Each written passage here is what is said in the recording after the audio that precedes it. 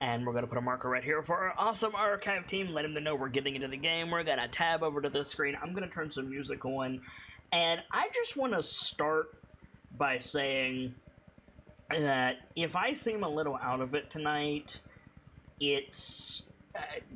I'm genuinely apologetic, because there isn't a lot that I can do about it. If you're following the YouTube channel, you know that there has been one upload in the past 2 weeks, and if you're following just this playlist, then this isn't going to make a lot of sense. It's been 14 days, 15 days, and we have recorded Crown of Fangs, and then this Crown of Fangs, and that's it, and I'm kind of losing my mind. It's no big deal. Scheduling issues, including on my side. I've been a little sick. But it's just been one thing after another, and really hard to focus in and do what I need to do. You'd think, oh, you've got a lot of free time, you've planned out stuff. Not so much, no, because I've been needing to get with people, and I can't get with them, and it's a thing. When last we left our heroes, they encountered Grandfather Oak, and the large Displacer Beast, and the Getaway Gang, including Will of the Feywild.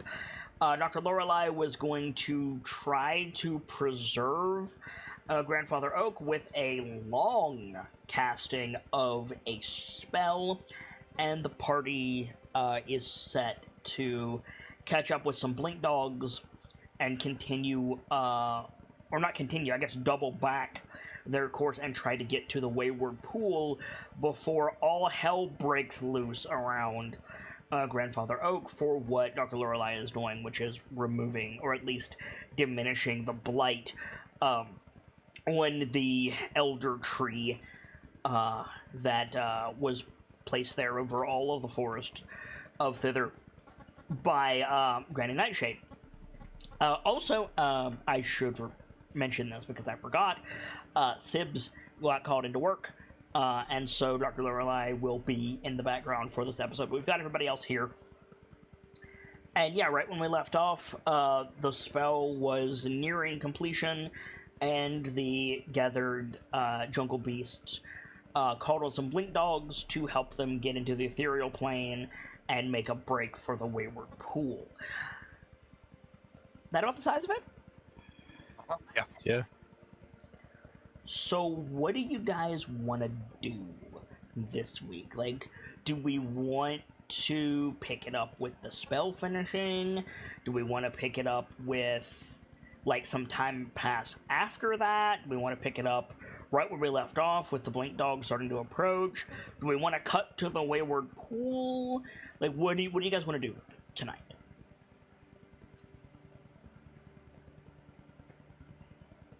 I have food in my mouth. I'm fine picking up after the spell ends. Okay. Same here. Same. Okay. I personally don't have much of an opinion. Fair enough.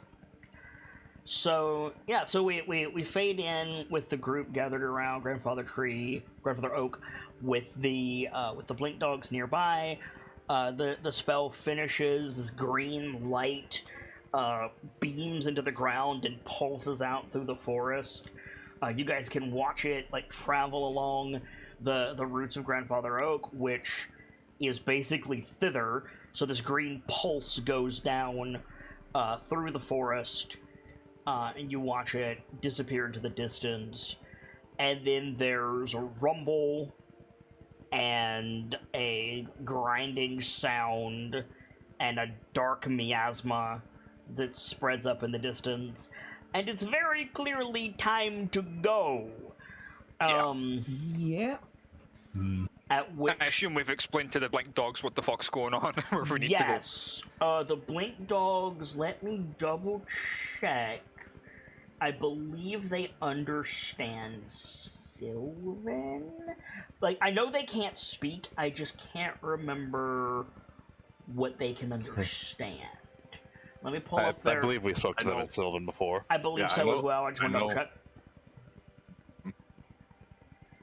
Yes, they understand their own language and can speak it, and they understand Sylvan. So yes, you guys have explained to the Blink Dogs what you're doing. No animal handling check required. These are intelligent creatures. They are grateful that you're fixing Grandfather Tree, but now is not the time to see what the spell did. Now is the time to get the ever-loving fuck out. Yes. So I'm just gonna grab some ambience for you guys. This'll do.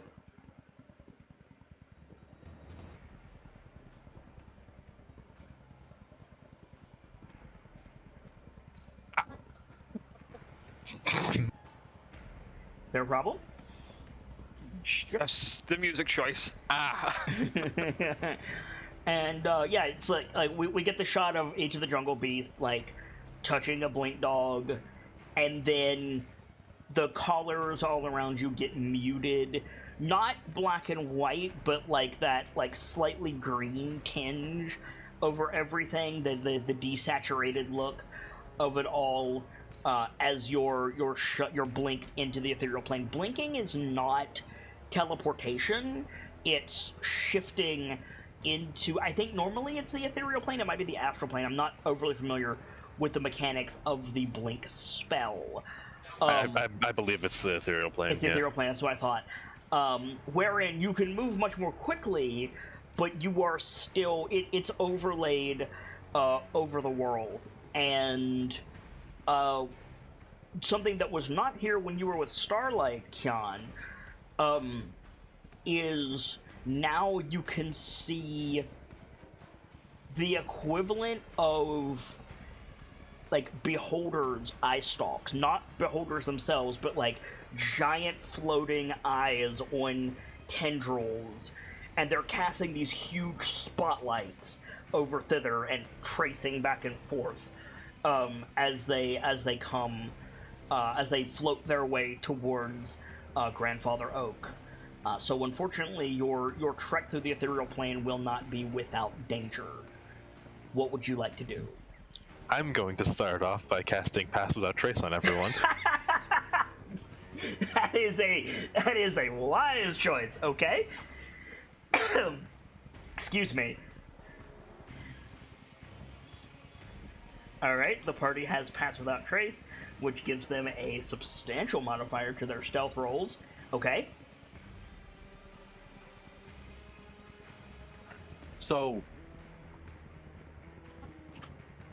when we start moving, Yes. because that's going to be in a second here. Oh my goodness, chewy bread. Sorry. When we start, first of all, Vrek is in the jar. Okay, good. Second of all, move dash hot blood dash. you see what I'm saying here? Yes, except your totems are stationary. Yes, that is fine. I will dismiss and recast in that chain until I can no longer bring up more. Okay, you don't need to do that in the ethereal plane. In the ethereal plane, you can just, like, substantially faster than you can do the hot blood, you could just warp. It's why it looks like teleportation on the material plane. Oh. Your speed is increased substantially in the ethereal plane. That's why Starlight could do what Starlight did. It's not a matter of speed, it's a matter of detection right now. I see. Okay. I don't think I have something for that, but I'm gonna look anyway. Okay, you've got Pass Without Trace. Well, unfortunately, nothing I can modify with us. I've brought this. Okay. Sorry. No worries.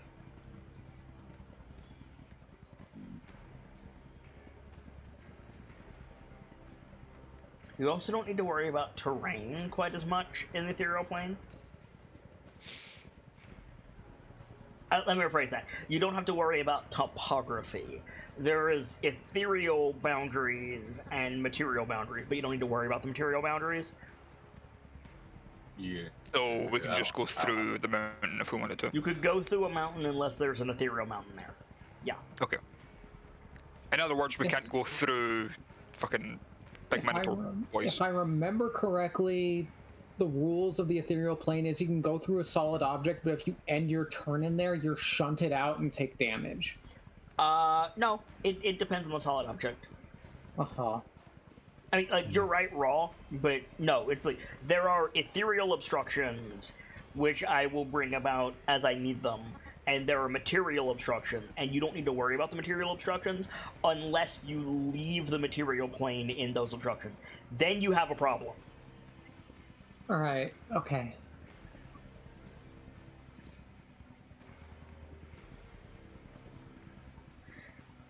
Yeah, So, I don't have anything. as long as you guys are in physical contact with the blink dogs, you're fine. I don't recommend trying to ride them though. They're not that big.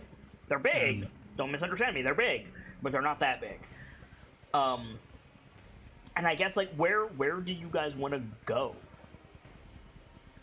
Like the obvious choice is the Wayward Pool, but I'm just saying, like, you have options. That was originally our plan. I think we should stick to it. Okay. Yeah. We rush our way down to the pool, right up to the border where we were getting shunted, Mm-hmm. and then we put the rest of the plan in action. Okay. Which Kian still hasn't told us about. No, if we skip to like where we are, then Kian could have told you. It's fine. Okay. Mhm. One thing I will say is that Remind me what the plan was? We get to stick that something. border, and we get a stick, and we tie it to our head. That way, we technically count as a unicorn, so we can get to the Wayward Pool. You were going to say, Andrew. one thing I will say with at least how we're gonna get there is we should probably get to the tree line as fast as we can so that we have at least a little bit of cover from the eyes above us. Mm-hmm.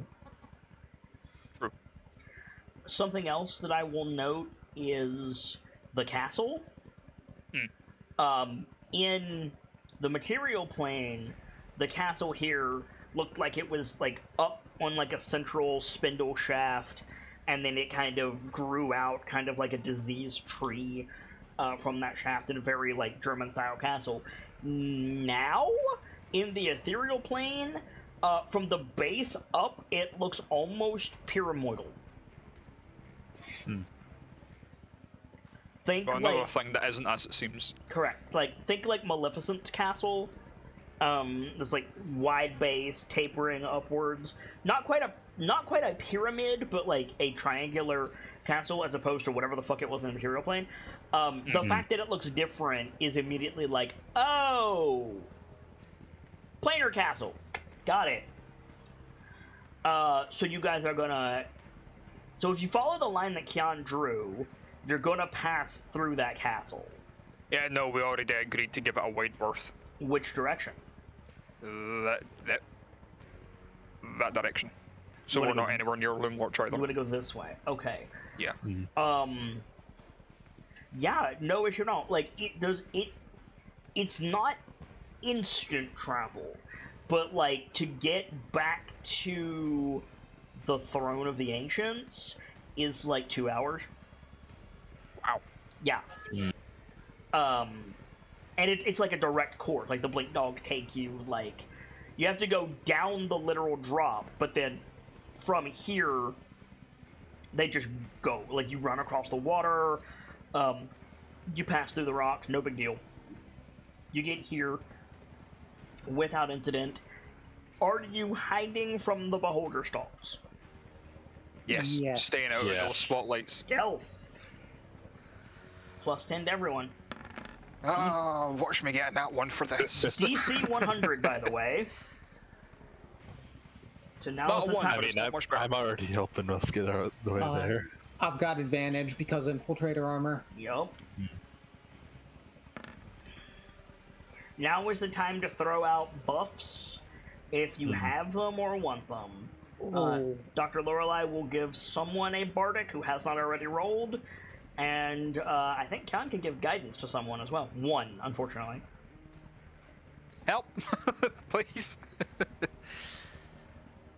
Oh God, what did you two roll? Yeah, those of you with inspiration might want to consider using it here. I don't. I might need it. That's a bad roll on my part. Really bad. I know I most And certainly don't I have need the the potential inspiration. for much better because I've got advantage. Ooh, okay. I don't have inspiration, but is it worse than a 7? Because I can give you a 7 somehow. It's exactly a 7. Nah, a 7 unmodified would be better than what I rolled. Yeah, actually. I mean, same. I'll give a Dr. Lorelei bardic to Mathar. So that's a solid boost. Okay. I have not yet rolled Seer Death or Kian. I rolled Zero Deaths. Oh, okay. Just because I'm trying to make sure I have all everything set, figured out before that. Yep. You can also throw out a guidance. Don't forget this. I'd Dr. appreciate Arcano that team. unmodified 7. Honestly, it's it would be better than what I rolled. Boom, preparation. How do I get you that 7 though?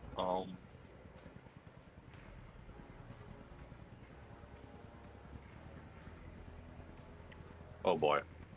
I mean, it's a low number. It's a slight increase. So, like, how do you like marching order, right? If you're behind Brick, maybe you see that his mess kit is about to fall and make noise, and you point it out. Oh yeah. Easy. Okay, so that would bring me up to an 11 plus the 10, so 21. Yeah. It's better than nothing. Yeah. So Philios. Last I heard you said you could use the inspiration, so No, I Delta. I absolutely do not need the inspiration. Oh, I must have misheard No, you. I could definitely use the inspiration. I got a natural 19. Yeah. I don't have inspiration. I'm just trying to help with what resources I do have. Do you have guidance? Thought is I can either guidance you or me. It doesn't Does matter it because it's all guidance going you into the before? same pool. Oh yeah, true. Oh, Alright. Ceradeath has a guidance as well. Dr. Lorelei is using Bardic, not guidance, so I will throw. Guidance to Kian, who's not thrown yet. Yep. So there's Ceradeath's guidance. And I give the Bardic to Kian. Okay. There's my guidance. Make sure you're rolling as your character. So But that's yes. the problem with me having my name set. Yeah, to I know. him. always forget. It's a little bit confusing, but you can tell because your picture changes. Oop, sorry, the guidance was already set. Okay, so now I have some math to do. The good news is you guys are starting real strong. Yep. Filio's coming out with a 38. Hold on. Before you do your math, I want to use a lucky point and re-roll that. You have lucky? Yeah. Sure. Okay. Son of a bitch. How many times in a row can I do that? 'Cause I As got many two as more. you have. I got 2 more. We're gonna try that again. Oh boy. Okay. I'll take that. Okay. So, Filio's starting you guys out strong with 38. I mean, as long as we all get over 20, we should be good if it's a DC 100. Yep. Then Mathar with 17 brings you up to 55. Yeah. Then Brick with 21 brings you to 76.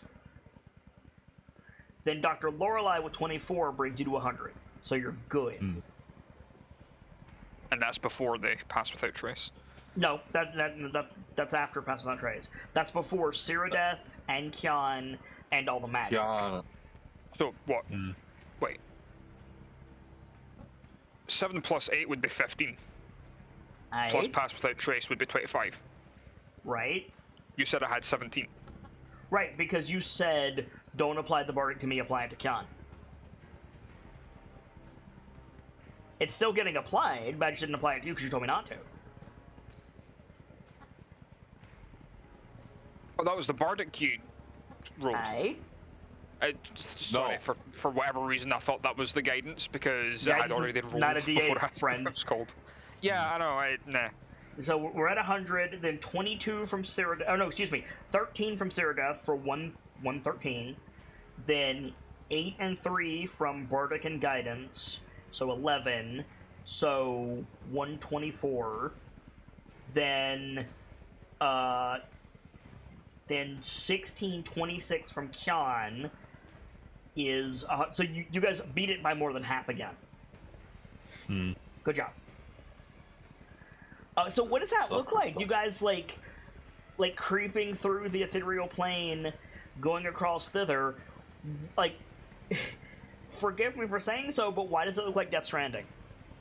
Right? Like the ocean is black, the forest is wispy, and there's these like semi-invisible like presences that you guys are dodging around. Like, am I not describing Death Stranding? Yeah, you are. In Keeping a good an eye way. on the sky to stay out of the spotlights. You know? The spotlights are not your biggest concern, to be clear. Like there are a bunch of spotlights, but they're converging on the oak, and they're way over here to start. Like yes, they're fast and you're fast, but like the spotlights are not your chief concern. What you realize is there are things that live in the ethereal plane, and they hunt you. That's why the DC was so high. They love nothing more than the blood of mortals. So you're avoiding those. What are they freaking called in Death Stranding? I almost said LGM, and that's not right.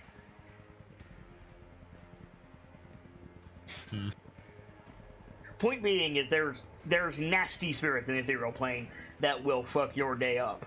I'm gonna be straight with you. I've always just called those things the baby blood. No, Because you hear not the crying. They're Not- called the beached things. beach things. That's right. Thank you.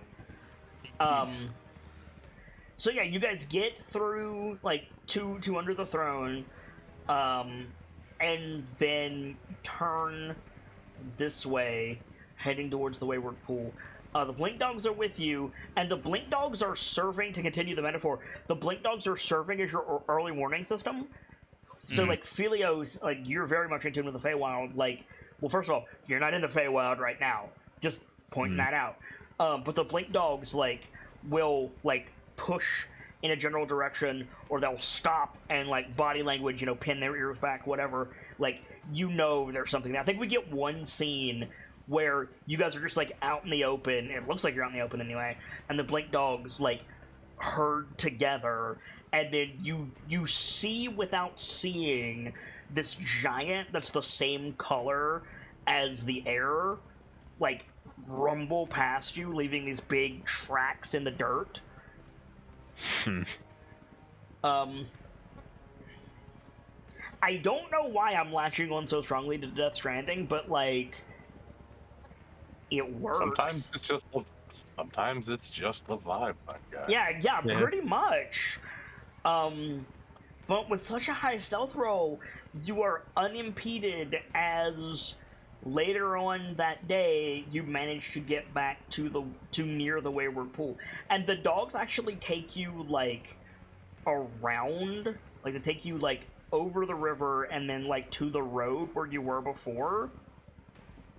They don't take you, like, straight to the Wayward Pool, right? And then you get there, and the dogs, like, gently pull away from your hands, and the color and the sound from everything comes back in. And you're standing in the Feywild once more. An experience that I don't think any of you particularly want to repeat. Oh, I should No. mention, Sean, the invisible things in the ethereal plane, your spirit sight could not see. Interesting. Yeah, Okay. they were invisible to you as well. I'm gonna throw that in my notes. Okay. Did you offer the Blink Dogs anything for this trek, or was this repayment for helping Grandfather Oak? I mean, it was mostly like asking for help. If Right. depending on how they want to see it, we can act appropriately. But They're not going to demand payment, but they will remember what you do now that they've brought you here. I'll put it that way. Do with that information what you will.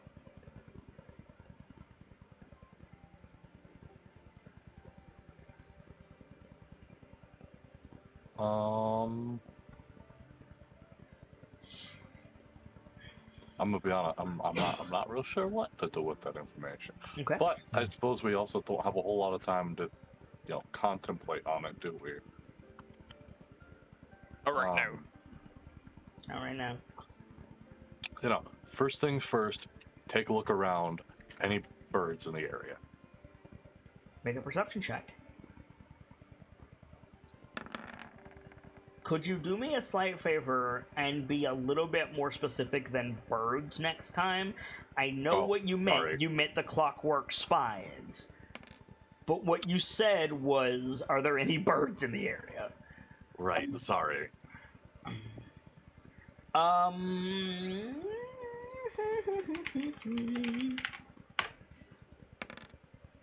Really? You gonna do me like that?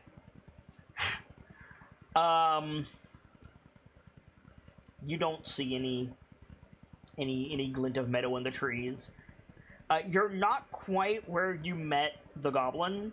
You're a little bit closer to the river, so you're a little bit more this direction than the goblin camp, which was here. Not by much, like you recognize where you were. I mean, you were here like 3 days ago, but yeah, it's a little bit of a distance from the pool. I see. But no spies in the immediate area that you can perceive.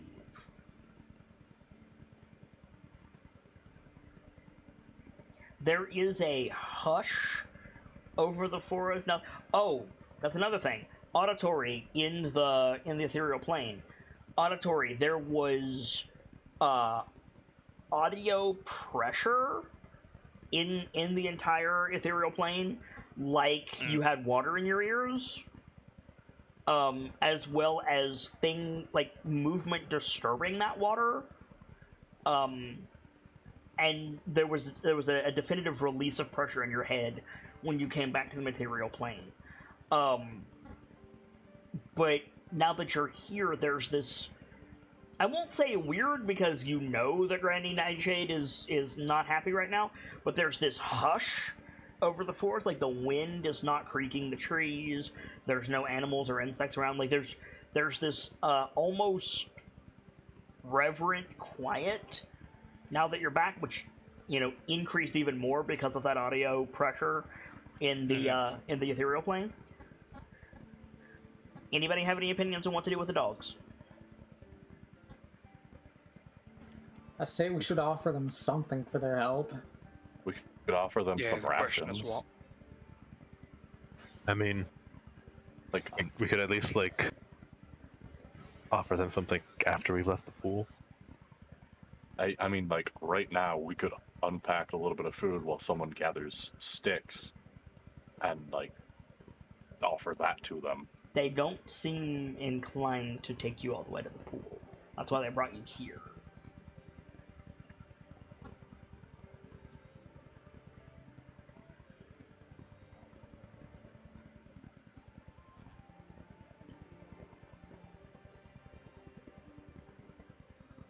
So, here's what I think. I didn't from what Kit said, there are no spies that Kyan could see. Mhm. So, while Kyan's getting like sticks together, someone could take another look around while another person offers the dogs like some rations or something. I've got a butt ton of these Sioux rations. Those are probably pretty poppin'. Aye. The only way to get to the inn at the end of the road right now is to go through the Tomb of Nameless Kings, as far as you know. So something from there might be good. I'm not gonna say whether or not anything is a good idea.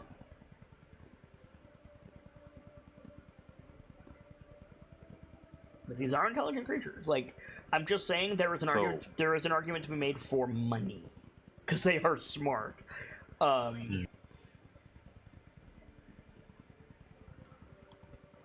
What do you guys think? Food, Sioux rations or money? I'm in favor of food rations because food is always a good way to win over people. True. I'm in agreement. Yeah, I'd try the rations first. If you want to try and offer them, I'll gather up some large enough sticks. Okay. There's quite a few of these dogs. There's 11 of them. So what? I thought there was one for each of us. Oof. There's one for each of you plus some. It was a pack. Yeah. How many regular rations do I have? Okay, I have enough to make that difference. Or, Wilts has Sioux rations actually. I've got some. Dr. I've got Lorelei 10 has still. some. I've got 9. I'm willing to I just. have 4 mushrooms that can be used for a full day's rations. What the fuck? Yeah, That's that a was something big I gathered mushroom. a while ago. But, Dr. Lorelei no, has 9 rations in the bag of holding. Okay. Brick, if you're willing to give up 3, I'm willing to give up all of my Sioux rations. You sure? It's a Yeah, lot. I've still got 9 regular rations. Yeah. All right. I'll give up 3. So Okay. before you officially mark that off, let's see if that's a trade they're willing to do. Yeah, like this is food from the end of the road. It's designed to be kept. Like, are you giving them the packaging as well? Is this like take this with you, or is this like eat it now? That's the question for them. I mean, Because if they want they it can't now, talk. None of you speak Blink one Dog. of them, They can't talk. One of them communicated telepathically with the doctor. More. Yeah, The that doctor required casted something, didn't she? No. comprehend language. That was less talked. I mean, it was, but that was less talk and more empathic communication. It imparted ideas, generally. I did that with Kodama. True.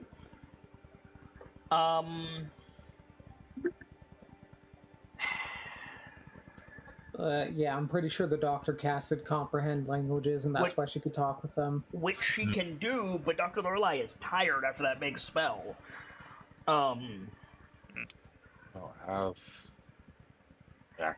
Languages isn't in my list. Okay, so let me ask you this: without input, is the intention here have a meal, or is the intention take these with you? I think the intention is like that. Thank you for your help. Here's some food. That doesn't answer my question. Confused how. They're wrapped in cloth, right? So you can carry them. Are you taking them out of the wrappings and like setting them on the ground or a tree stump or whatever, or are you giving them the entire package? I'd say take these with you because they're probably smart enough to be able to get something like this out of packaging.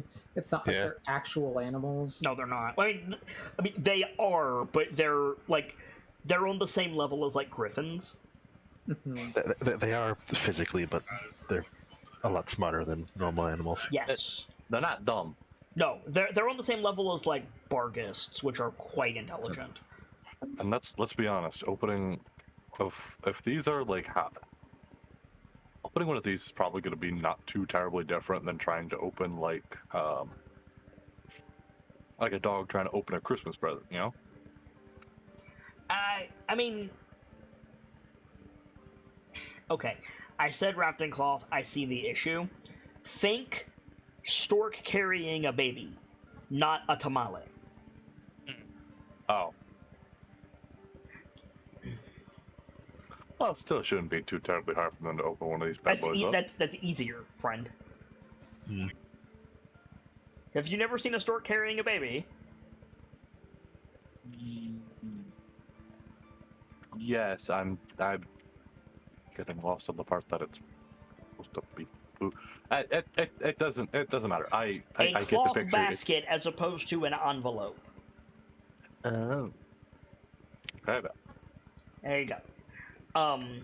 So you're just giving them the whole package? Yeah. How many total? 11. Okay, so you're One for giving each of them a cloth package. I will make a note. You get a little text thing at the top of the screen that says the Blink Dogs will remember this. And they each take their package, and without any other preamble, they like turn and they start to yes. I was gonna say, you made it clear they understand Sylvan, so when he's setting these down, he's saying, "We appreciate your help. Here's some food. Please take it with you." Yeah. And then they go to like amble into the trees and they just disappear as they go, leaving you guys about mile or two from the Wayward Pool. That's not too bad. I think that while they're doing that, Phileas is probably like looking around and making sure that there's no clockwork scouts in the area. Give me a perception check.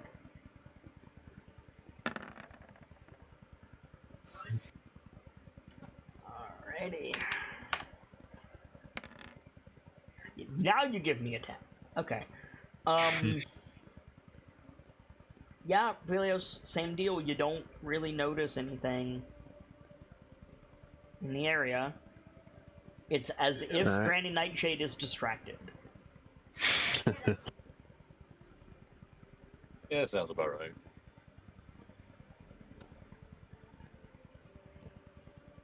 So what's the fight?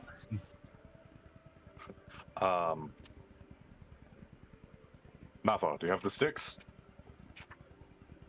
Do I? I don't know, do you? I went and collected some. Then yeah, you got 6. I will say, Sean, you're the only one who has spoken since you came back to the material plane. You're a Goliath, so this may not mean much, but like to you and to everyone else, Sean's voice sounds really loud in the hush of the forest. Like just saying, like, you know, take these with you, you know, thank you for your help. Like he was talking, you know, relatively lowly to these things, and it sounded like he was shouting. And then, hey, Mathar, you got this, just like birds fly out of a nearby tree. Like it's weirdly sonorous. Let's maybe keep our voices down for the moment. You're also very loud, Philios.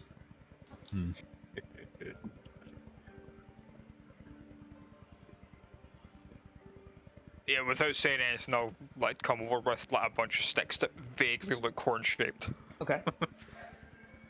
So you need 7 of them. That's fine. Yeah. How are you affixing them to your heads? Silver and glue. Okay. No, that's a joke. I don't have any. Okay. I love that Kettle Steve just puts it in her feathers so that it sticks out like a rhino. I mean, I'll just use a bit of rope. Okay. You gonna cut your rope, or are you gonna use the full... I love the idea that you just have a coil of rope affixing a stick to your head. That's amazing. I mean, I'm just gonna use a portion of it to tie on, and I'm just gonna wrap the rest of it All right. like a scarf. That way, I don't gotta ruin my rope yet. Speaking of scarves, that's how Dr. Lorelei is going to affix hers. Cyrodiil is like looking annoyedly at the stick, and I think Cyrodiil starts to say something akin to "I already have horns," but the volume of her voice makes her stop halfway through.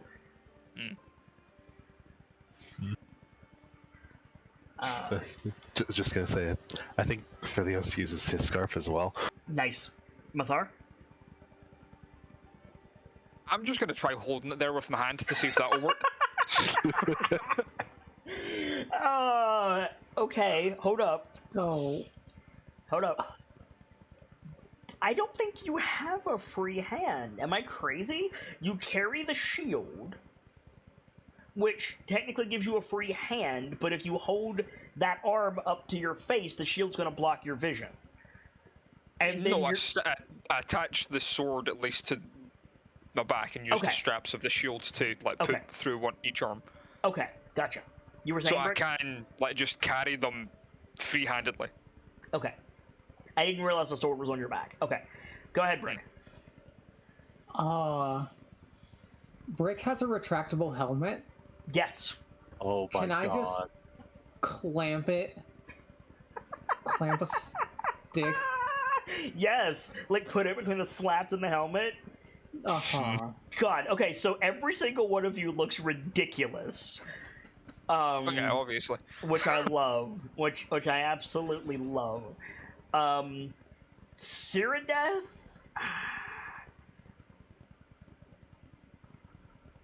I feel like Cyrodiil uses mud to affix it to her scales. Just like sticks it's gonna it. Take a while to clean off. Yeah, right. And so yeah, looking and feeling ? Foolish. You all have sticks jutting out of your foreheads in various ways. That's how the magic works. It's how it works. Right. And then starting off the trail. The trail that Philios made with the trees, by the way, is still there. There's still a clear, like, road through the trees toward the Wayward Pool. Wow. Yeah.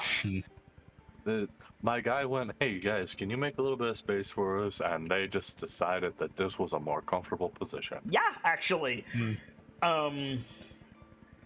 So you guys like start heading towards the Wayward Pool, and you smell water on the wind. You hear the like gentle moving of water against the shoreline, and eventually you come through the shrubs and the trees to the banks of a wide lake. It says small lake in my GM handouts, but like, this is the official map. Look at this fucker. That is not a small lake. That is an lake. Forested crags line the shore on one side of the lake, and mossy rocks protrude from the shallows. Near the center of the lake is a rocky islet.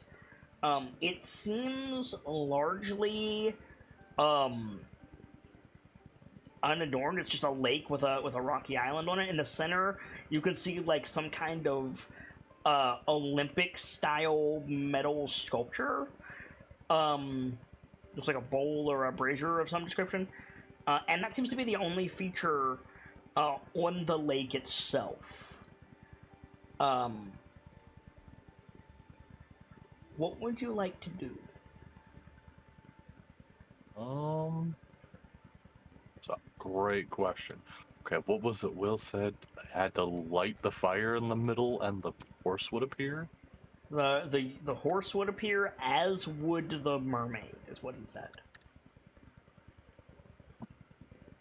I feel like the first thing that Philios does is take off the stick. Okay. You take off the stick. Congratulations, nothing happens.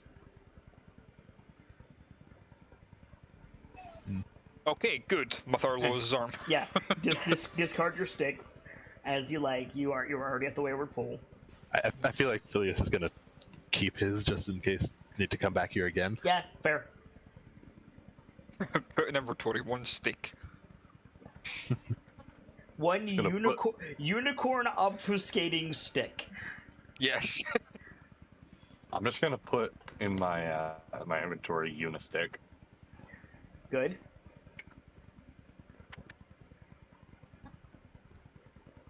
Gloss over the horrors of the ethereal plane. Everybody has unique ways of dealing with sticks. Good. You know what? D&D, everybody. Listen. You see enough trauma in your life, you just start glossing over the smaller details. Yeah, that's fair. But sticks are forever. The massive continuity of ducks.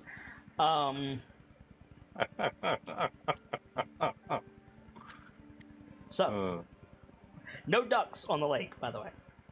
Because ducks aren't unicorns. So, you know what? Not, You know what? Hold up. not with that attitude, they aren't. You're right. I did. Not a Okay. duck. Okay. So I'm gonna walk that back. There is a duck with a horn just patterned around the lake. Fuck yeah. Life goals achieved.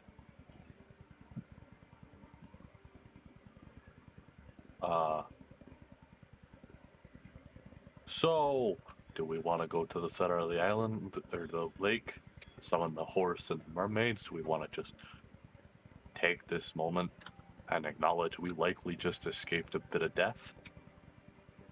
I love how you assume you're safe. For the moment. How long that safety lasts is a different matter. Yeah, right.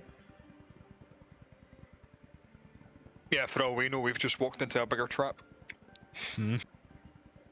There are some mythologies where horses were cannibals. Oh, okay, that's Well, cannibals Or- would imply they eat horses. I believe you mean Sorry, predators. yes. Where unicorns were, predators towards humans. You mean Elder Scrolls? You mean Celtic mythology? I mean that too, yeah. But, I say we just... Well, I was about to say, we just go across, we start going across, but, listen, all I'm That would saying is require I don't want to... Yeah, and I don't really want to risk the possibility of, unicorn piranhas. I mean, Freck's a firebird, you can always just send him over.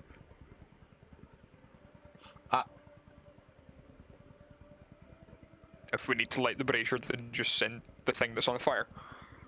My God, he's right. You could do that. Open the jar, let Vrek out. Yep. Little brother, a favor if you would. I can't evaporate the lake, Kyan. No, brother. He points across the river at the big brazier. That. Can you light it? It's a brazier. Isn't the lake enchanted? Aye. Have you seen what's in the lake? Not yet. That's why we're asking you to do it. Look at the lake.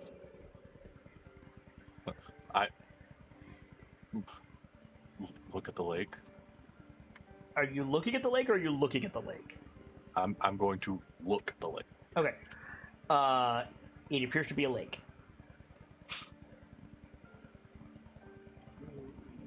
Brownish water moved by a still-ish wind.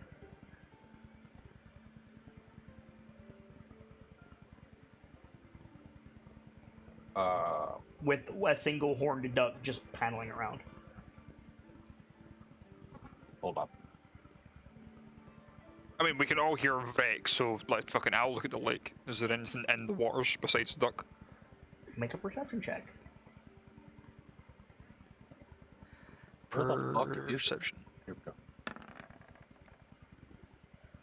That was damn near a 20. Fucking. But it wasn't. So, excuse me. Mathar, you see that the water of the lake is not moving in the same direction. You think if it's a lake that's still and it's moved by the wind, then the water is going to be moving in the same direction. But it's not. It's not swirling. It's not a current. It's not a whirlpool. But it's like the ripples skimming across one part of the lake are going in a different direction than the ripples skimming across another part of the lake. Kian, if you're going to use elemental sense, then you see they're not humanoid. They're like waves with defined arms moving about the lake. They're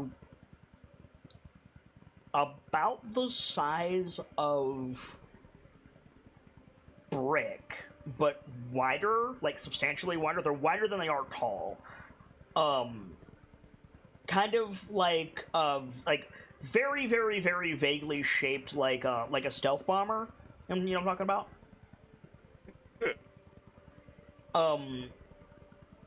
And there's like dozens of them just swimming around in the lake.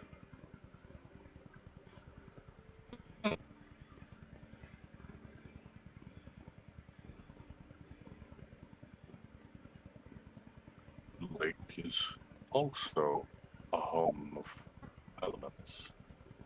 I suppose I should have assumed. Is Gamzee suddenly garbled for anybody else? Yes. Sorry? You were garbled for that. Oh, sorry. So let's try that again, I suppose. Well, let me move my mic a little bit first. The lake is also a home for elementals. I suppose I should have assumed. Dr. Lorelei, about to jump in the water, stops, looks back at Kian.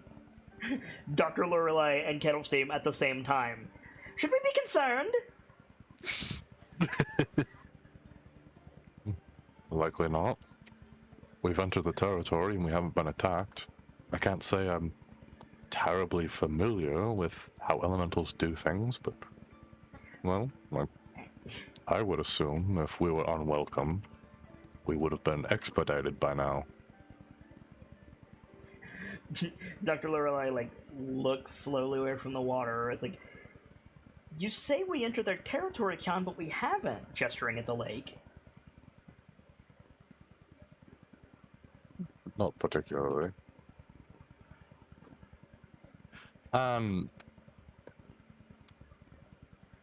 We're gonna try to lean into this again. Kian's gonna take a couple steps over to the lake.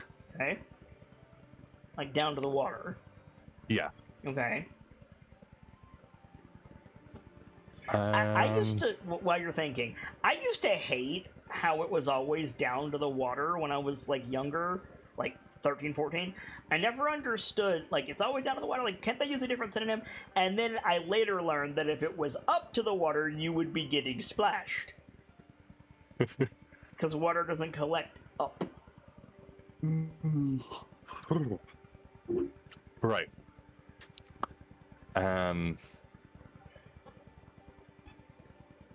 I guess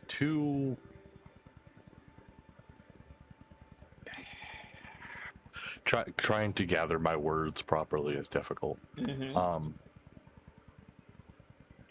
I have primordial.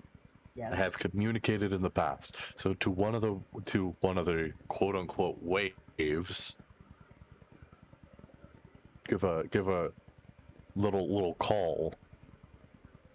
Did you just start making whale song at it? I mean, if that's what Aquan's like. It's not. That would have been funny though. So yeah, I think like you. So you call it an Aquan, what or primordial? But what do you say? I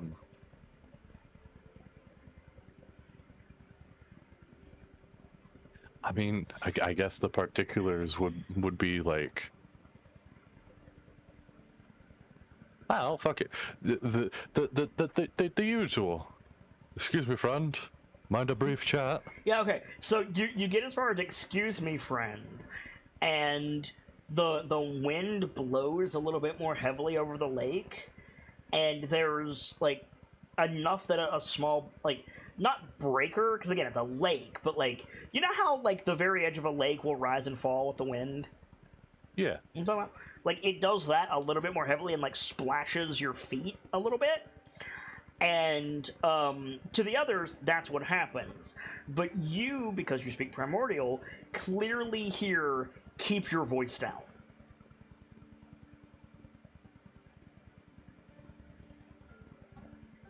All right.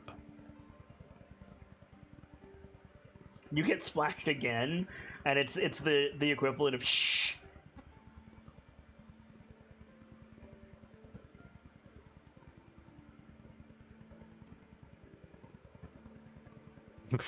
He's just looking around and doing that little solemn nod thing. Make a perception check.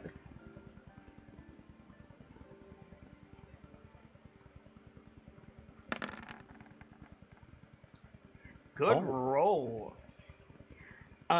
You see that nothing is breaking the surface, and pointedly, one of the elementals is like holding the bottom of the duck. The duck doesn't notice, but it's like holding the bottom of the duck so the duck can't fly away. And just as you're like, what? You notice two things with that roll. The first is Granny Nightshade passes overhead. There is no sound of clockwork. The second thing you notice is there's one more of you than there should be. Like you're looking around, your eyes following the group. There are 7 faces looking back at you, not 6.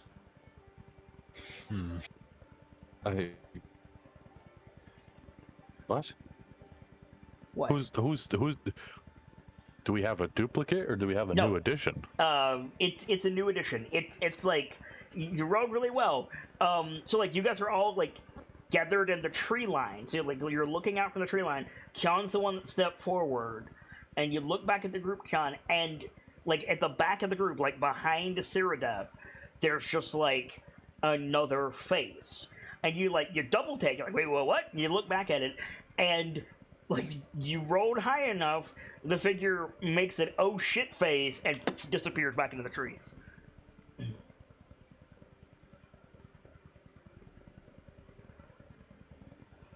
Oh no. Yeah. Shit. The waves asked him to be quiet, so he's gonna be quiet. Mm-hmm. But to himself, it's just, oh, okay. What would you like to do with that information, Kion?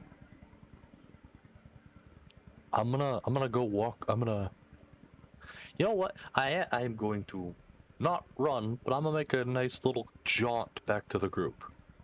Okay, it's like 2 steps. I thought it was further. No, God, no. Okay. Quick little hop back to the group. Try to.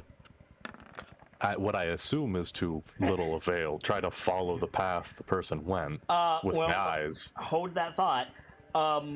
Passive perceptions. I'm mostly looking at Philios when I ask that. I don't remember if it's 21 or 24. 24. 24. Okay, so John, with your 32, you can in fact follow this individual. He didn't get very far. He went to duck behind a tree. Philios, when he does, his hand or their hand scrapes on the tree trunk, behind Ceradeath, who's like 2 people behind you, and we see Philios's ears twitch. There's somebody hiding behind you.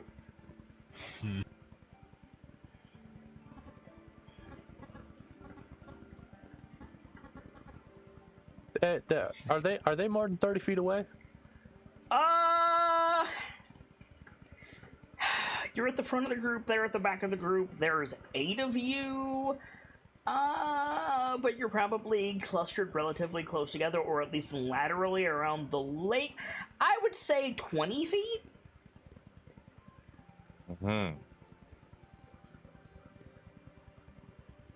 See. But they know that you've seen them. Part of me tells me to pull a Batman. Okay. You can Misty Step. Do me a favor. This is not combat. I don't need everybody to roll. Just Philios and Kyan, could you give me an initiative check, please?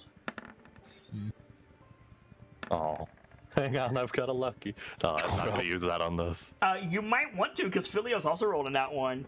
Oh, okay, I'm gonna use lucky on this. Okay. Jesus. Okay, there you go. Neither one of you acted faster than him, but then Kyan uses lucky. So you just like you see him, he ducks behind the tree. Philio starts to turn, and Kyan is just like gust of wind, standing behind this guy. There's an orc just leaning against the tree. He's dressed like the Tweedle twins. So he's got like a suit on. Over that is his leather jerkin, and he's wearing this like Queen of Hearts style like sock headpiece, except it's like navy blue. And then he's got his cloak and hood pulled up over that. So he's wearing like 5 layers. But he's like very obviously an orc. And you see him like lean out around the tree in that very specific like where'd the big man go kind of way, and then you just put your hand on his shoulder and he screams. As soon as he takes breath in, other hand cover the mouth. The waves asked for quiet. He still screams. He's still like you put your hand over his mouth and he still goes. So all of you turn around, and Kyan's got this orc around his mouth.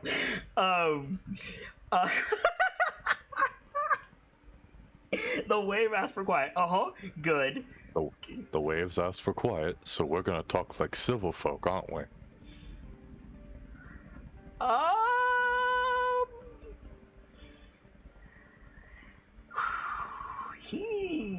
I'm wondering if he goes for a cyanide tablet, frankly.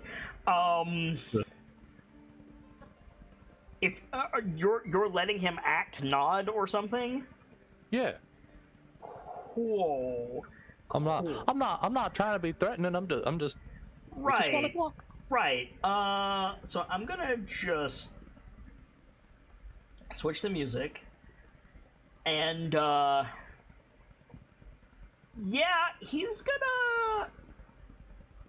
Yeah. Okay. All right. No, with that roll, I'm assuming your armor class is higher than 8, Kyan. Yeah. Okay, so you got one hand on his shoulder, other hand around his mouth, and it's like, we're gonna be civil, aren't we? And he goes to, like, kick backwards. He tries to kick you in the stones, but because you're a fucking Goliath, he just, like, kicks you in the side of your thigh. It doesn't really do anything, and immediately he deflates. Like, poof, you don't move, and you feel him just slump in your arms. Like, fuck. Like, okay, you said it, so I gotta ask. I don't think Khan knows what a cyanide tablet is, but is this a dead man slump, or is this no. I fucked up? Yeah, this is gonna look real cool. I'm gonna kick him and I'm gonna run. It's gonna be awesome. Khan doesn't move. Fuck. Like it's that. Take the other hand off his mouth. That didn't work, so we can talk now. Yeah.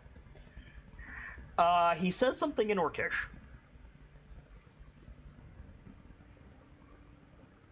That's not one I have. Does anyone know Orcish? I mean, if no one does, I have a language token. That would help a lot right now. Let's see. Does Dr. Lorelei speak Orcish? Dr. Lorelei knows a lot of languages. Never mind. She only knows 3. Draconic, Common, and Chultan. Cyrodiil... Oh, no, that was Cyrodiil. Excuse me. Dr. Lorelei should know a lot.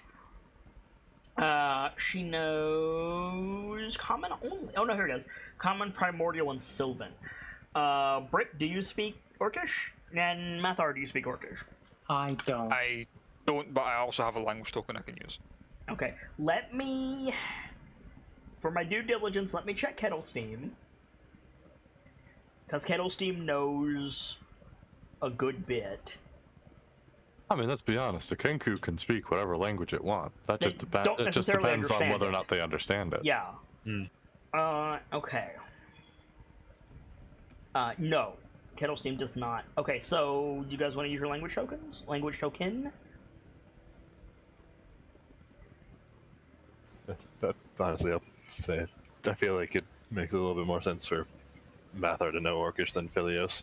I was thinking that. Okay. You want... Okay. So, Mathar, Kian pulls his hand away from the orc, and the orc goes, "That was a lot cooler in my head." Well, maybe next time when there's a giant covering your mouth, maybe don't try and kick him in the nads.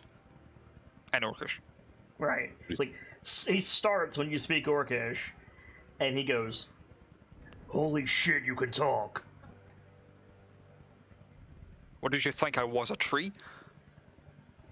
Outlander? I mean, yes, but also that... And why does that mean that we can't talk? Outlanders can't talk. Just looking at him befuddled. They come, they burn things, they take shit, or they get a collar put on them, and that's it. They don't... Hi!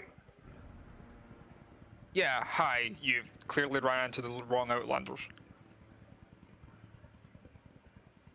Zarek, Court of Night. Let me make sure I get the right spelling of that. Z Alpha Romeo Alpha Kilo. Z Alpha Romeo Alpha Kilo. Yep. Zarek.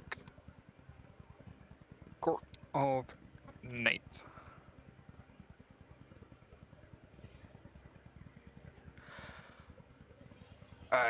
Mathar.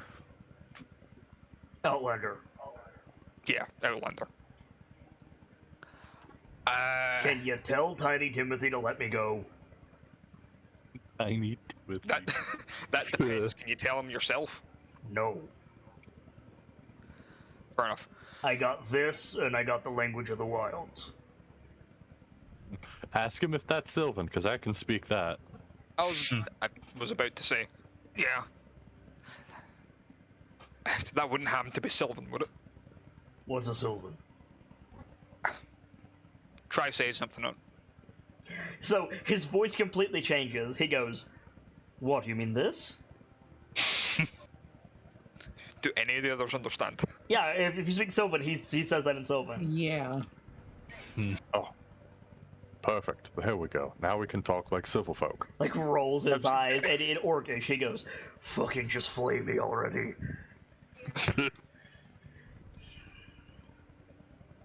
I would rather speak through you than sound like him, pointing at Philios. No, you're the one that decided to sneak up on us and try and fucking whatever the hell you were doing. You can walked suffer. up to the lake! And your point. People can't walk up to the lake! There's a ward on it! I'm just gonna gesture I'm forgetting names now. Kian. Yeah, who is still holding Zarek. Yeah. There's a ward on the lake. You can't just walk up to the lake. Listen, if somebody just walked up to your house with a really big hat, wouldn't you be curious? You know what? Fair. Right. It switched to common. Can't let him go, he's fine. Oh, pulls his hand off. All right. You see Zarek, like my thought, anybody but Kyan, because Kyan's behind him. The rest of you see Zarek, like, ponder something. It's like, he, like, rolls his eyes up and his hands freeze for a minute, but his fingers twitch.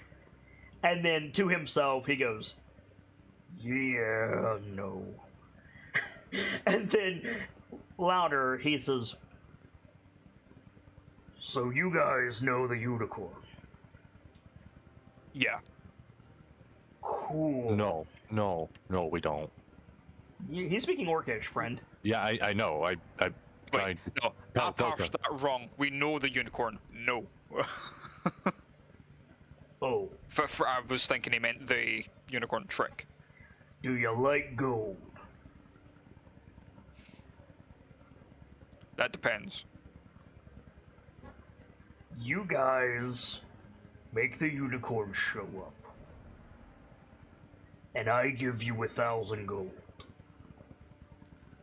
I don't think we should light that fire anymore, gang. Ow. Ow? Yeah, ow. What? No, that was something I done and fucking managed to break my nail and it hurt. Oof, yeah. What do you say?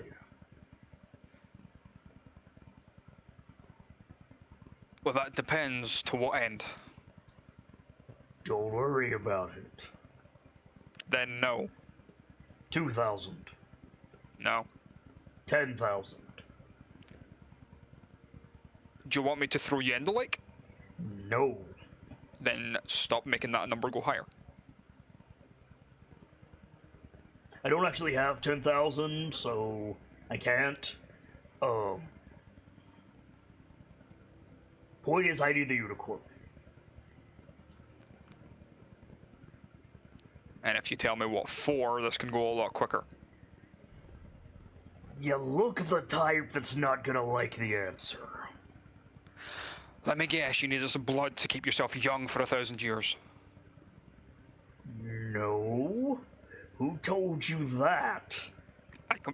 I completely pulled it out my ass, it wouldn't surprise me. No, unicorn blood turns you into a never mind. Fair enough. Somehow I'm not surprised. A vampire werewolf, now that sounds interesting. I need the unicorn because my boss needs the unicorn. Alright then who's your boss? Doesn't translate into Orcish? Let's just go with my boss. Gestures at the castle? No. Okay, good. She's not from around here, friend. Oh yeah, I've gathered that. She's in the same boat that you are. Well, I'd like to think we're on a different boat, but... You're both Outlanders. Yes, we're both Outlanders, except we're trying to save the land, she's trying to burn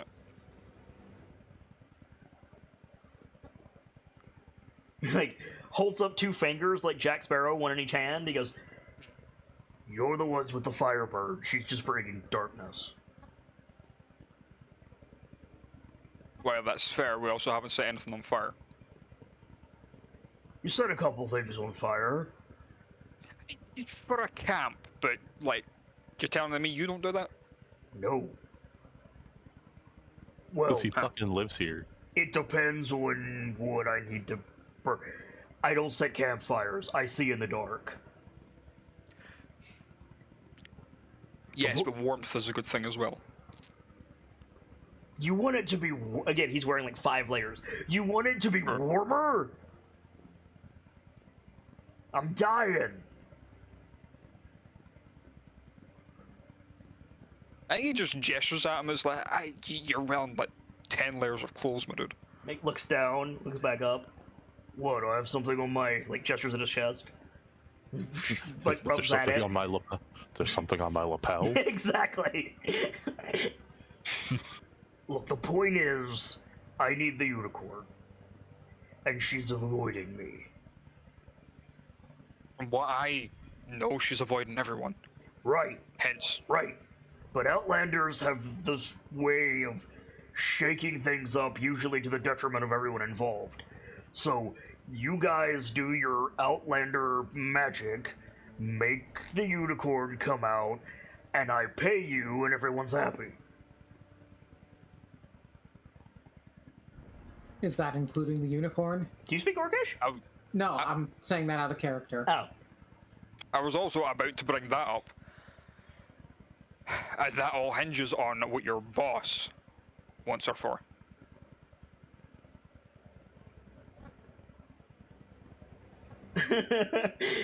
You see him start to say something, closes his mouth, looks back and forth for a second, and then he goes, "A lovely tea party."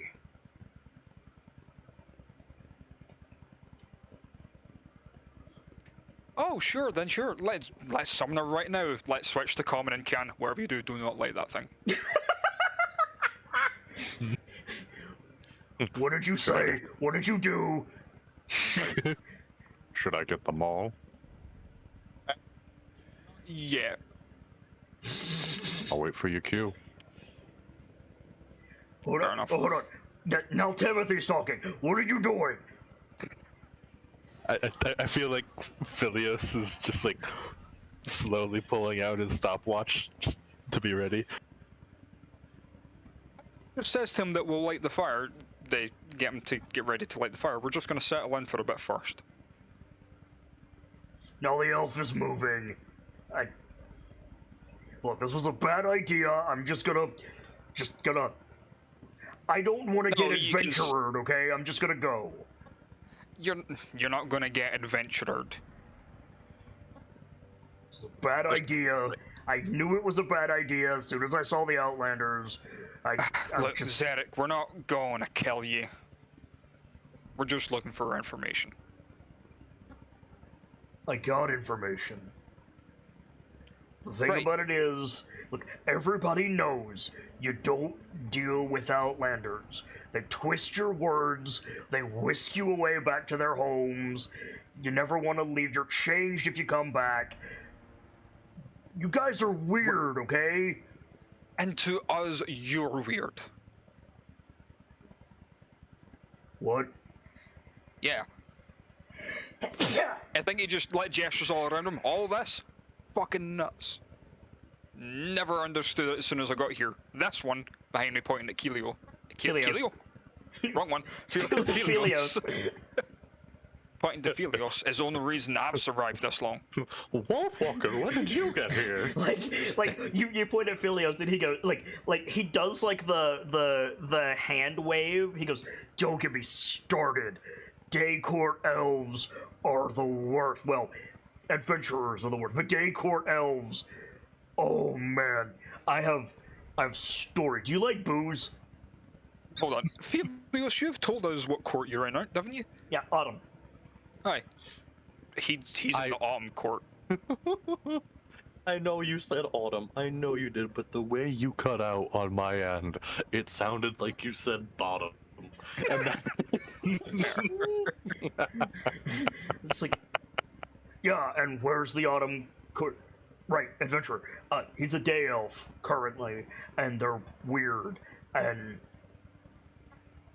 you like booze? I got some stories. I've also got some whiskey. Again, later. When you actually clarify what you want the fucking unicorn for.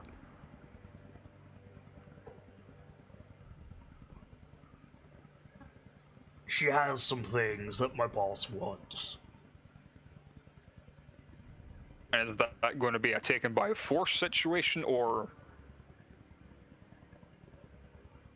That depends, okay? It depends.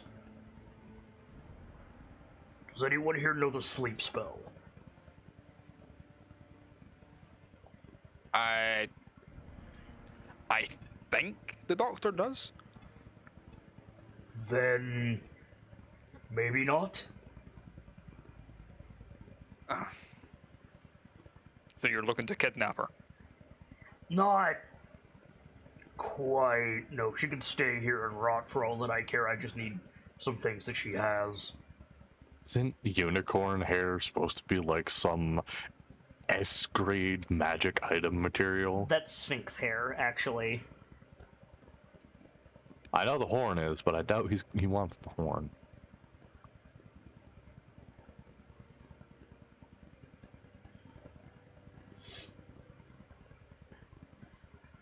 And I can barter information if you help me.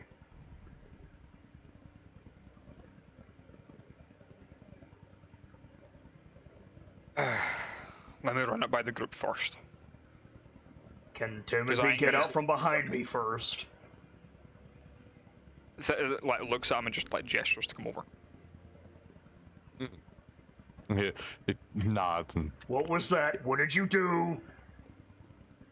It's like looking back over his shoulder nervously. pat on the shoulder, walk around. Like, takes a slow step back. Alright then.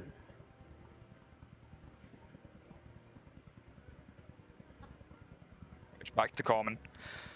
So he wants the unicorn for something. Unsurprising. Apparently she has items that his boss wants. Not Granny Nightshade, surprisingly. Well, that is at least a bit better, but Sure. you need to say what court he's working for, at the very least. Knight. Hmm. So currently opposed to you, I'm pretty sure. No, Autumn is in night right now. He seems to think you're in day. It just switched. Well,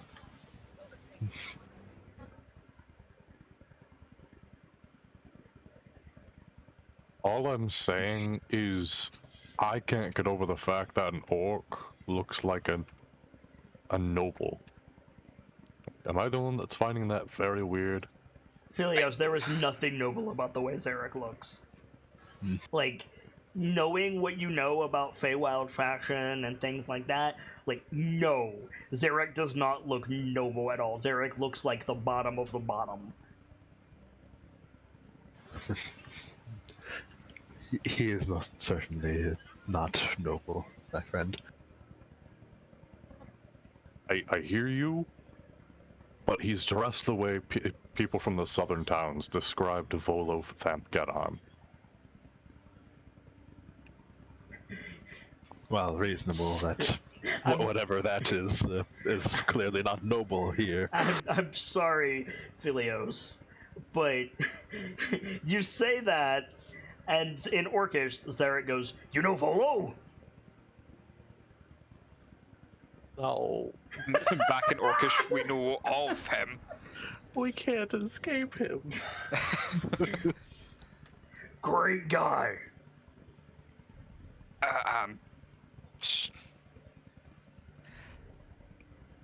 Sure, friend, sure. Certainly entitled to your opinion there, buddy. We won't tell you you're wrong. We'll just politely nod our heads. Not in a wave. Also, Phileas probably switches to Sylvan and says that. Did you not get the memo, friend? Autumn is in night now. So, in Sylvan, he goes, "Oh, you don't say. Then maybe you can help me."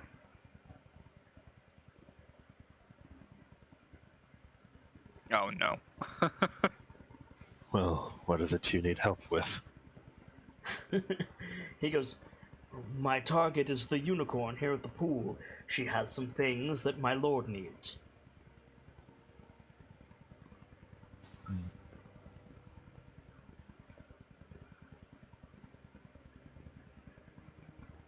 Well, I'll see it.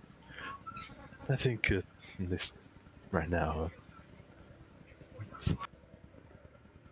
We'll discuss things amongst ourselves here. Did I mention that I know Volo? We really aren't the biggest. like whips around to Kyan's like, oh my god, it can talk. Yes, friend, I can talk. Actually, Yes, all of us can he talk. probably says, oh my queen. Never mind. I'm going to go back to Orcish now. Yeah, I expected he'd do that. It's unfortunate.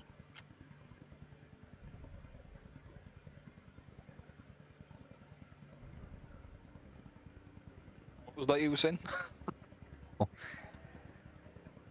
He was asking, since apparently the Court of Autumn has recently entered day, from what Philios was just saying.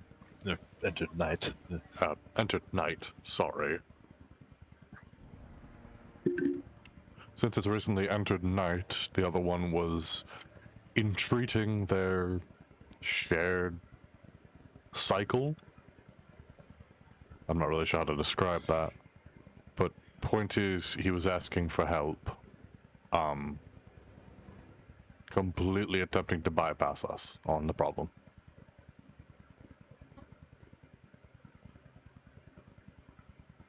Sounds about right.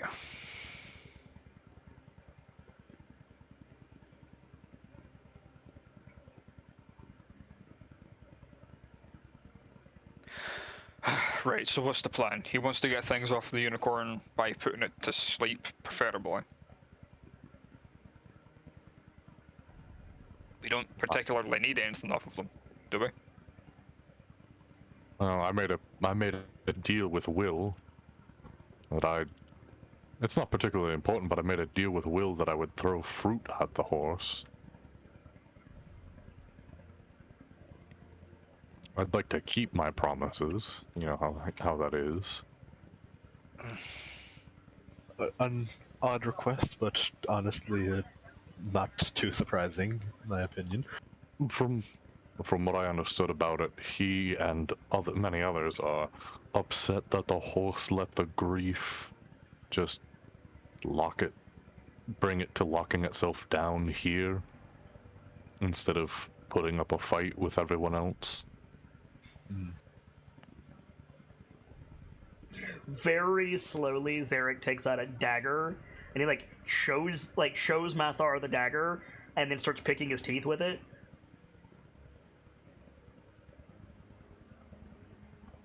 Fair enough.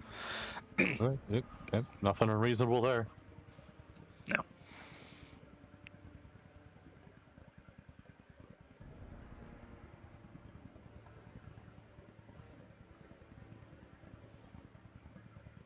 So, I guess the question comes down to why? Like, what does the horse have that they want? He's not willing to say. Okay. That sounds like someone with something to hide. Yeah. I don't trust him.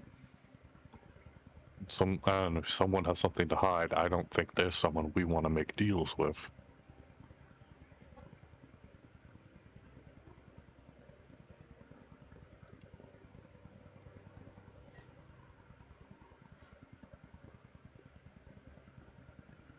So then, what should we do? Anyone have a bright idea? I seemed willing to just bugger off if we don't help him, so...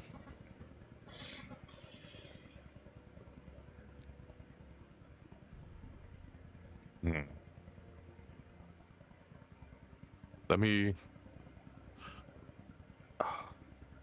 Sorry, cracking my notes. Hurt. Let me try a little bit of my own negotiation. And we'll see what more I can get out of him, if anything. Yeah? He's not too willing to talk in, like, gestures, whatever you're talking on. Sylvan. Sylvan. Yeah. See, I don't know if Mathar would know the name for it. That's fair. Well, what we can do is I'll tell him he can just talk in Orcish and you'll translate the information back to me. That way he doesn't have to say a word in this language. Oh, you're speaking Sylvan. I thought you were speaking Common. Oh, we were. Yes, yeah. Sorry, he doesn't have to speak in that language. I mean, you can try. Switch to Sylvan. Alright, friend. Ah! I've got a bit of a Link drops the proposition for dagger. you. Got a small proposition for you. Slowly bends down to pick up the dagger. Go ahead. I know you're not going to come at me with it. Picks it up, wipes it off, puts it back in the sheath, stands up to his full height. So, here's what I'm thinking. You don't have to respond to me in Sylvan. Our friend has made it very clear you're not a fan of the language. You can respond in your native tongue to him, and he'll So, tell me what you say. in response, he very slowly gestures at his lower jaw, and in Orcish says, "Tusks." Makes it a bit difficult to take it. Nods. Fair enough.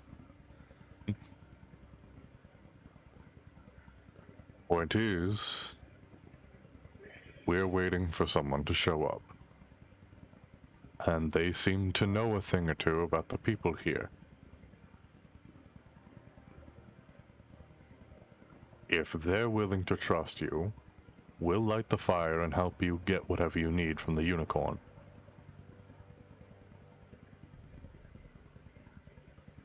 So there's no way they're gonna trust me?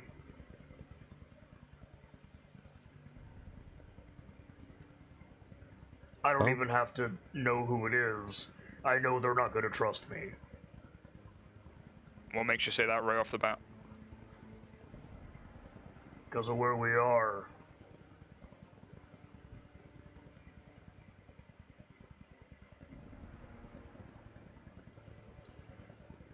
I'm not from Prismere. I'm here on assignment. I mean, by the way things are currently, you're not getting out of Prismere. That's where you're wrong, friend. I know the way out. What, through the fog that's encompassed everything? No. I know how to break the spell.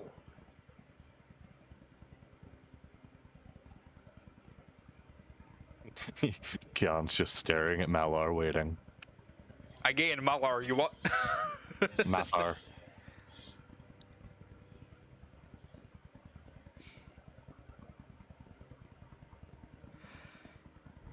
That's why I'm here. Well, look. I got no reason to... Well, I got no reason. You guys got me 7-1. I'm here to kill somebody. Wait, hold on. I'm not here to kill the unicorn, necessarily. But my target is affected by the spell. So I was given knowledge on how to break it. Oh, what the fuck's her name? Sue? No, not Sue. The one that used to govern Prismere. Zabilna. Zabilna, before the hags moved in. Yeah, Zabilna. So, it's not Zabilna, is it?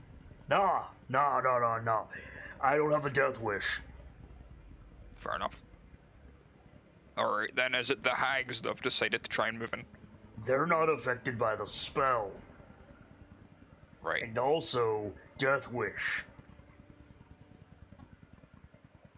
But I have to break the spell on the boss lady. Shouldn't go around saying her name, by the way. I have to break the spell on her to get to my actual target.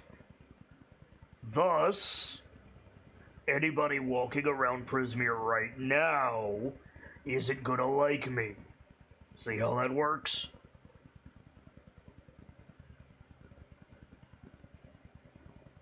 particularly because a lot of the people we've been talking to have been wanting the spell broke. Do they want a killer going into the palace? Fair.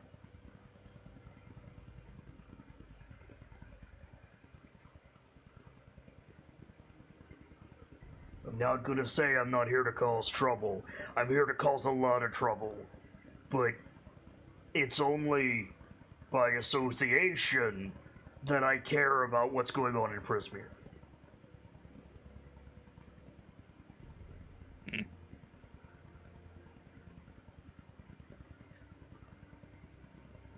Alright then, long shot, but who's your target? For all we know, there could be someone we're after as well. Ringleroon. Ringleroon? Ringleroon. Hmm. Nah, don't know them. Didn't expect you would, you're an outlander. Yeah. Like, hold up a finger, 1 second. Does the name Ringleroon mean anything to you? Looking at Philios. Does it? History check disadvantage.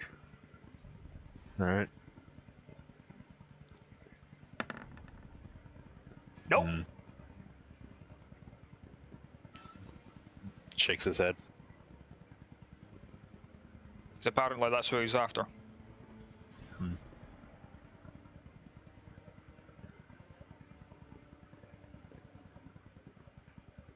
Just so happens that correlates with trying to get rid of whatever the hell what the hags are doing here. Well, good to know at the very least.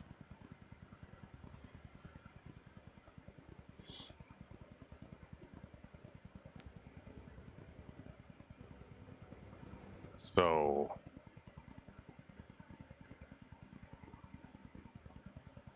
he's not. Sorry, just thinking. Why particularly is he withholding so information? Huh? That he's saying that to Mathar. Yeah.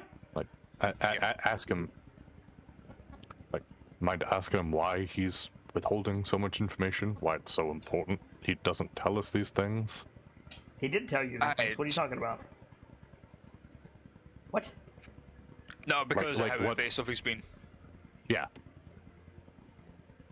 And yeah, I was There's- about to say, it's really more just because we're outlanders, we're not exactly from here.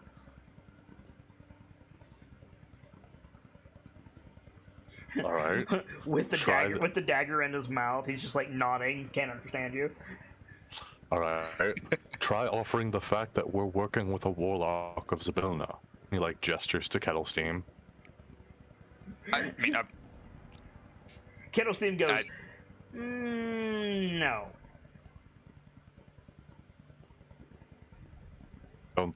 Don't think that's worth offering. not only that, I've already mentioned Zabilna, and he says he's not interested.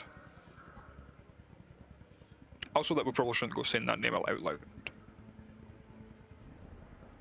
Kettlesteam goes, I told you so. All right. Fair enough.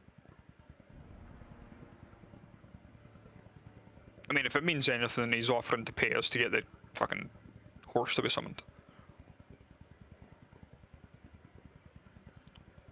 Yes, because money is going to do us so much good in this place.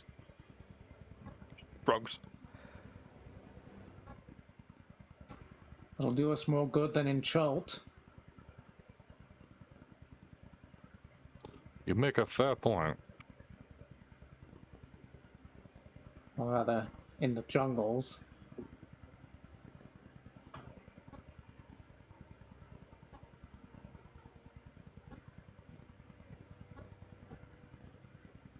So then...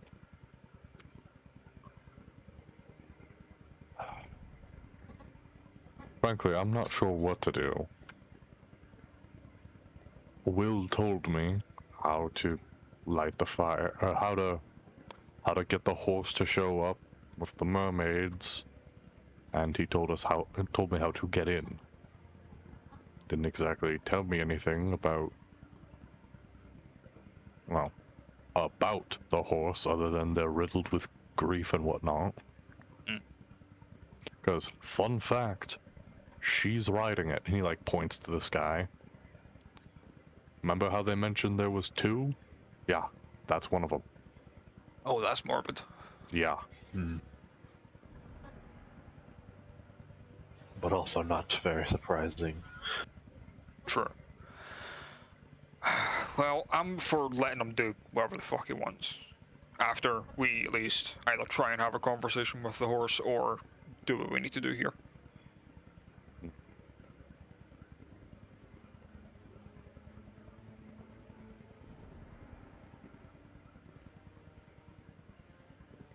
I'm not sure. Gives me the wrong I feeling. mean, he's offered the better information, at least. And if we can get how to dispel the fog, that might help a lot. Could. Certainly could.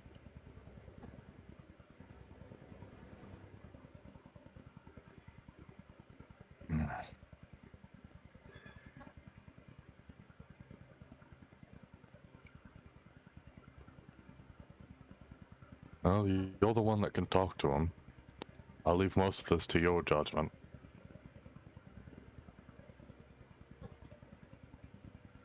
As long as the rest of you don't have any other reservations.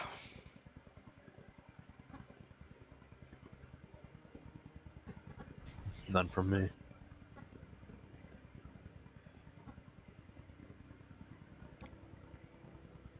Right, set of death, doctor. I don't know. No. Something about him rubs me the wrong way. Everything here's rubbed me the wrong way. So, like, nah.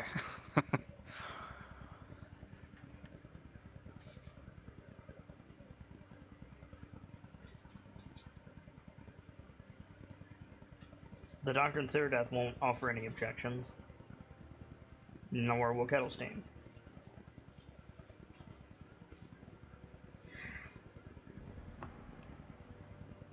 Alright, if the rest of you don't object, I won't. Alright, fair enough. And I'll switch back to Orcish. Mm-hmm. So,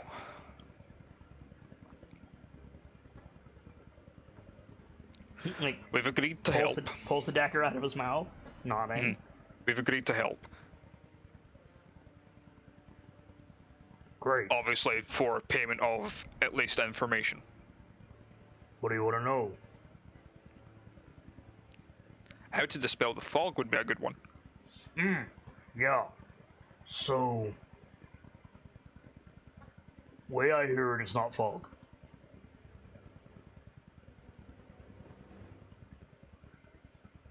You know what an anchor is? I heard acre. Anchor. Anchor, right. I... vaguely, yeah. Great. Boss Lady is the anchor of Prismere. Uh-huh. She's... My boss said frozen. And this fog represents the petrification of her body, of her spirit. Eventually everything's gonna be fog and it'll go away, unless the Coven, ostensibly,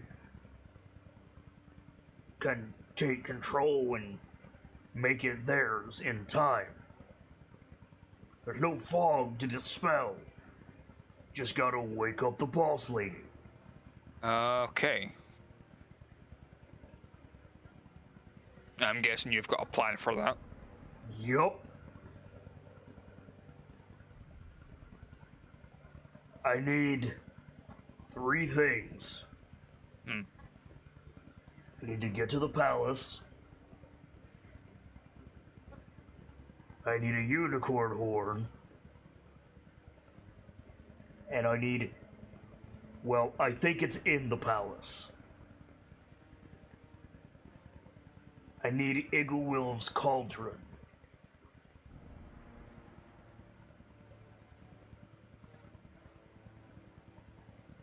Anyone else writing this down? Sorry, that was a unicorn horn, the Egglewells? cauldron. Igglewilf. Egglewell's Cauldron. India Gamma Gamma Lima Wilco Yankee Lima Victor.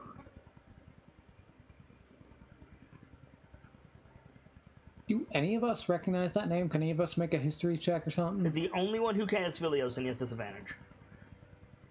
And I also can't because I've not said anything yet. Oh, yeah, that's fair.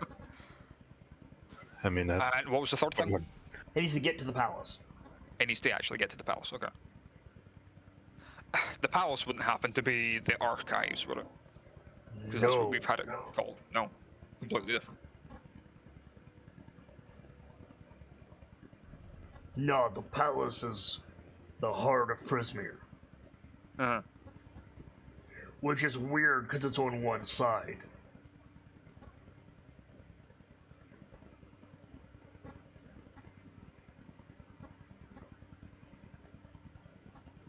Alright, then what's the archive then? What? What archive? That's in thither, friend. Or hither. What yeah, archive? but that's all part of Prismere, is it not? I don't know anything about an archive.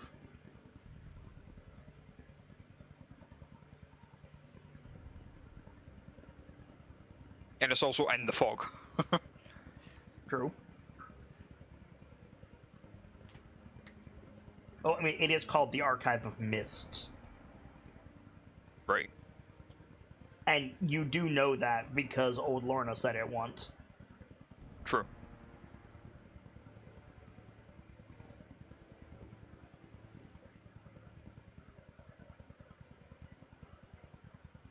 Yes, the Archive of Mists not mean anything to you then, no? No. Yeah, that. Horn, Palace, Cauldron.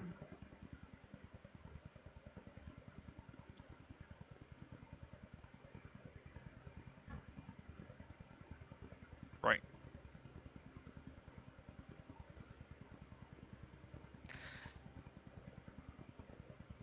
Okay, fair enough. And yeah, I'll turn back to the group and relay that. Okay. Can I make the Yeah, history check yeah, for the name yeah. now? Nope. Yeah, figured not.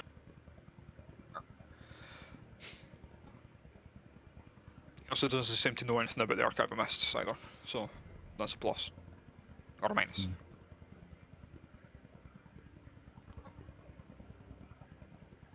It was in the previous area anyway.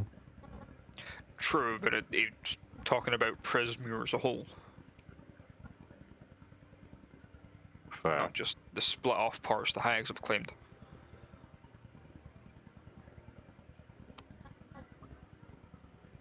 If you want the horn, maybe instead of stealing it, we can find a way to earn it. I've heard some old myths about that being a thing.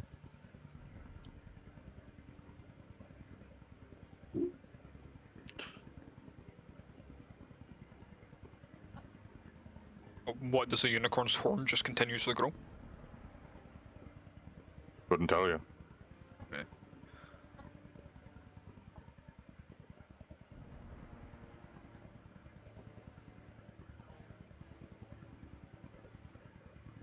Do you think of anything else we want off of him, information-wise? If he wants to reach the palace, how does he plan to traverse the not fog?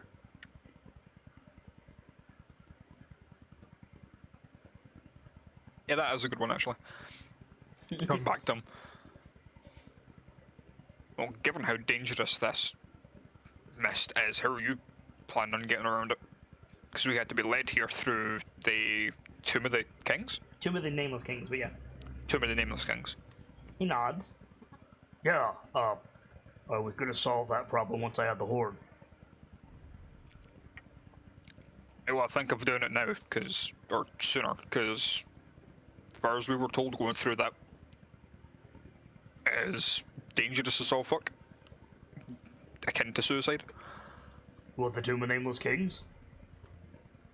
That and the fog. Well, yeah. Hopefully I don't have to go to the swamp to get to the palace.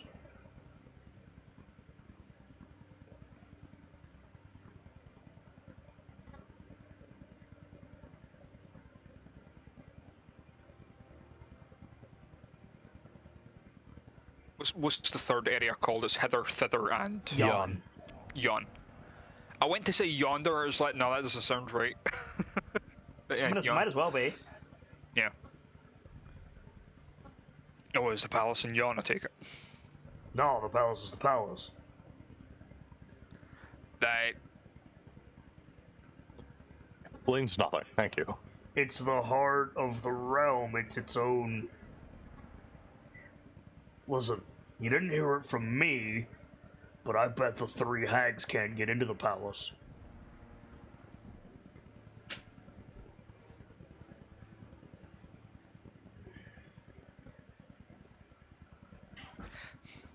Yeah, that would make a lot of sense. Doesn't seem like they can traverse the fog either. Oh no, they can traverse the fog. Not easily, though. Well, yeah. If there's anything in it, they can't get to it. I don't think they can get to the palace. I think that's part of the problem. Yeah. Otherwise, they'd just kill the boss lady. That makes me think that it's the Archive of the Mists.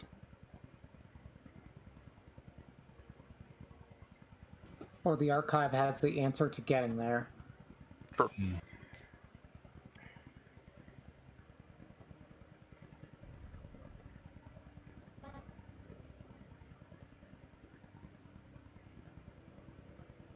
If you do figure out a way to get to the palace,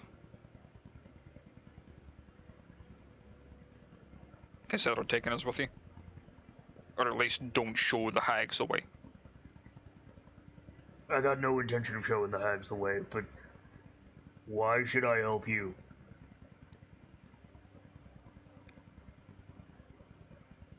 You gonna help me?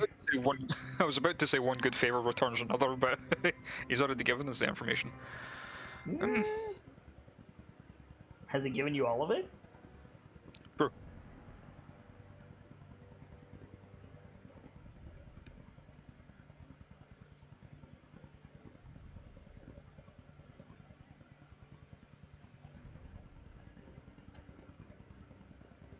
So... Yeah, why should he help you then? Aye, well, one good favor returns another. So you're gonna help me get the horn? I already said it was. Yeah, but you're an Outlander. You know, that's fair, honestly. I don't like And it, you know I don't what? have to, but it's fair. I mean, yeah, no, you're completely right. Don't always trust those that you meet. Yeah, but look. We're talking because Timothy got the drop on me and there's like a million of you. Elsewise, I'd just be gone. I want to do my job, but I want to live more than that, so, you know. Well, aren't you glad you stopped for a good friendly chat? Yeah. If I walk away from this with a unicorn horn, I'll be glad. Well, if it means that we can... If it means that we can save Presmere, I guess, that's what we're doing now. And you get to be on your way, then that'll be good for both of us. So then if you find a way into the palace, you should let me know. Sure, we'll call it an equal exchange. Sounds good. Question is, how do we find each other? Easy. Big tree.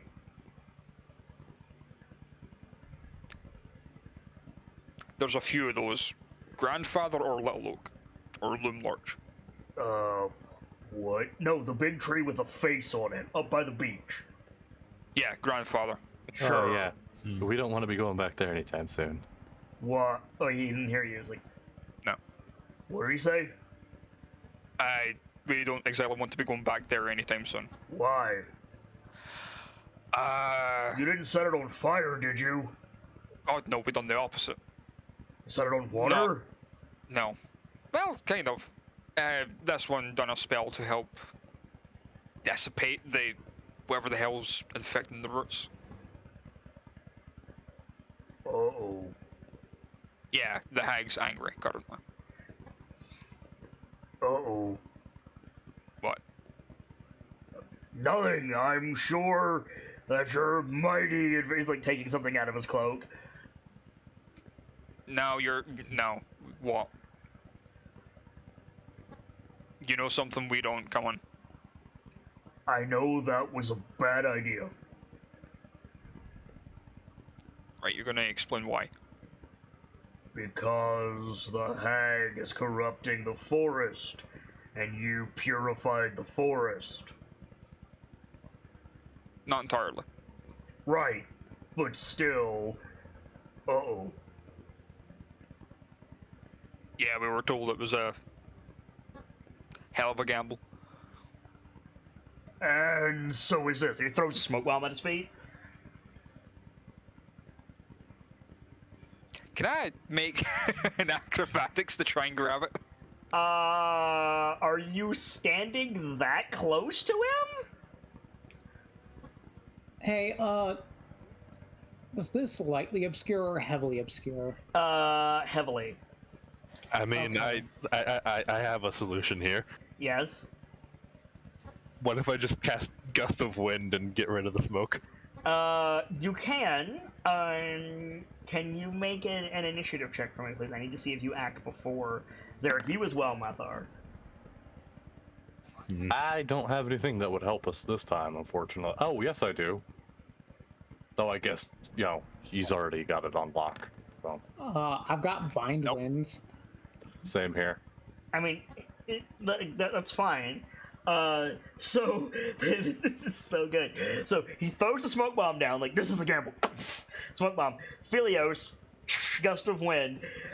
Zarek he's fallen back about 2 steps, and he's like slowly drinking from a vial when it becomes visible again. In Sylvan, what you got there, friend? Lips around the vial. Invisibility disappears. Visibility, yeah. Hey, I've got something ready for something like this. I was Uh-huh. about to say, if just before he goes invisible, can I just cast my Blood Maledict on him? No, you can't.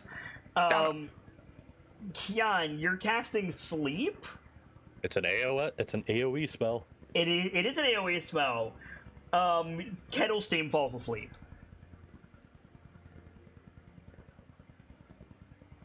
Okay, hang on. Roll that back. I forgot how that works. Yeah, I it starts with the wanna put- lowest level creature.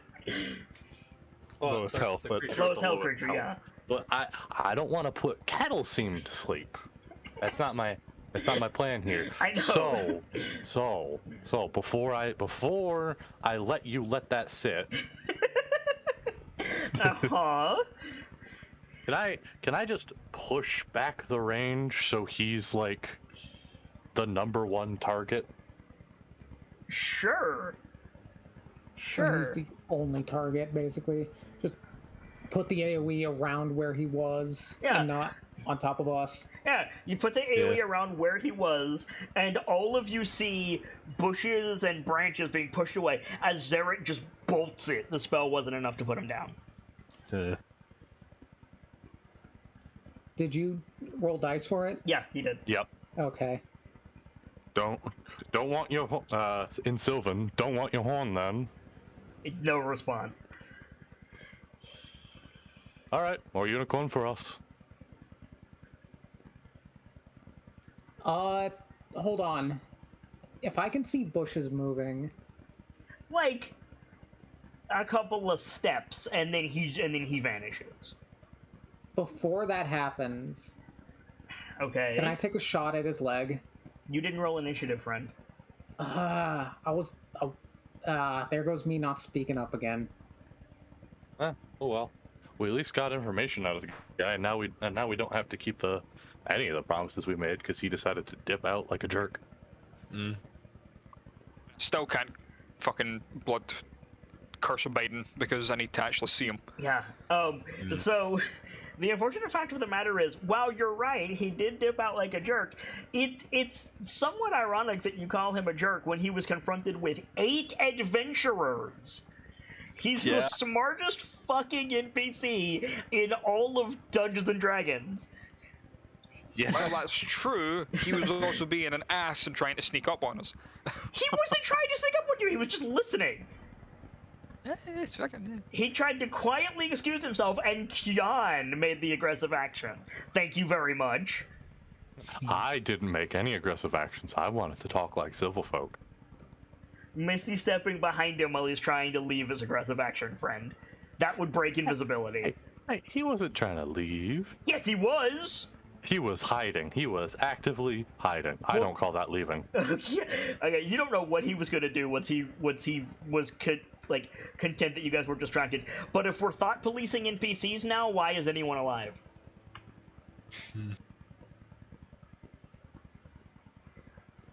What? We're not horrible people, that's why. Because I haven't If this was a brought table of murder hobos, you're damn sure they would be. Yeah, right? Because none of us have brought out the fucking awful mean characters yet. True. So yeah, Zarek is gone. As far as you know. Just flip him off as he's going. Okay. Alright, now that's just rude. Come on, Mathar. Oh, I almost fucking did it again. I'm gonna scream. I'm gonna scream. I'm not, but I want to. So what would you guys like to do? Well, at least we got some information. Hmm. We at least know how to stop the hags. Better than nothing, at least. Problem is, we need the unicorn horn now. Well, it won't be such a big deal. So we need the unicorn horn, we need the cauldron. Question is, what do we do with those? Well, assuming he still wants to make it to the palace. Yeah. We could probably get some of that information off of him. If he ever comes back. Or we at least encounter him again. Sure. As he said, you're adventurers. Adventurers always find out what they want. In the storybooks, anyway. It wouldn't be I very bet. good stories if they ended in failure. But just remember, every skeleton you pass in the dungeon was once a well-reputed and equipped adventurer. Good thing when That's why you try and beat. That's why you try and aim to be the ones in the books. Right? You know, with that kind of thinking, I know a Goliath that you'd like, Mathar. Anyway. I do He's too. not His name born is yet, Kip is he? Sunfeather. What? What? Anyway, what are we doing here then? Yeah, good We're gonna question. try and talk to the horse. Unicorn, I guess. I mean, we could wait till, Oh,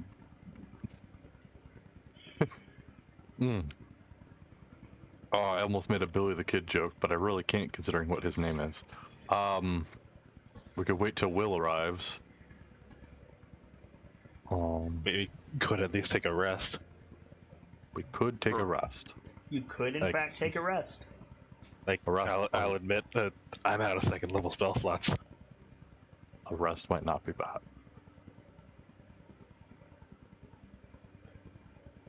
Short or Okay. long? You know what? I say we do a long rest, and It's when only morning been a comes. few hours. Okay. Well, I mean, it's 8 hours. Well, no, actually, hold up. 8 hours plus another 4 hours. So no, it's been long enough.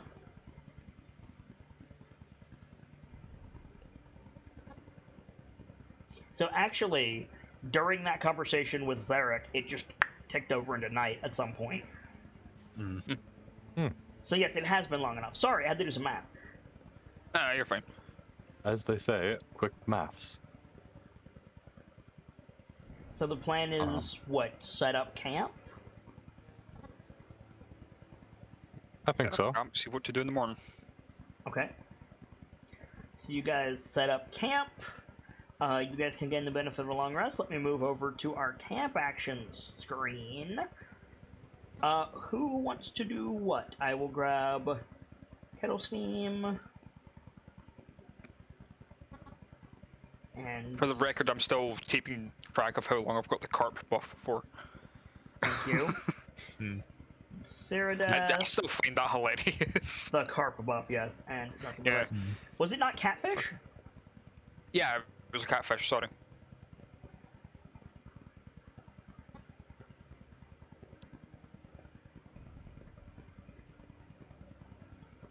So.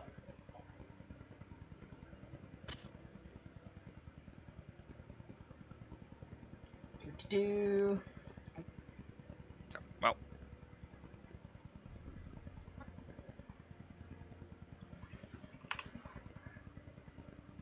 Animal care. we don't need to. You got Vrek. Does he kill? He Vrek is doesn't- not a class feature of Count anymore. He's also not an animal. He also gets his own camp actions. True.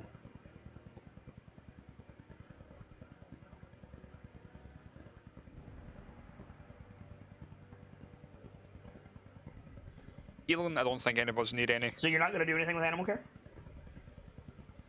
Don't think we need to.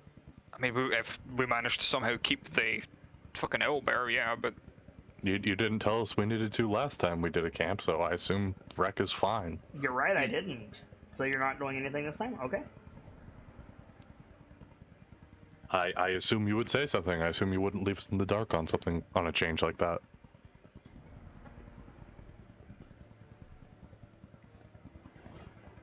I remind you that Vrek has never been independent before. He wouldn't necessarily know.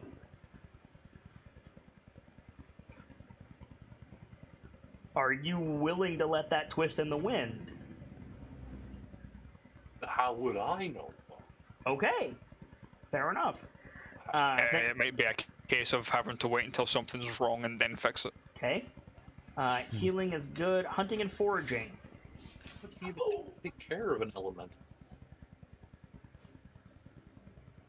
I mean, a fire one, I'd imagine you need to feed it kindling to keep its flame up.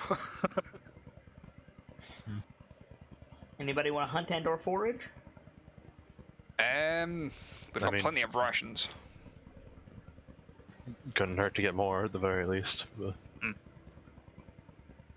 Me and Brick did just give up like 11. True.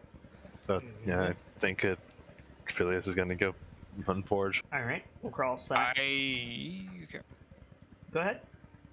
No, I was going to say I would go with him to do that, so just, what, assist? Stick a token over there. Okay. Pitch and break camp. We'll put Ceradeath on that. She usually does it. Hmm. And she'll also ward the camp. Restoration, everybody's good. Take watch during camp actions. Brick, okay. Wayfind, you guys are where you want to be for the moment, so I think you're good there. Yeah. Mm-hmm. Class actions, crafting, go ahead. Phileas is going to take the ranger one again. Nice. Are you going to help with the pack, or are you going to do the one that boosts hunting and foraging?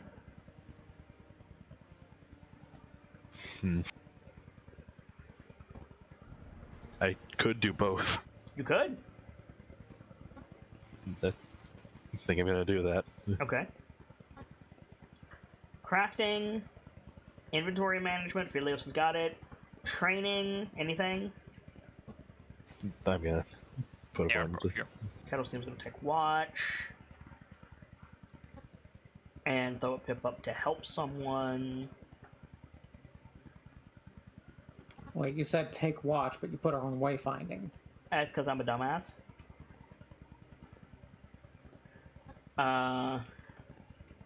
Let's see. I don't know what Dr. Lorelei is working on, so I think she's gonna help. Vader has access to the sheet. I've got access to her sheet. Oh, do Thank you? I thought it was Vader. No, I don't. Okay. I have access No, to I've got Philios' access. sheet. Does she have an active clock? That's what I'm gonna check. Do-do-do-do.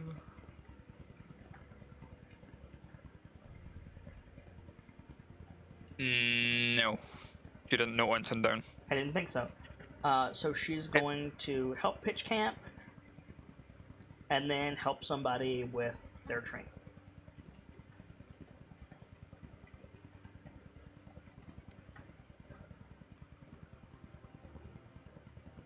John?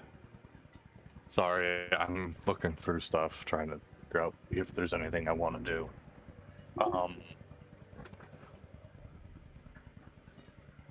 There was an idea for a feat I shot your way, and I don't remember if you said anything about it.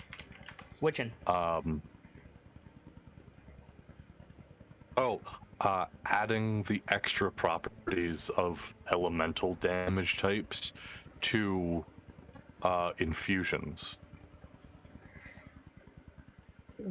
When you say Or infusions, my elemental infusion ability for my weapon. imbue. Imbue. Okay. That's the word I was trying to find. Sorry. It's completely fine. It's just I needed to know what you were talking about.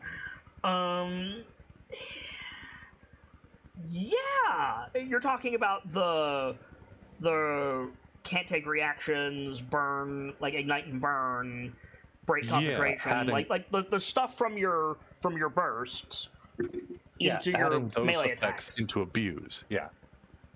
Um, I shot you that idea, and you said you'd think it over, and I don't remember hearing anything else about it, so I figured I'd ask.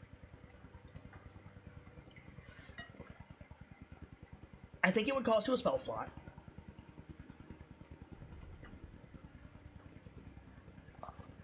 I think imbue already does. Yeah. Expend a spell slot. Okay. Then it will have to be a spell slot of second or higher. Which I'm already incentivized to do if I want bigger damage numbers. No. Because it uses your elemental die, friend. I thought it enhanced with the higher level or the higher. Oh, so it does. Sorry, dude, Shaman is new compared to the other classes. Yeah, no, you're fine. That's why I'm mentioning this stuff as you're. Yeah, so As we're going. so second or higher for the additional effect.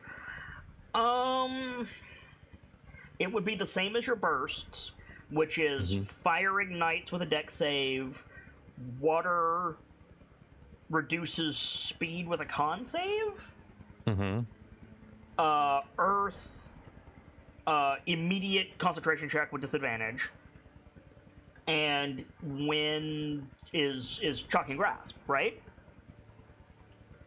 Basically, can't take reactions. Yeah. So the thing is, your imbues apply them to a weapon attack. So you could do it every time you swing the weapon. For a spell slot, that's a much better investment. You can only do this with a melee weapon, mind you. Right. And that includes a thrown weapon. You can't throw an imbued weapon. I guess the thought comes to like the only ones this would really apply to would be fire and water, I think. But would those effects stack? No. They would interact with other effects from different sources. So if a target is already frosty and you bat them, they run the chance of being frozen. If a target is already on fire and you ignite them, then they would take both sources. But no, not from 2 hits from your maul. Okay. Stacking from different sources, just stacking. Yeah, I always do different sources. For stuff I mean, like if that. you want to do that, that would combo with my Crimson Rights. It would go great with your burst, friend. You could burst and then smack, and those would count as different sources. Right. So the fact that you can do it every time you swing your weapon, and with Storm Strike you could attack a lot in a turn, and you can take other abilities that let you swing even more. Because of that, I'm gonna say it's a 12-point clock. you're gonna make it a 12er? Okay. Yes. What do you want to call this?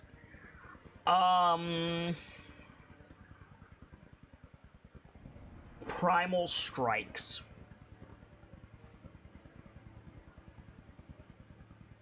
Okay. What I'm gonna do is I'll put 2 into it. Okay. And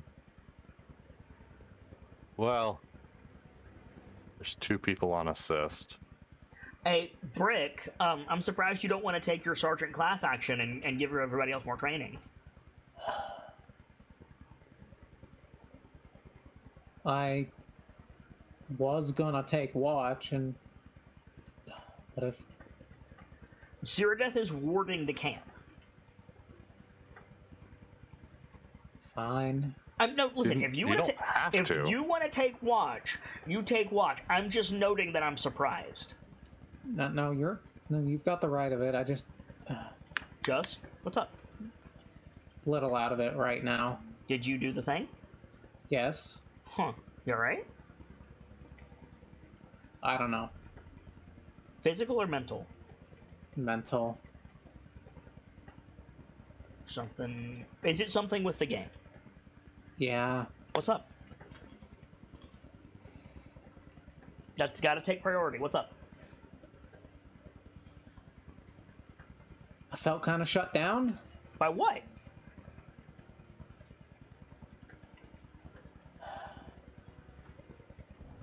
I'd rather not discuss this on camera. Okay, that's fine. I don't know what you're referring to, though, is my issue. You didn't roll initiative. Right? Like, there was an... okay. Like, okay. You don't want to talk about it on camera? That's fine. Let the record state, I have no issue discussing this. The next move is yours. But I will say, it was not my intention to cut you off. My motive was fairness.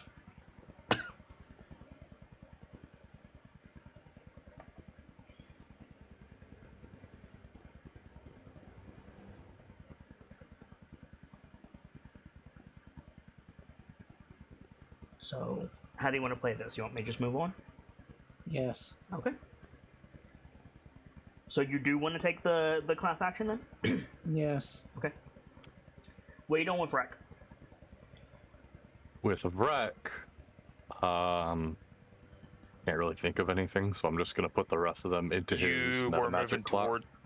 You were moving towards some of his clocks, were you not? Yeah, that's what I'm saying. I can't think of anything more interesting, so I'm just gonna go more into his magic clock. Okay.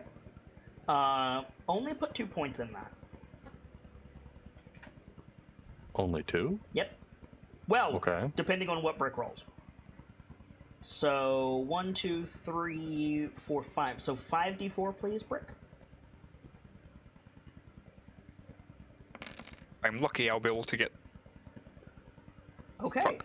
So 2 people get 2 pips, 2 people get 1 pip, and 1 person gets no bonuses. How would you like to distribute those? I'll take the no bonus. Okay.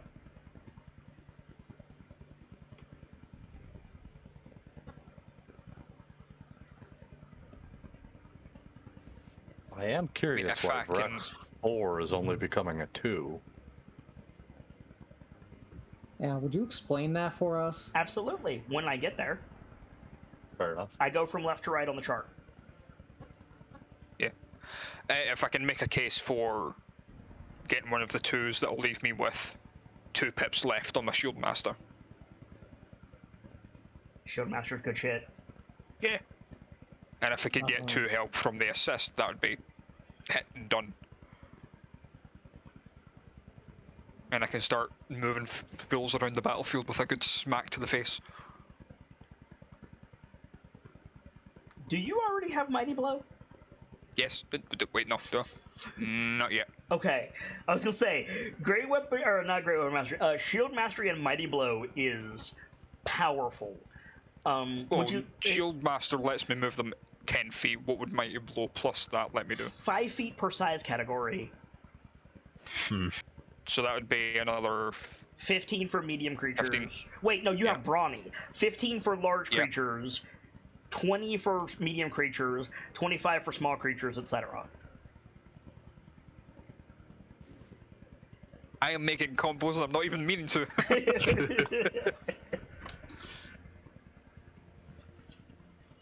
It's ultimately Brick's call.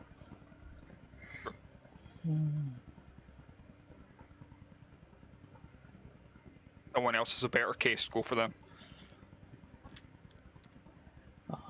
That would Well, put... Good. I've got 2 +2s to hand out. Correct. Who wants them That besides would- Mathar? That would mitigate Vrex -2. I'm not hearing anyone speak up. I'm also not hearing anyone speak up. I mean, I've got a ways to go on my clock at the very least. It would counter. Yeah, so it would counter Vrex peculiar -2. It would put me at 6 of 12. 5... Oh, yeah, because 1 for... Yeah, you're right. Which would show Kian's, like... Kian is making leaps and bounds with Shaman. Like, he's meditating every camp. He's deepening his connection to the spirits. Like, I'm not saying he's moving too fast, but he's moving very fast.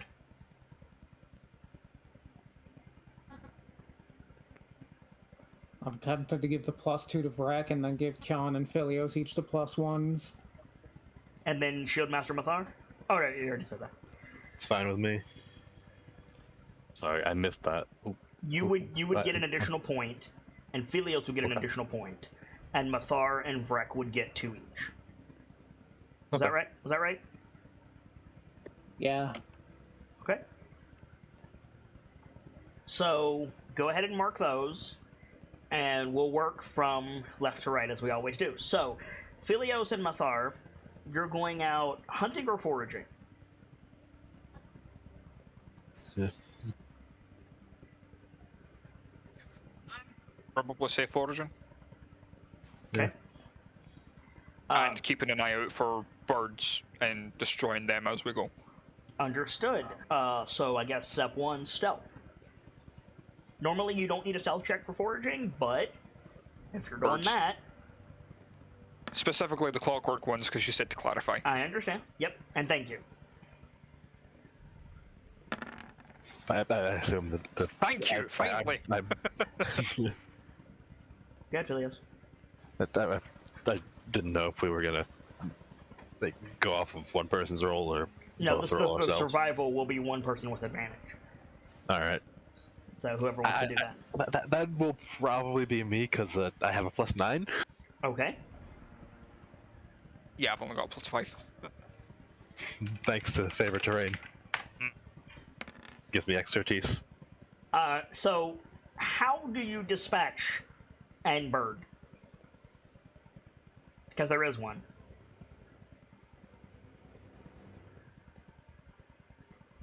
I mean, Philios can probably just shoot it in the eye with a crossbow. You don't even need to shoot it in the eye. It's so little you could just hit it and it'll explode. Yeah, but I still. was going to say, I'm also realizing I don't actually have any ranged up. Actually, wait, no, I do. I've got a fucking crossbow as well. Okay. Never mind. I've got I a heavy really crossbow, thought- so I really thought that sentence was going to be, oh yeah, I do. I got a fucking rock. I thought he was gonna say rock too. I'll be real. I thought he was gonna say rock. it just sticks hand in the ground and pulls up a big boulder. Hey, hill giants do it. I know. eh. That's literally the higher end hill giants like main ability, rock. True. And I've also got the strength for it, so I could. Yeah. Okay. So you take out another bird as you travel, and then survival with advantage. Okay. All right. You have some options. Are you in agreement with forage instead of hunt? Yeah. Okay. Your options are, without context, mushrooms, greens, or honey. Hmm. I'm sorry, I can't hear mushroom without the DRG voice line playing. You're welcome. Hmm. I mean, I can give context to one of those. The mushrooms are a full day of ration. Because I've got some of them. Bold of you to assume there's only one type of mushrooms in one of my games. Yeah. I can give My- partial context. There you go. Oh. You start- Am I the only one that suddenly heard Philios enter the echo zone? No, that was Delta. Delta was echoing. Or was it me? Sorry. Yeah, it sounded like you were holding up a cast iron pan to your face. It sounded Yes, like it did. this. That's the first time that's happened. Huh. Yeah. I was gonna say, my guy, there's not even a single kind of mushroom among the myconoids. So, Like, you're not gonna get that mushrooms, lucky with the greens, food. or honey.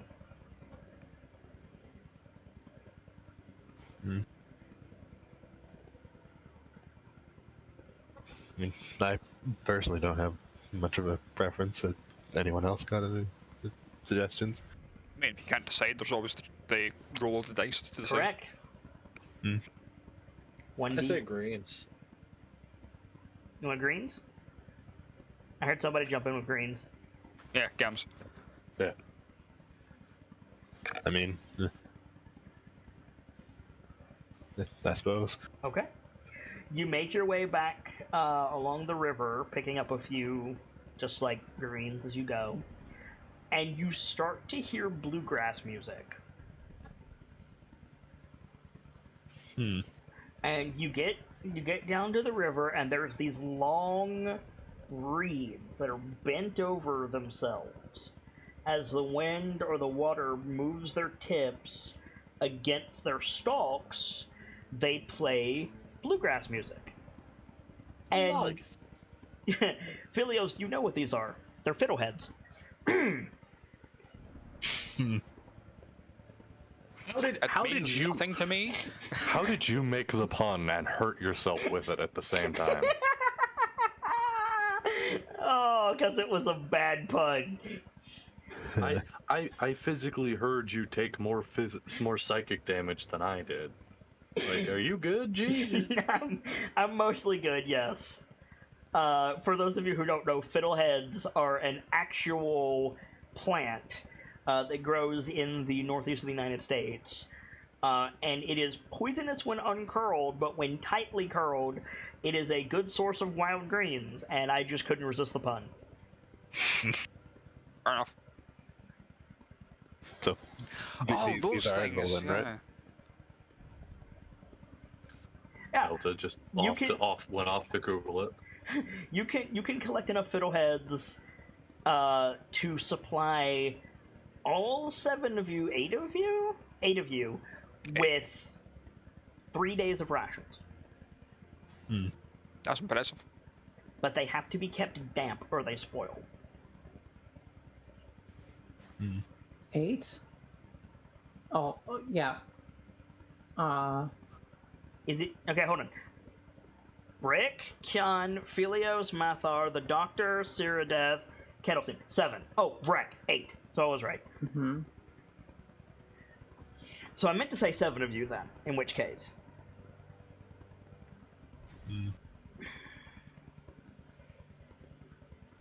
For 3 days of rations, but they must be kept damp. I mean, there's plenty more along the stream, but they won't keep. Yeah. So how much do you want to take? I mean,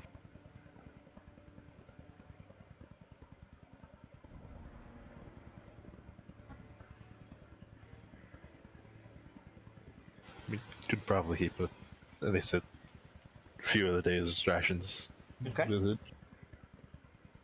So you can get enough for 2 rations for everyone then? Or do you want the full 3? I mean, can take the full 3 and Okay. throw out if it spoils. So. Okay. So that's your guys' hunting and foraging expedition. Good job. Boop. Oh, I hit the wrong button. There we go. And then Pitch Break Camp. Between Cyrodieth and Dr. Lorelei, that's well sorted. Kettlestein is on watch. Let's see how good Kettlestein is at watch. Do do do do do do do do do do do do do. Where is the other thing that I need to roll for? There it is.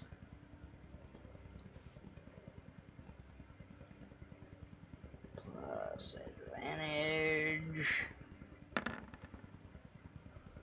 Okay. Kettlestein does not report anything while you guys are going about your camp activities. Assisting. I think Dr. Lorelei is going to help Kyan for another point. And I think Kettlestein is going to help Mathar for another point. So, warding the camp. Done and dusted. Oh! Philios, you have to do the... Hold on. You have to do your camp action for the forage. Hold on.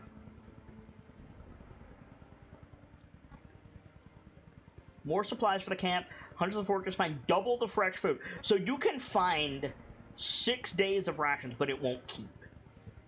Like, there's a ton of fiddleheads. I mean, unless someone can make a pot that we can put them in with some water. Yeah, right. And this is additive to your favorite terrain feature. So you can actually find triple, because your favorite terrain gives you double. Yeah. And I'm assuming your favorite terrain is forest. Yes, it is. Yeah, so you just find just a bank full of this stuff. But yeah, the spoilage is an issue. And then you can back everybody's gear. Does anybody have a mess kit? Because you could just keep a pot of these if you want. I mean, I've got one, I believe. as do I. Okay. Do you like? Actually, you know what? Fuck it. There's no reason you couldn't. You can stew these down and dry them into like nori, basically. And you can eat on that. And if you did that, which you're doing your camp action anyway, you could get a total of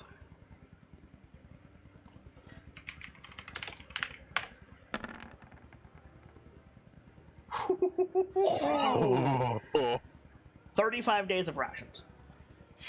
Wow. Now that's not per person, that's total. Yeah. I mean, still plenty. Yeah. So that is a theoretic food shortage solved.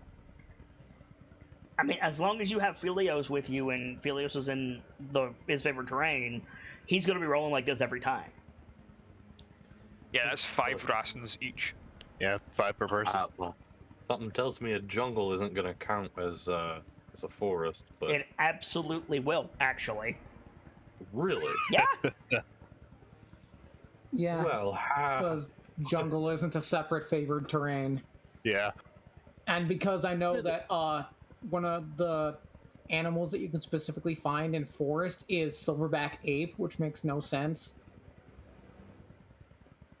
What? Yeah. So, but keep in mind, Schultz also has coasts, valleys, and mountains and caves. Right. But no, it would absolutely apply. Wow. Hey, at least I have one favorite terrain there. What's a jungle but a rainforest? True. My dumbass almost said deadly, but that's besides the point. And so that takes care of that. And then you guys already discussed where you're putting your points where, so we get to the matter of wreck. So, Yes. Sean and Mathar, make sure you put your extra point in. Did. You guys notice, as you're doing your various camp activities, that Vrek is slow. Like, Vrek is not looking through the tomes, communing with the spirits. Vrek is not doing the usual training stuff that Vrek does, or at the very least, he doesn't seem himself. His fire has been dim ever since he came out of the jar, and you thought maybe that it was because he was trying to keep the glow down because you guys were being stealthy. But now he's, like, staring into the middle distance. He's not reacting to things around him. He's moving sluggishly. And that's why he's only getting 2 points.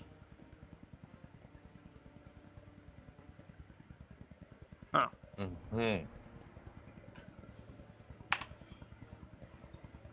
Well, 4 since he got 2 from Vader.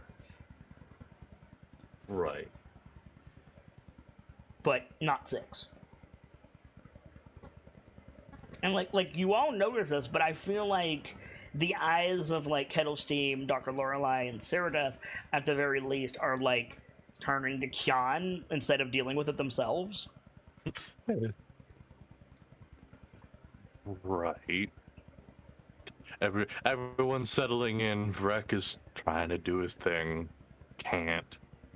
Spacing out. It's the Firebird equivalent of the student with the textbook in front of them, but they're slumped over the desk with their hand on their forehead, and they're looking at the top of the book instead of the book.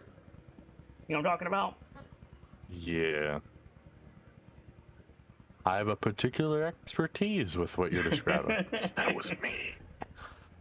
No, it's Khan makes his way over there and it's like, little brother. It takes him a second.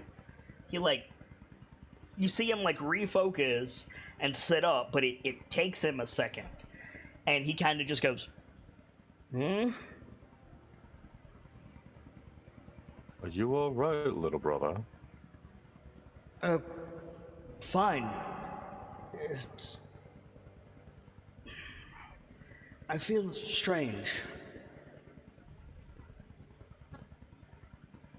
You... Okay, he is fire, so I'm gonna put my hand near him. Is he as hot as he usually is? No, he's not.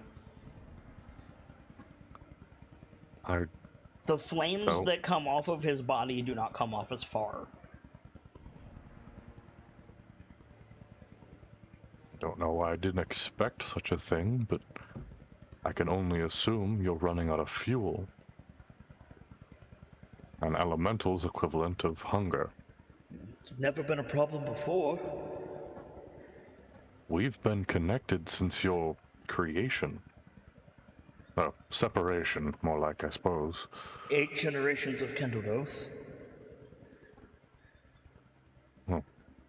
You've always been connected to someone. This is the first time you've been independent, brother. True.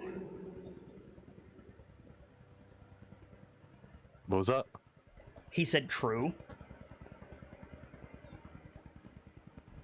You've always had another source of energy to draw from, And now you have to have your own, it appears.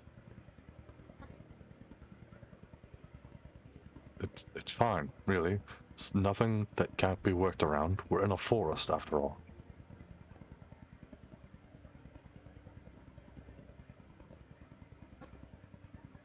Did you set a campfire?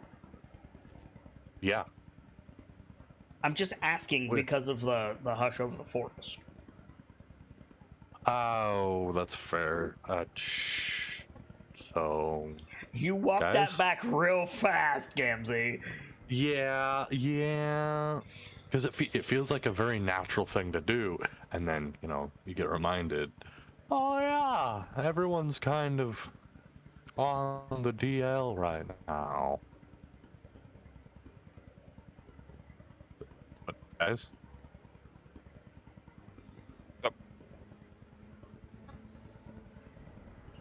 Did Are you we, did you set a campfire? Are we setting a campfire?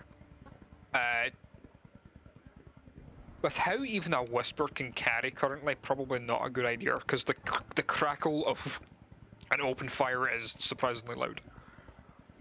But who can get to us easily in the Wayward pool?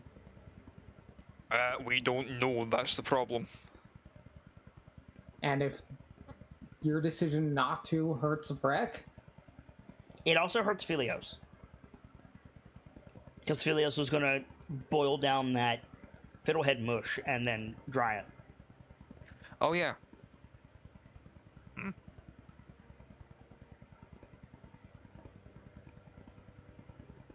I mean, we can, we'll just need to deal with the consequences of what comes after.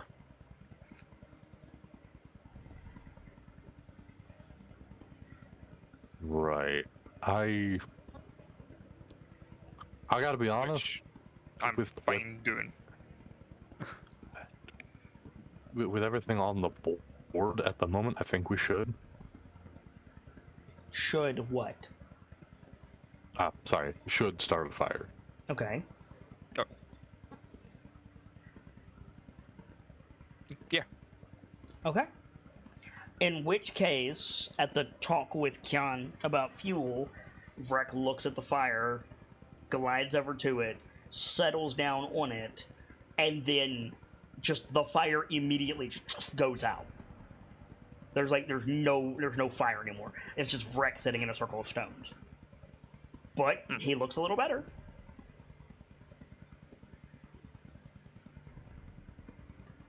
Oh. May have killed our fire, but you're looking a little brighter, brother. It's a strange sensation. Both the discomfort and what I just did. I imagine.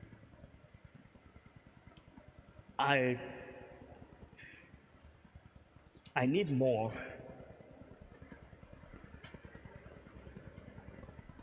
I mean, I've got a few torches we can light if it will help any. I mean, you're in a forest. But yeah. I have the torches already. True. How many do you want to give him? How many do I have? It would help if I looked in the correct place. Jesus, that was a brain fart.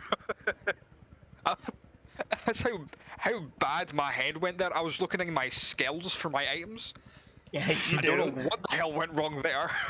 Yes. What is your torch skill currently? -5 apparently. Torches I have 10. Okay. How many do you want to give him? Give. I will give him as many until he is satisfied. Okay. If that means all 10, then so be it. Let's see.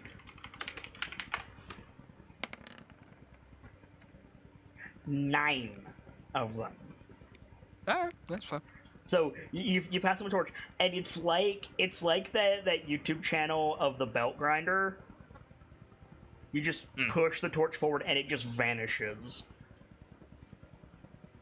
But by the ninth torch, he looks normal. You want another one for safekeeping? believe I may have some on me if we need. So I think Breck looks at the torch, looks at you, looks at the torch, and says, I feel the same pressure that I felt before, but reversed. I think you're describing being full.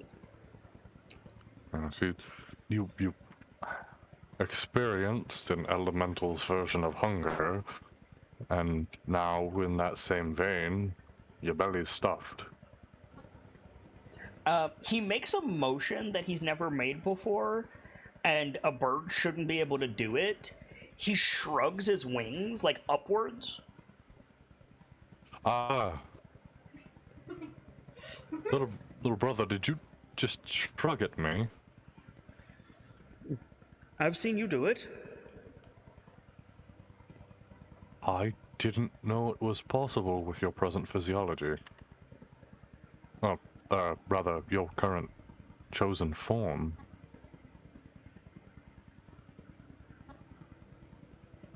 He, like, gets up and, like, walks out of the circle of stones and just, like, goes into a bush and comes back out dragging his stick in his beak.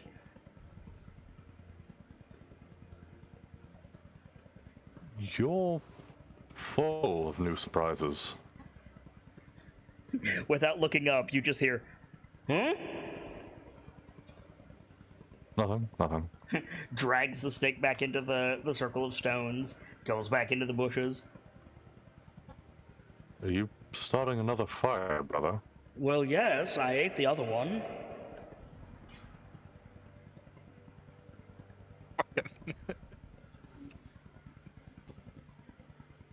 Rather reasonable, just a little surprising.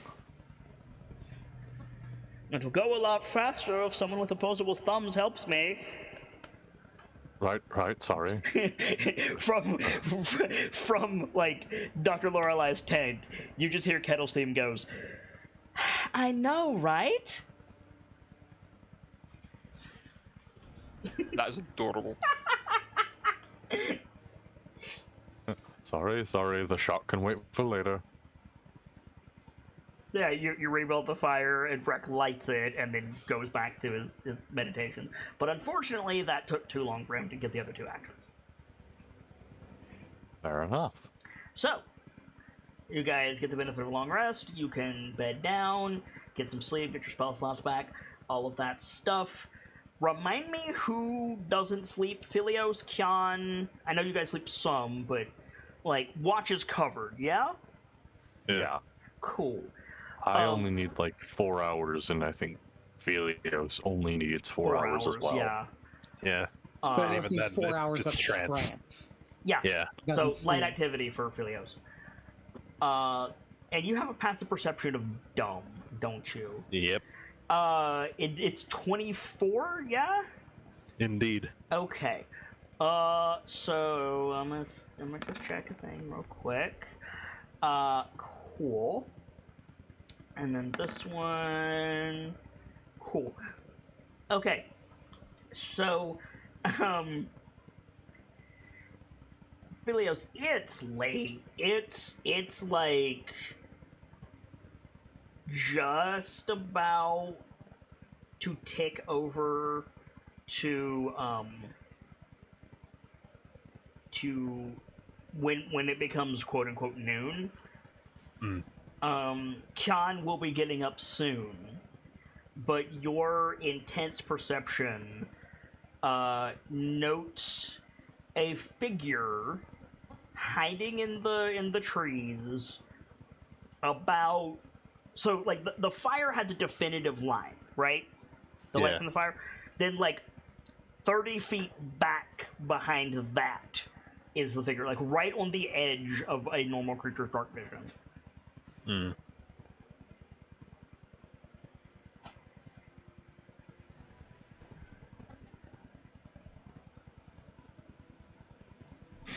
And they're doing a pretty good job hiding. You just have a 24 in perception. Yeah.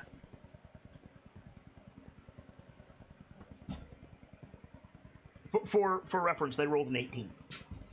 Hmm. So they're doing good. You're just ridiculous. Yeah. I think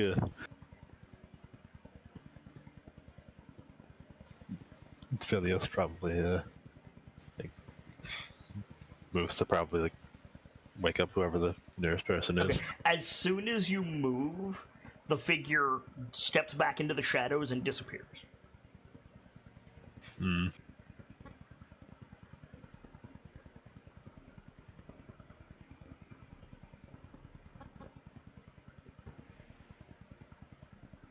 I'm about to wake up anyway. I might as well get me, because then I can just You're wake welcome up to the wake others. up whoever you want to wake up. I'm just saying they were very obviously watching you. Hmm.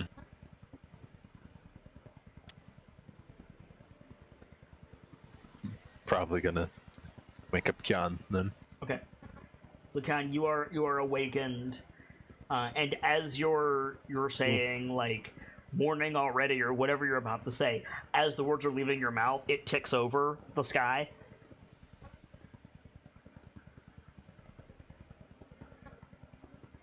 Is it morning up? I suppose it is.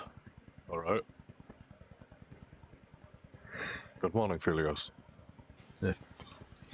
Saw someone watching from the trees just a bit ago. Oh, wonderful. Moment I moved, they disappeared. Can't say I'm surprised. How likely do you think it is it's our orc friend from before? It's a not insignificant chance.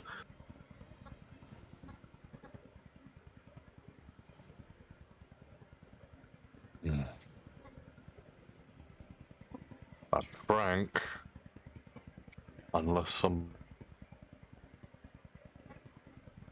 they begin trouble, might as well just leave it be. If you think otherwise, please tell me.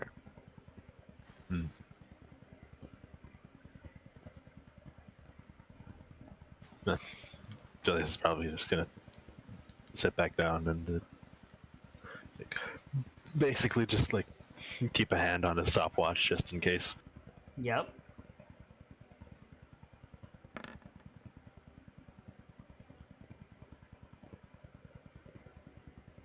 Okay. If I'm awake, I'm gonna just start doing a little bit of area clean. You know what I mean? So I have a question, John. While you're doing that, like I'm asking Gamzee, though technically I'm asking the table because I want your opinion on something. Okay. Let's say there's an opposed check, right? One person gets a crit, but the other person gets higher than them. At what point is the crit overridden by the higher number? I think. Okay, my personal opinion on this has always been the crit becomes outweighed by the basic roll if the basic roll is the crit plus half. Plus half? Okay. That seems high to me. Personally, if it were me running the table, I would say the crit plus 5. Yeah, I was going to say 5 or 10. I was leaning 5.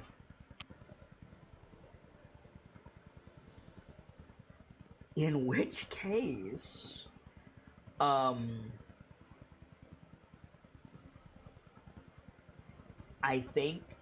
think Philios is higher.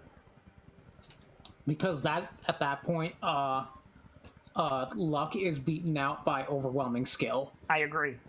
I was stuck between 5 and 10, honestly. But if we're doing 5 and I do a little bit of fancy math, Philios wins out. So Philios, like you and Kyan, like finish. Kyan goes to get up. You turn away. You happen to turn toward the lake when you do that, and you see the center of ripples.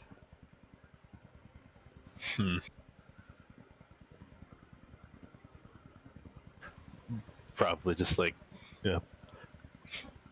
Probably like nudge Kyan if I'm still close enough to him. Oh yeah, you haven't moved. You just turned. So like, Look. Yeah. just Points to the lake. What is it? He looks out at across the lake. Yeah, you don't notice anything. And I should be clear, when I say the center of ripples, what you saw was the water. You know how when something hits water, water bounces? Yeah. You know what I'm talking about?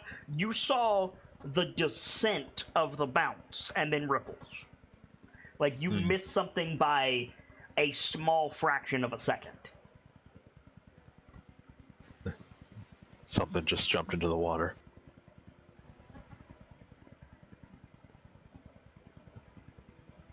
Interesting.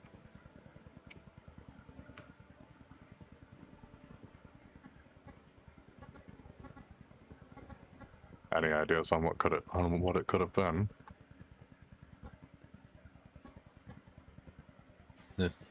No clue, but might be the same person I saw. No, opposite direction. The other person was in the woods. This is in the lake. I mean, don't know how fast they are. They would have to be really fast. That's braid koi fast. No, it's not. That's teleport fast.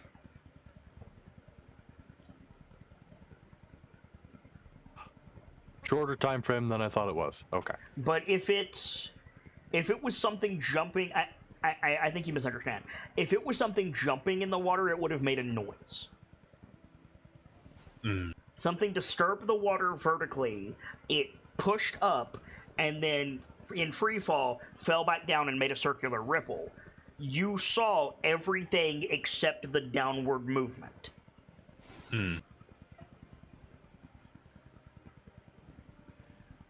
Because again, they got a crit. Like they're real stealthy. You're just that much quicker. Fair.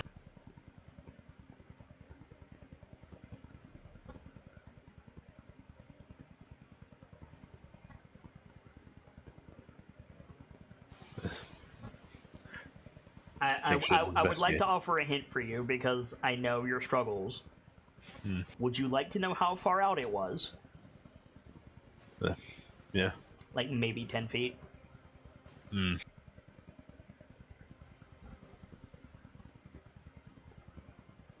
Interesting.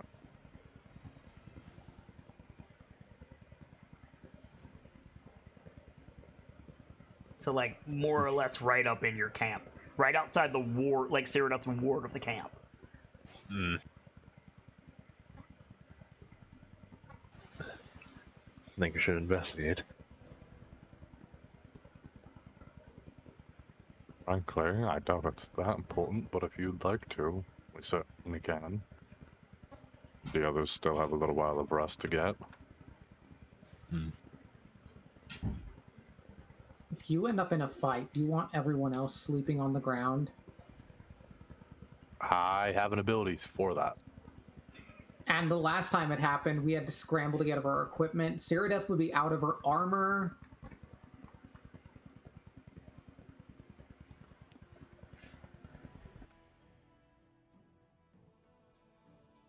Once we're in initiative, we don't have that opportunity. It's a point. It is. It is.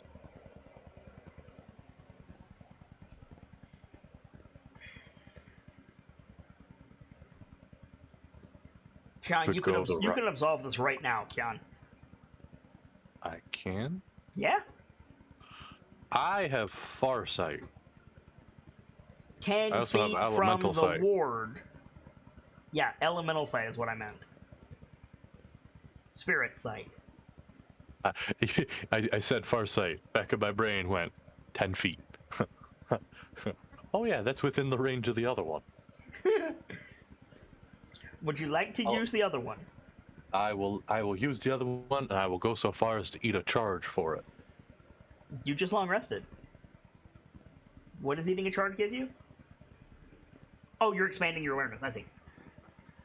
It gives me a greater range and gives me more information. Yeah, so what you see is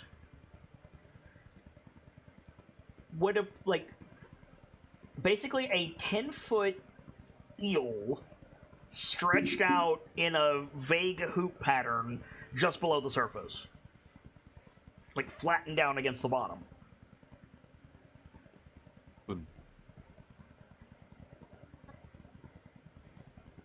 Well, I was about to say it's an eel, but by the fact that it's here and that my elemental sight is giving me the ability to properly see it, it's clearly elementally attuned to water, more so than your average fish. Can you make a dexterity saving throw, please? I can and I will. And I'll pass, too. Yeah, you will. So I didn't expect that to work.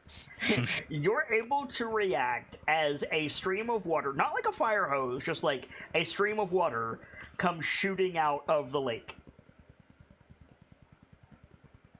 Now, you say, not like a fire hose, Yeah. which tells me it's not the lethal shit. No. But are we talking like squirt gun? Are we talking like Have you are ever we talking seen- like hydro blaster? Have you ever seen a blowfish deflate? No. First of all, look it up. It's hilarious. And second of all, none of those. It looked just slightly more impressive than linking your fingers on the surface of the water and squeezing. Mm-hmm. I gotta be honest, I don't think I particularly care about that. Okay, so you get blasted in the face with this water, and you like wipe the water out of your eyes, and there's a woman from the waist up, just like in the water where you were looking, with her arms folded indignantly, and she just goes, "Eel."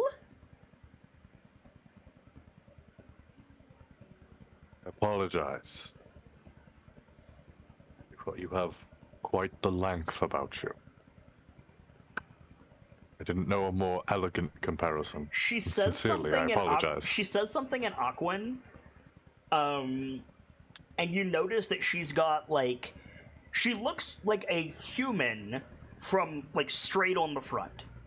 But if she turns a little bit to the side, you can see that she's got a huge like fin down her back, like think like sea dragon, but not sea dragon in the monster sense. Sea dragon in the thing like a seahorse. They have those big fins on their back. She's got one of those. Okay. Her hair looks like hair for about a couple inches off of her scalp, and then it slowly turns into like not tentacles, but like coral. That's the word I was looking for. Coral as it goes down and disappears into the water. She's wearing she's got the Little Mermaid brassiere on, but it's not a clamshell because she's in a lake. It's like snail shells. I see. But like again, but from straight on, she just looks like a normal human. And then she says something in Aquan. You understand primordial, so it's the equivalent of don't you know you're not supposed to mention a woman's size. And she's still got her arms folded, and she's just like glaring at you.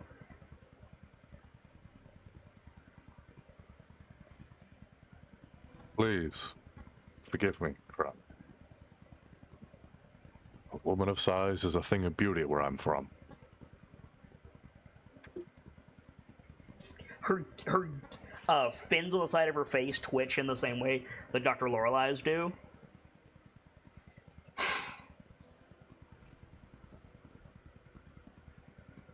I assume you're one of the esteemed mermaids of the lake? One of? What? I was told initially mermaids were here, plural. No, only me. These days, anyway. I see.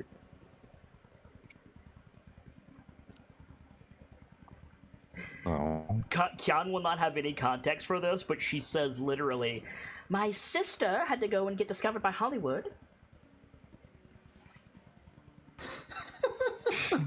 Oh, damn it, Kit. Believe it or Ish. not, that's not an aerial reference. This is a reference to something that came prior in the campaign. I was about to ask. I might. Now listen. You say Kian has no context for this, but I say I was at the carnival. But you don't know what Hollywood is, friend. That's true. That's what I meant. Now I don't know what. Fair. Now I can't say I know what. I can't say I know who Hollywood is, but The Hollywood Circus. The fair that always appears in the Holly Grove. Never mind. do you mean Witch and? Don't. She big- seethes in the water around her bubbles. Say their names. Sorry. I'll just assume yes, and we'll move right past the subject. She's not being particularly quiet, so the rest of you can be waking up if you want to. Loud snore from Mathar's tent. You can likely assume why we're here. I haven't the faintest idea why you're here. That's what I was trying to figure out, and you called me fat.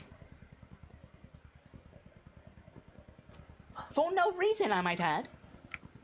Now, fat wasn't my word of choice.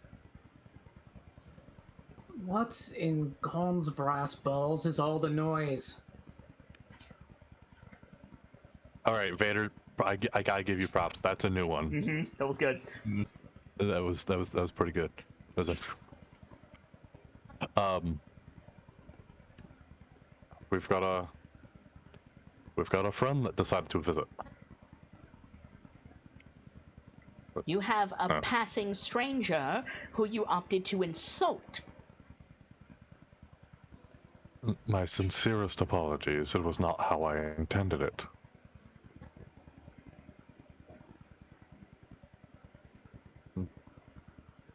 Learned from this place, it's just easier to call everyone a friend because, well, either they will or I'll just look silly.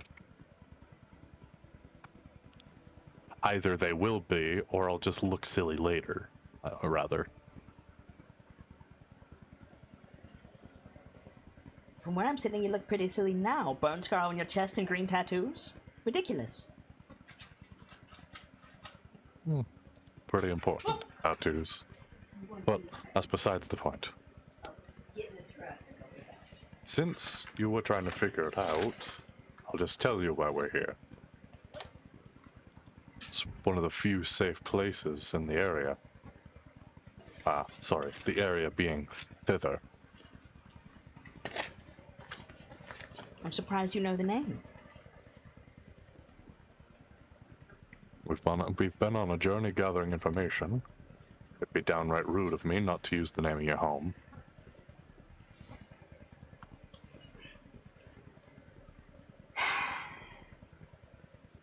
What do you want?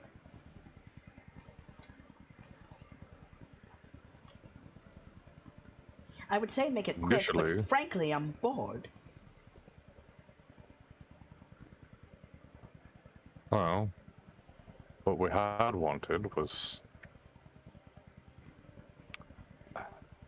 We were after a safe place to rest and hide from Granny. He does like the physical air quotes. Big eye roll from the mermaid. She looks up, like, she's out in the water, so there's no tree cover. She looks up at the sky, and she just goes... Scabatha Nightshade drinks piss! Looks back at you like, see? No lightning bolt.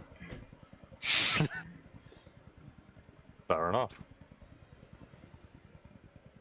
Because we intended to meet with, I believe his name is Will, and She deflates when you say that and puts a hand to her face like, oh god.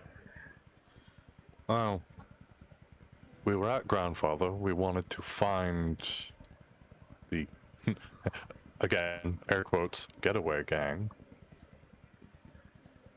found them, quite luckily. The last time Oh. Will and his friends were here, they dyed the lake blue.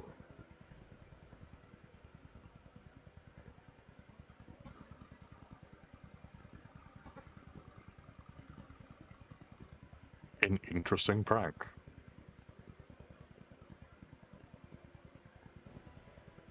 But, I can't breathe blueberry juice. not much of a prank then. Fair enough.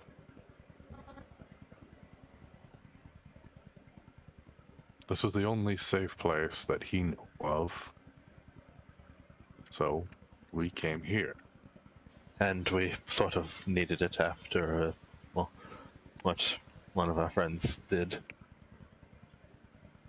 They purified the ground around Grandfather.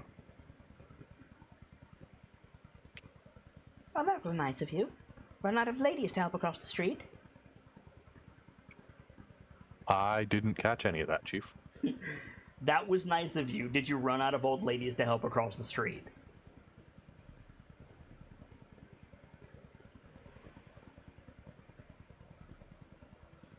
Frankly, it's been so long since I've had an opportunity to help anyone.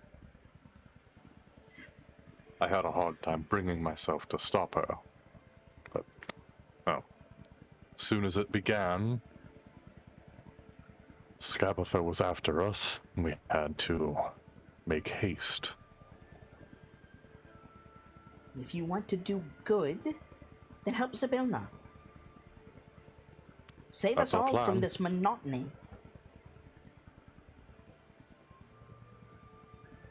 That's our plan, just difficult solve. How did you even get here? There was no substantial magical disturbance in thither until yesterday. We came from hither. And from Her and from tail hither. flicks below the surface. Did you? You can get to hither. One named Clapperclaw brought us. Clapperclaw's back. She seems He is. very interested now. Is he He with is. you?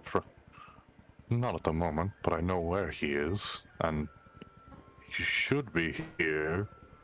Well, at some point.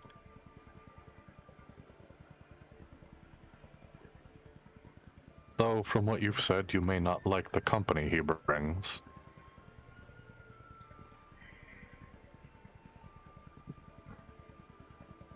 He knows he's safe here. He didn't have to go to them.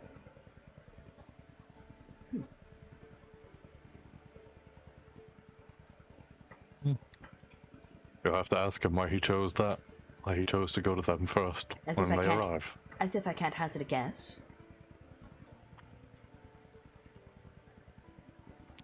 Your guess would be most certainly better than mine. So tell me, travelers from hither, do you have any interesting stories? What? Of us getting lost in the swamp, Swamp? brigaded by rabbits, What and swamp? having an encounter with Scabatha's sister that we can't even remember. I want to hear all of this, but what swamp are you talking about? Oh, here there is a swamp now. Thanks to Granny Nightshade. No, Unfortunately. No, old Lorna. Old Lorna, yeah. Yeah. Her eyes get big for a second. She's it's a swamp? Yes, that's right. Indeed. And as you could tell, our friend is none too particularly pleased with the outcome of our adventures there. What's this about rabbits? you were ambushed by brigands answering to Agdon Longscarf. Well, Agdon is more dead. like... Not when we saw him. What? The man we met was far from dead, frankly. Well, No. not far from No. dead. He was still stuck to the tree. Is it... What? Yes, it's true. Zybilna nailed him to a tree, but he wasted away. We encountered a Harengon that was stuck to a tree by a nail and holding his scarf in place. The Who tree had answered also that been wall? felled and carved into a throne, remember? The tree had, most of it was gone. What remained was the stump and a throne carved in its place. He answered to Bavlorna Blightstraw. Commanded all of the Harengon in the area. So he didn't answer to Bavlorna Blightstraw, he answered to Creeping Lynn. Oh, He worked for Bavlorna, but he was always talking about putting one over on her. But then when you mentioned Madam Lynn, he got real serious. I see. I'm misremembering then. No worries. Answered to Madam Lynn. The mermaid darkens, drops down in the water a little bit. It's like, that one I won't knock. She's scarier than the one that flies overhead each morning and night. She is, by far, the least deadly of the three sisters.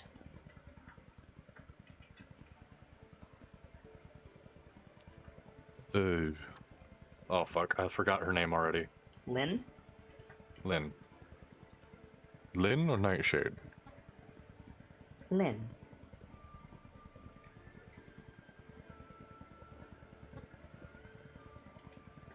She's the least deadly, yet she's the one you won't mock.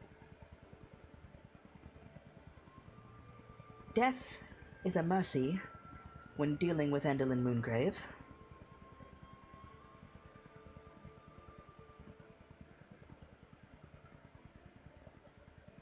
I see.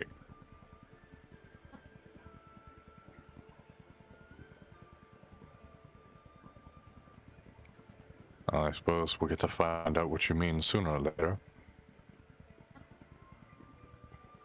I hope not. For your sake. Well, in hither we helped one who had lost his heart to Bavlorna. Helped Clapperclaw, who had lost his head to her. So, I can only assume we'll eventually end up aiding someone that's lost something here. And someone that's lost something there. She shakes her head. No. Haven't you figured it out by now? Lorna deals with lost things. Scabatha deals with wishes. And Lynn... She shudders. Promises. Promises? She nods.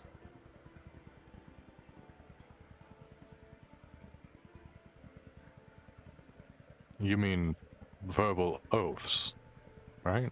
No. Old Lorna deals with that which came before. Scabatha deals with that which is now. And Lynn deals with that which will be. I see. I guess that would... We had our inklings that was the case, but that certainly confirms it, and further explains why they call themselves the Hourglass Coven. She nods. The only one that's worth a damn is Lynn. Why do you say that? Because she's not a fool?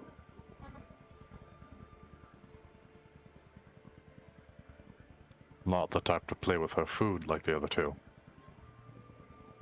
The other two are lucky they can find their mouth with one hand.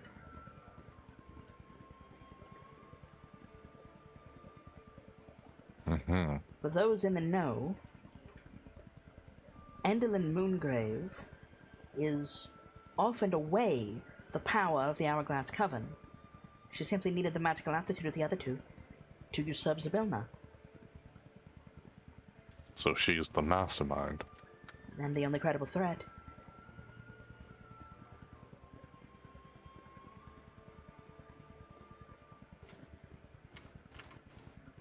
Good to know. Yes. And, like, those of you who have faced Lorna, like, Lorna is strong. And the mermaid is straight up saying, like, she's nothing compared to Lynn and Zybilna.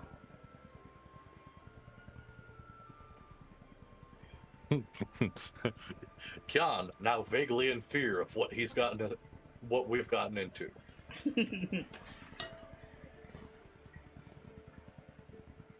It's like, yeah, it was bad before, but like, have Lorna just about killed one of us and put all the rest of us on the ropes.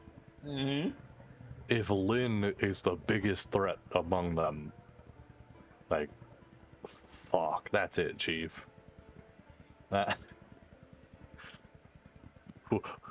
Oh. It also kind of shows in their nicknames, Old Lorna, Granny Nightshade, Madam Lynn, right? Like... Yeah. Didn't really think about that one too hard. Probably should have.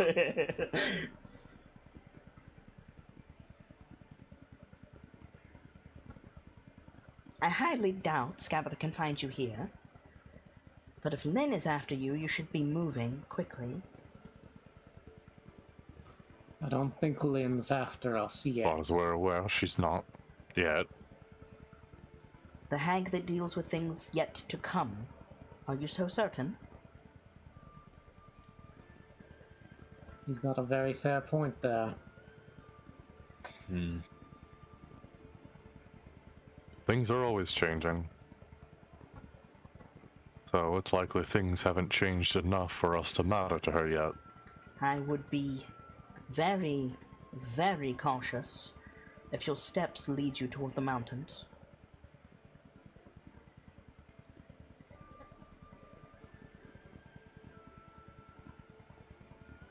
Mm-hmm.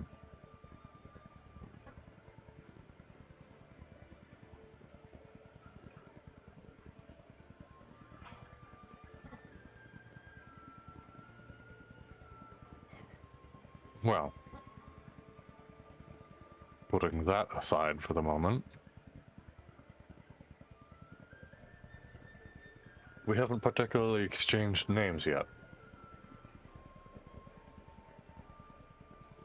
And I hope you'll forgive my manners in that regard. Zushara. Kyan. Phileas. Brick. Dr. Lorelei and Cyrabeth and Kettle seem to introduce themselves. Zushara nods.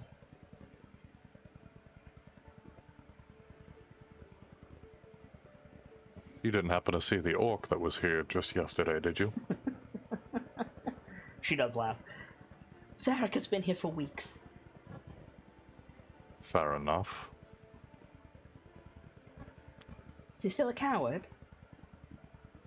Somewhat. Did I drink mean, the he vial wanted to run. He ran from us. Did he drink the vial yet? Yes. Good, maybe he'll leave. The more you look at Zushara, the more unsettling she is. Her mermaid features, you can tell that she's related to Palasha. But Palasha didn't have a human disguise like Zushara does. And the implications are concerning. Like, she's hard to look at.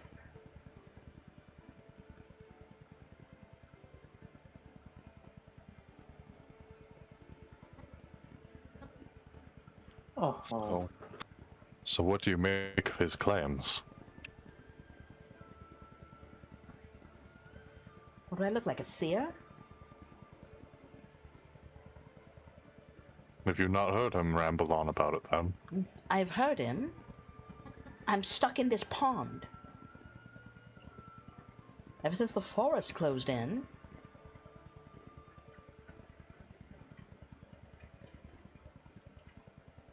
Way I figure it, the only people who know if his information is accurate are Zabilna and the 3 hags. 5 hags.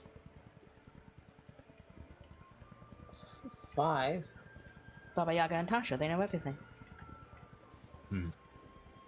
Not quite everything, but Want to bet? certainly more than anyone else.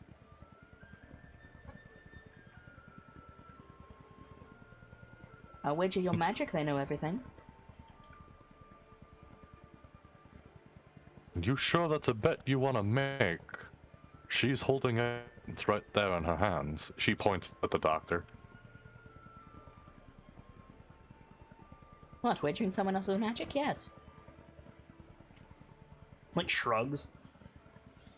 No, that spear. Even Tasha couldn't figure out how to get its full potential out.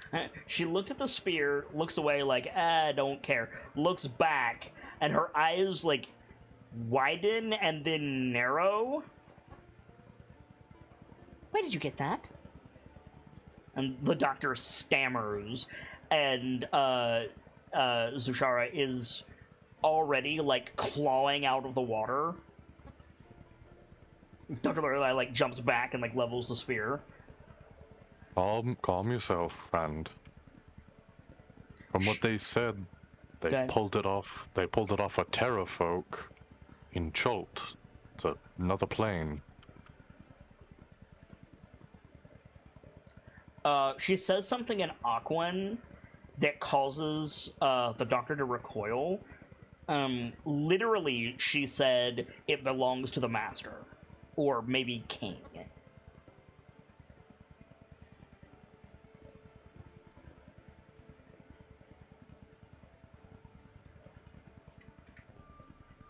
For those of you who don't speak Aquan, it was not a pleasant noise. It was like the rushing of a wall of water.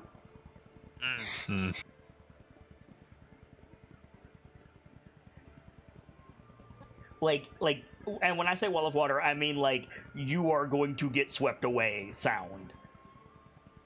Like, you are dead, you just don't know it yet. Oh no. John? Dr. Lorelei is, like, hiding behind you, I think. So that might be. But no. We're a little busy with it at the moment.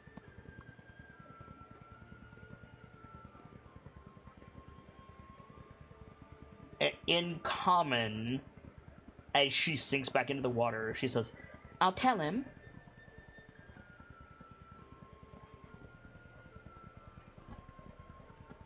Well, if he starts causing us trouble, however are we to restore Zabilna to power? Make a persuasion check.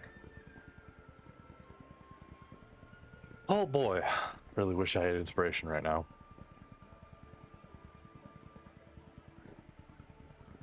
Oh, where is it? There it is.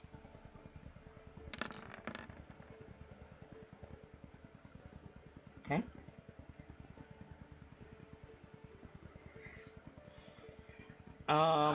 The doctor, like, puts a hand on your back and gives you Bardic. I know I don't usually do that after the fact, but she would have in this situation for sure. So, modified 21, not bad. Zushara just, like, folds her arms and lifts her nose in that, like, practice, like, you won, but I'm not gonna be nice to you kind of way.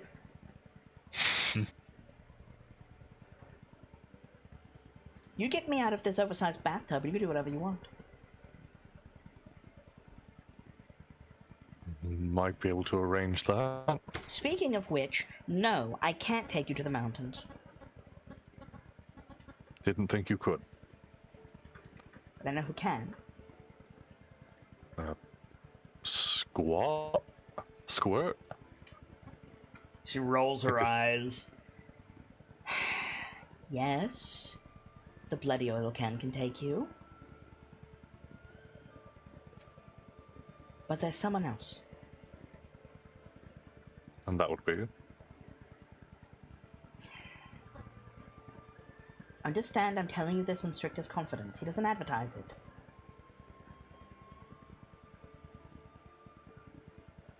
Alright. His name is Winterbow. He's an old centaur. Oh, we met him, I believe. Though I don't think we got his name. He can take you to the mountains. That's where most of his troop went off. However, he has good reason for not going. The way is treacherous. And Madame He Lynn seems was ill. looking for him. And worse yet, he seemed rather ill, so I doubt he's too inclined for a hike. Well, you did rejuvenate the forest, who knows? We promised we'd do our best to help him. He even gave us one of his arrows. She nods. He can take you to the mountains and back again. If you don't want to deal with Will.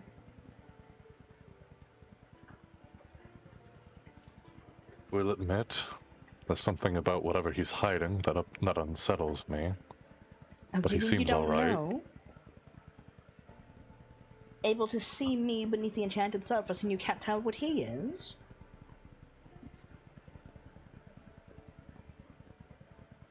Whatever he is, he hides the truth of his presence well. He's a devil.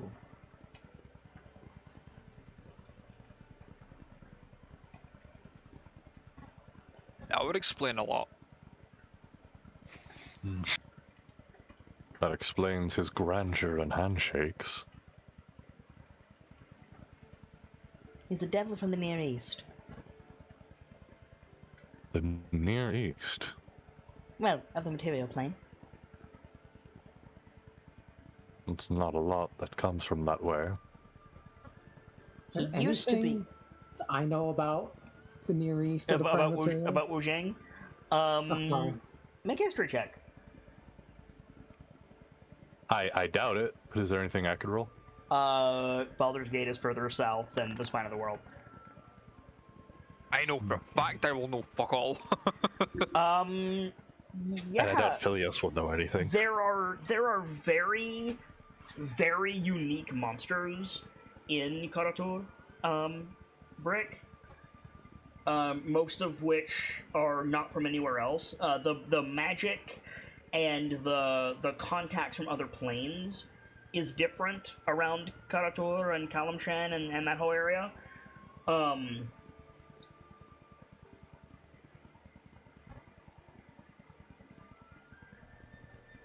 You know that... Is it literally Baldurin who went over there to explore? No, Baldurin sailed to the west. Baldurin sails to the west. Okay. He went to Ankarum. Right. There's stories and trade from that area, but it's weird. A lot of it is weird. But with that roll, I would say, yeah, there is a word you know that could be ascribed to what she is describing, and that word is yokai. Huh?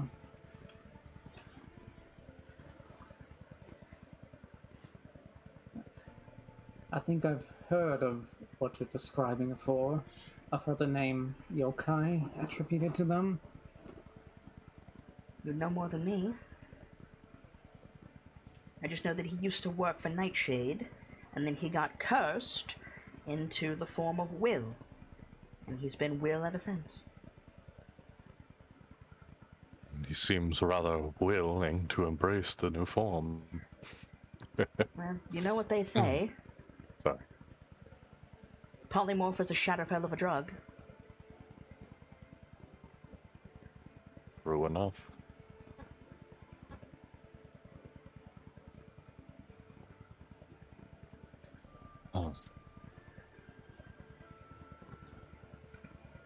Something I have been wondering. Hmm? Will's all uppity.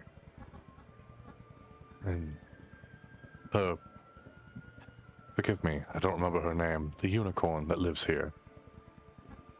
Mona. She Mona. doesn't live here. She's exiled here. I see. By her own decision, but exiled nonetheless. Right. But he seemed rather uppity that she didn't attempt to assist anyone else in trying to fight back, quote unquote. What do you expect from a pacifist? That's the information I didn't have. That explains quite a lot.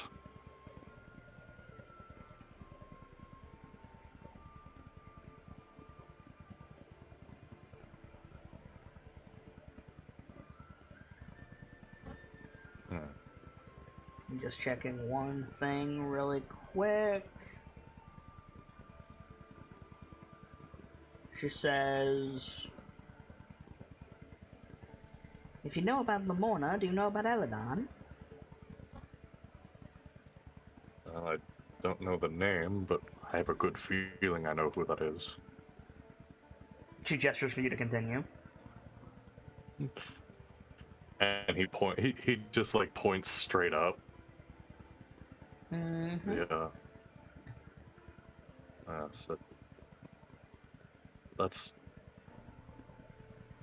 It's cruel. Even by the standard of a fiend, that's cruel. Do you expect anything less from a hag? I expect standards that wouldn't make Asmodeus crack up.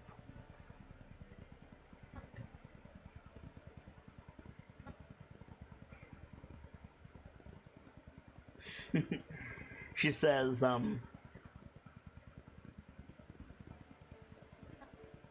not exactly an ivory-clad princess myself, but it's a bit much.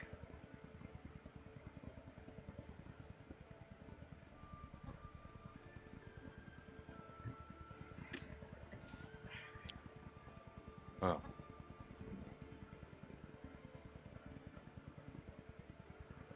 I still want that spear.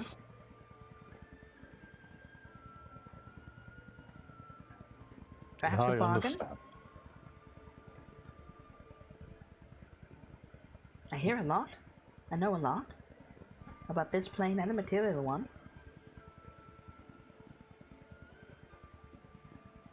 Unfortunately, that spear has been of a great hand to us. Got anything else I might want? Anything to get rid of the tedium? Well, I've got a couple of books. Her fins twitch. The big spine on her back quivers. You have books? What language? Common, most of them. Material common. Yeah. I can make that work. I've got one that might interest you, though it is only a copy of a few short pages. Hmm? He pulls out a very, very small set of parchment. That's B double B O double B. What? Bavlorna Blightstraw's Book of Bad blood? Bad Blood. You still have that? I thought you gave it back to Bavlorna. I have a copy of a couple pages. She wrinkles her nose and, like, swats at it, but she's too far away. Like, I said Right. interesting, not local current events. Alright. Well, Besides, I already other know one's who's not- in there. Zabilna, Agdon Longscarf, Tristan Seargaze, and a few others. You know, typical stuff. who? I don't recognize that last name. Do I recognize that name? No. No. Well, I've got. Actually, hold up. Has Daggle been deposed by now? How long ago hang was on. that? if this is like before the Nightlights are born, how far before the events of Waterdeep Dragon Heist is Daggult Neverember deposed? Because Daggult's a human. He's not that old. How do you spell his name? Dagult.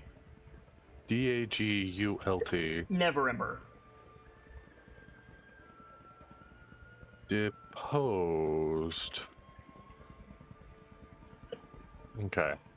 So here's what we can use. Lord Neverember as of 1489 DR, and Tomb of Annihilation takes place. I don't care about that. I care how long before Waterdeep Dragon Heist is Daggult deposed for? From what I'm reading, should be at least 20 years. That's what I was thinking. So, make me a history check, Brick.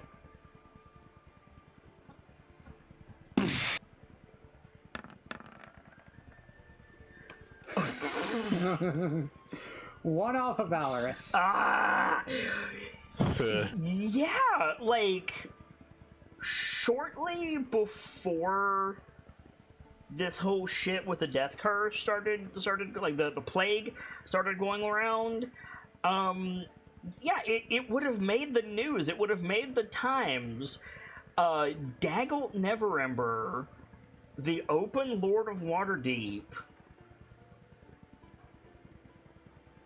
basically got caught with irrefutable proof of embezzling from the people of Waterdeep, from the City of Splendors, what faced tribunal by the Masked Lords, and was ousted by the city, or from the city, by the same people who caught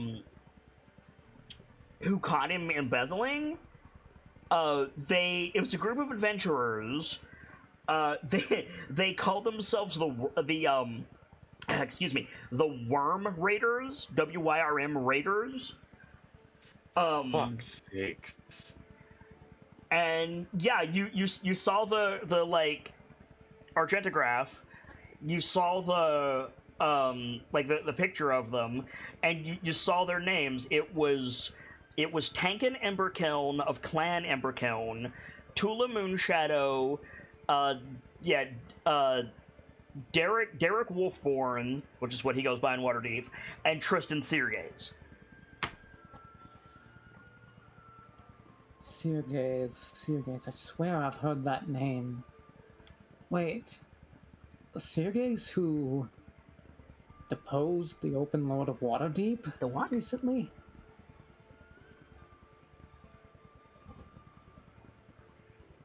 I have no idea what that is, and I'm a water creature, so what is deep water? And I know what deep water is, but what's deep water? The city. Human city. There's no human city in the deep water.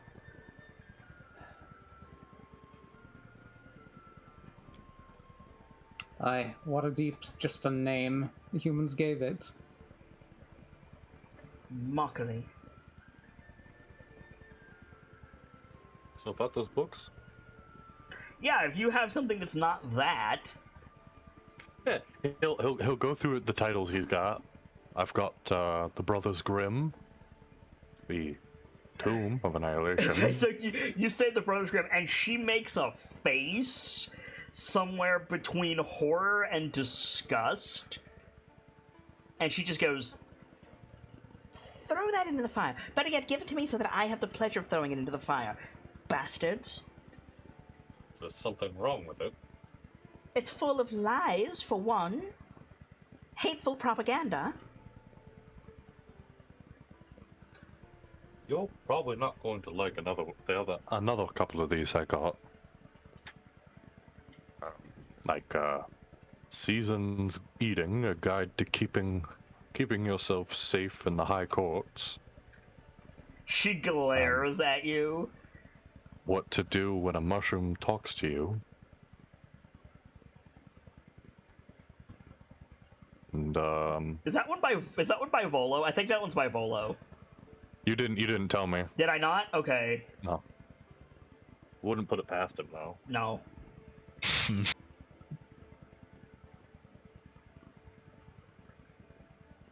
Filios, like, you also, like, you may not be wearing it as openly as Zushara is, but, like, Kyan is just reading off, like, basically, like, a guide to Vietnam written by an American soldier. It's basically what he's reading off. Like, Yeah.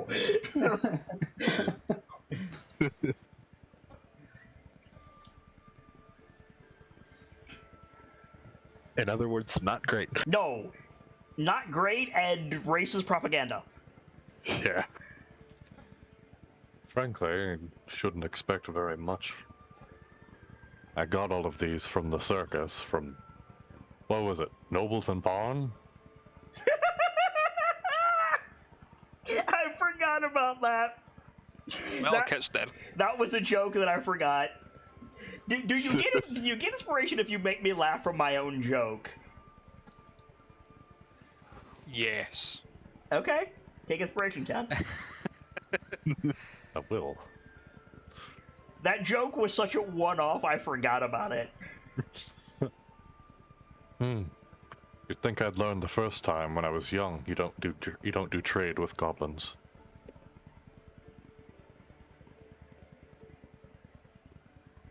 So Shara, like, still glaring. She's like, "Does anything come out of your mouth that's not racist?"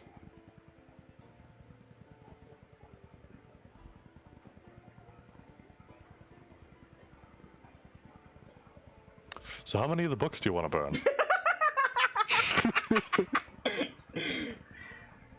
I like to think that's just Kyan like staring at the bag he has the books in. It's like, maybe I am an asshole. Do you have anything worth reading? If my tattoos were a book, I'd offer that to you for a bit. Then my life story. Not the strangest way I've been hit upon. You're doing better.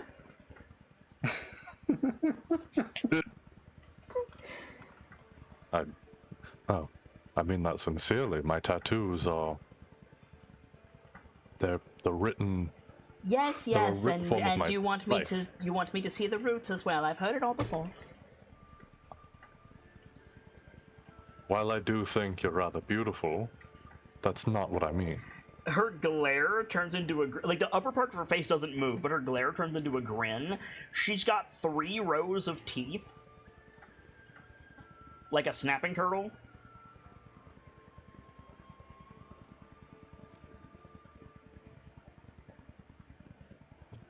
Like I said, that's not what I mean. I mean it quite Literally.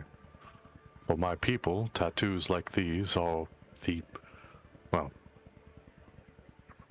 to those that know how to read them, this details my entire life. And offering to show someone your life story has never been used by any of your people with which to sleep with a barmaid. Ever. Probably Kif. Who? He's a youngin' from another clan. The word It's is not pup, important. but yes. He's a pup.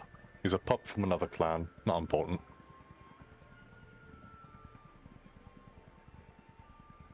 Right. As for the books you have, yes, burn them. So I'll just set down Brothers Grimm, Seasons Eating, What to Do. I'll just stack those together next to me.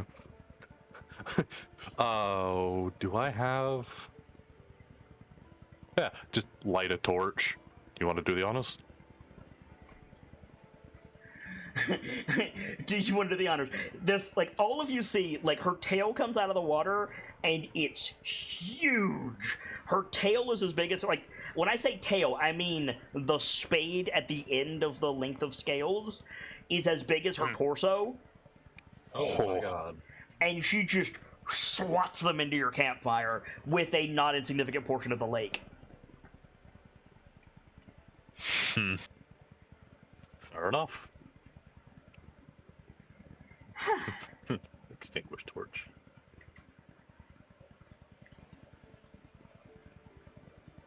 Now then. You've at least helped me rid the world of hateful rhetoric. How can I return the favor?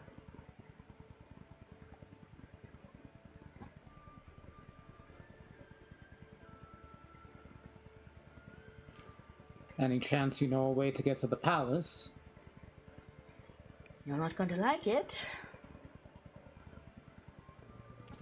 You didn't say no, so we're already pretty happy. You could normally get there from the ocean, but the ocean doesn't extend anymore from what I've heard. So, you'll have to go around the land way, through the mountains. We have to enter Yon. She nods. More than enter, you have to go through it. Palace is on the other side. Fantastic. And there's more. Love it. Each of the coven has a key to get past the barriers around the palace. That is to say, their barriers. That says nothing of what Zybilna had in place, which was considerable. And then there's the dragon. I think Kian touches the new burn scar. Yeah. Yeah, that thing. Been hunting in the forest recently. Might have gotten a good look at it. More than a look. Unfortunately, I didn't get to see it. I was too busy feeling its ire.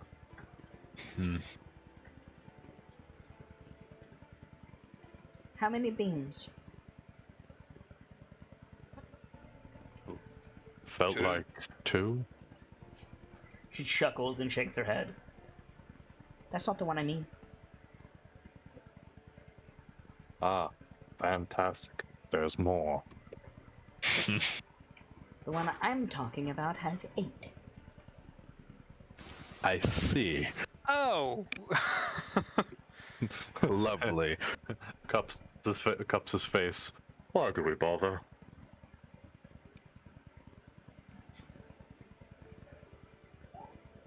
Also, Zybilna was apparently hosting a dinner party at the time, so there will be extra security in the palace.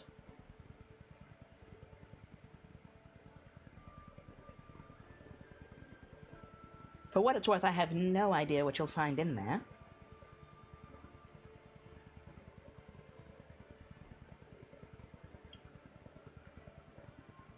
Zarek Right. has some information. Because he was so willing to share. I could seduce him if you like.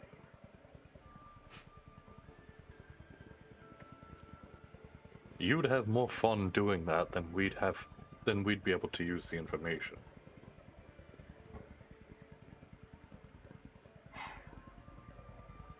No, I wouldn't enjoy the seducing. I would enjoy the eating.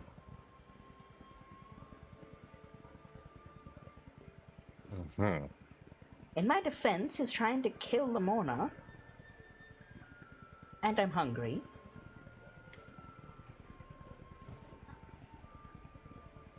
And before you go rooting around in your pack, any of you, unless you have half a deer, it won't satisfy.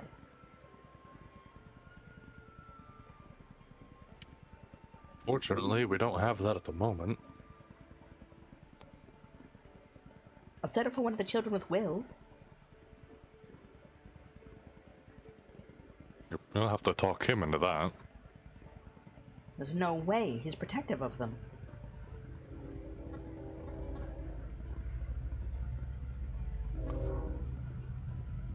Oh shoot, right, I need to delete those books that got burned. Yeah. Brothers Grimm, Seasons Eating, and What to Do. That leaves me with Tomb of Annihilation and what came first. Mm-hmm.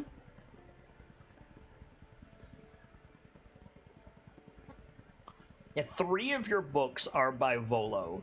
It was What to Do When a Mushroom Start Talking, Tomb of Annihilation, and What Came First. Those are all Volo books. I know they are.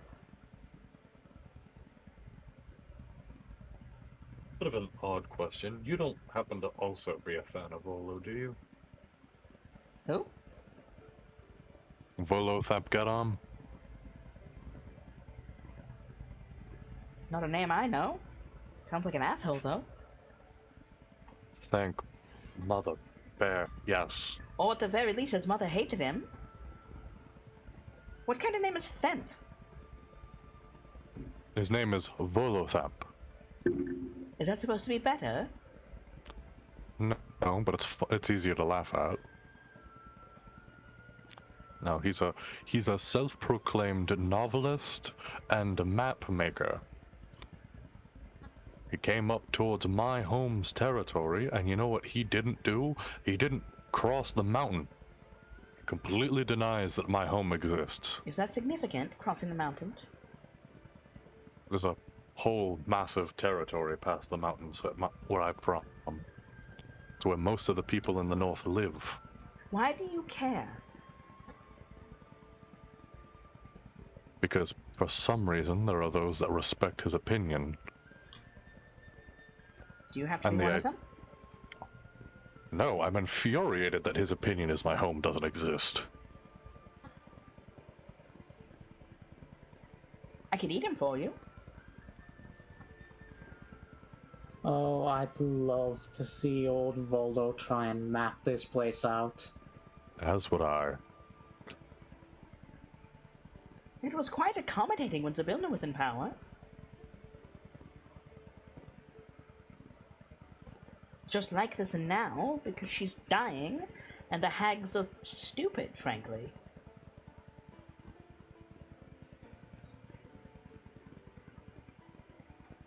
Right.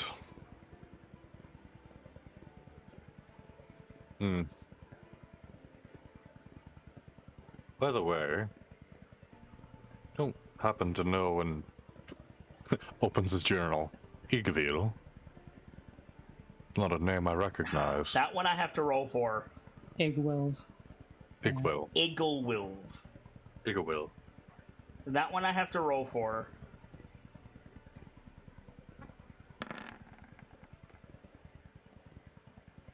Okay, can I roll? Oh my god! Okay, so this is awesome. So she failed the immediate recall, but she crit on the intuition. So she goes, like, recoils when you say it, and like her fins twitch, and she like scrunches her face up. She's like, don't invoke a true name here. Sorry? True names. Do you not know about true names? Well, I understand the concept, I just... its practice is a new one to me. Next time, just have lightning strike the lake. It'll hurt less. What else should I refer to that name as? Haven't the faintest. I don't know who it is, but that's a true name.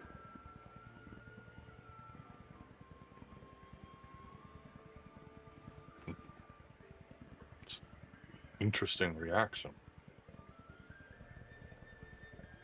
What do you expect?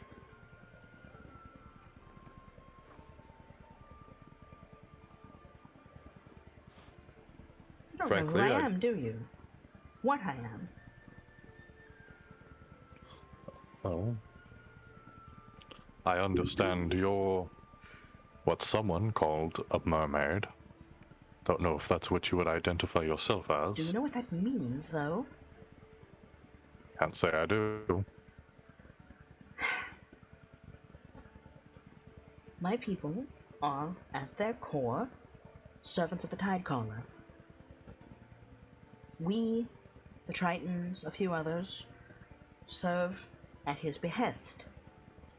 However, it is equally true that many of us serve as dignitaries and mediators for other powerful entities at court. Not as soldiers per se, though we fight our own battles all the same, but as diplomats, politicians, negotiators, mediators, because Warriors of word. warriors of word.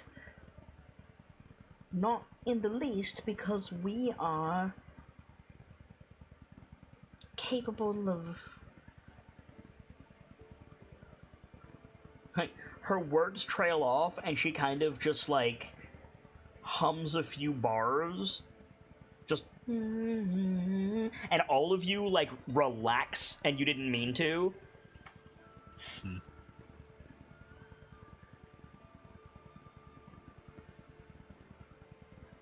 So we hear things, and that in turn makes us more valuable. Here, she gestures around, in Prismere, in the courts, in the wilds, that means that I'm versed in a great many of the goings-on for the Archfey, of which Zybilna is one. Even... forgive me... the barbarians of the mortal realm have heard about the Fae and the power over names, yes? Aye. True names are the bindings of those shackles. Mortals, humans, mostly, only have one name. She just kind of waves a hand. And so it is very easy to hold power over them. Dominion, even. It is more difficult with one guarded. Even planting our feet firmly in the mortal realm, even so simple as a practiced thief or a traveler may understand that he gives different names to different people and often keeps his true one, and thus his activities, to himself. This is the simplest way to obfuscate true names. As you can imagine, it's more layered. Tell me, do any of you know the tale of Rumpelstiltskin? Say I'm familiar. Do I? Make a history check. Pretty I'm much, kind of on a roll with these. pretty much anybody but Philios can make this check. Fair enough. Is that history? Yep. If there was a... I'm very sorry. I almost said if there was a human in the party, they'd have advantage. My bad, Mathar. I think if he was a werewolf. Ah, that's fine. Up north, nah. So you all passed, but Britt got the highest. It's the same story. It's a gray dwarf or some kind of fae had dominion over a human family until they invoked his true name and banished him.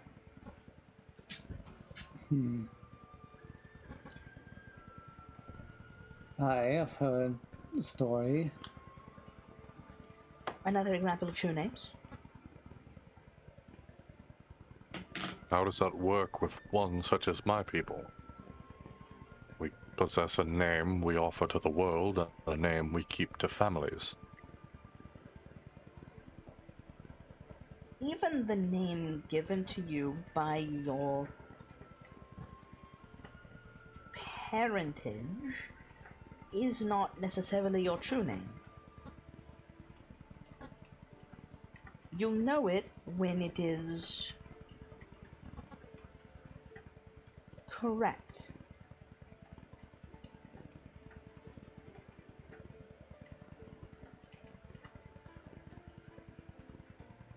There is no... Interesting. So it's simply an inherent understanding when you hear it, that you know that it's the one? She nods.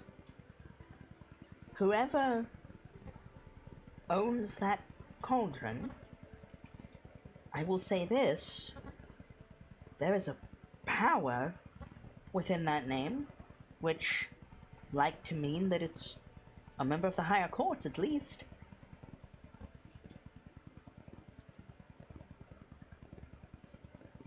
Wonder if that water is any different. Water? Oh. We've done some deals with Tasha. She's given us water from a cauldron. Powerful stuff, let me tell you. Would you happen to have any?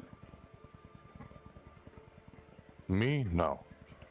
I've got some. Would you be willing to trade for it?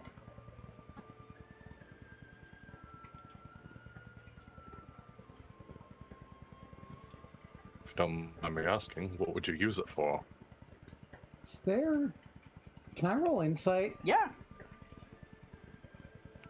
What are you inciting?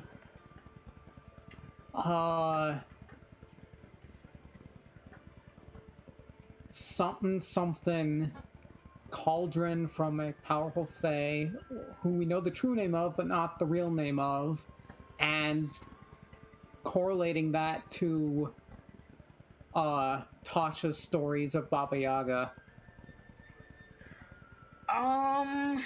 Okay. But insight is not that. Insight is reading from somebody else.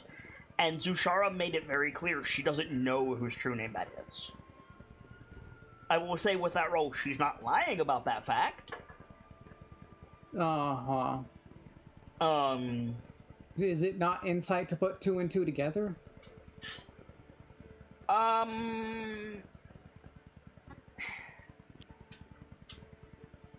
Because out of character, I know who Igolilv is. Do you? Because I'm not sure I do. Out of context of the game, I do know. Isn't that Baba Yaga, isn't that Baba Yaga's true name? No. No. I didn't think so. No, that's... I can explain it to you real quick. Let's leave it there. Okay. That's probably best, because it gets weird fast. It does. No. Wait. In point of fact, what I was going... That's right. I remember now. What I was going to say was that Baba Yaga is her true name, but nobody fucks with Baba Yaga. Uh-huh. Oh, okay. I looked it up to correct it in my own head. I realize now. Yeah, okay. No worries. And like Zushara was gonna say that, like, speaking of true name, like if you got the water, like speaking of, they say Baba Yaga is her true name, and she was just gonna leave that be. I did ask her what she'd want to use the water for. Yeah, and I think she says, like, my own business. So, never mind my train of thought. Okay.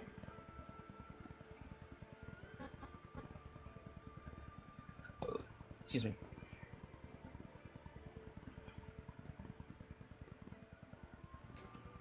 You understand these are powerful magical objects that I'm not sure we'd be so willing to part with frivolously.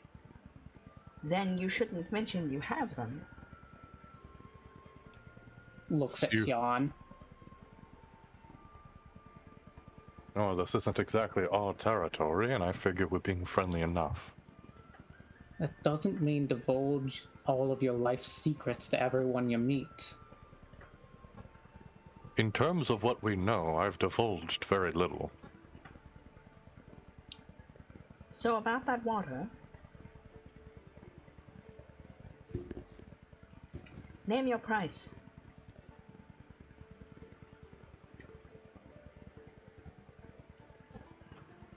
It's not for sale.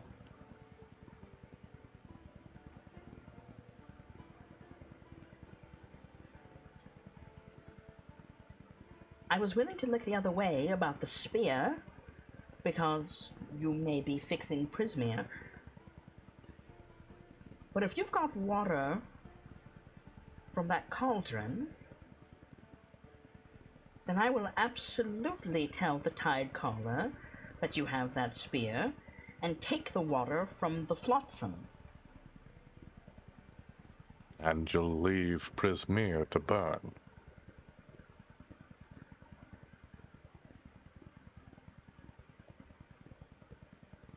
Seems a tad cruel.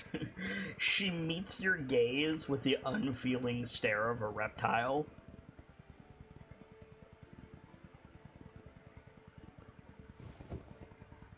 I mean, the real power move would be like, alright, fine, and just down it.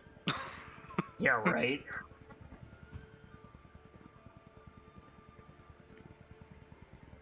You can walk out of here richer, or you can be hunted for the rest of your days. Seems an obvious choice to me.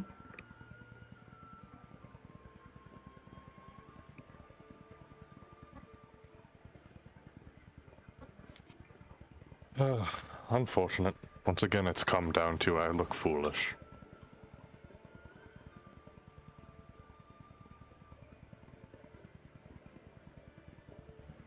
Like I said, I call everyone my friend until it's proven otherwise. My apologies, Brick.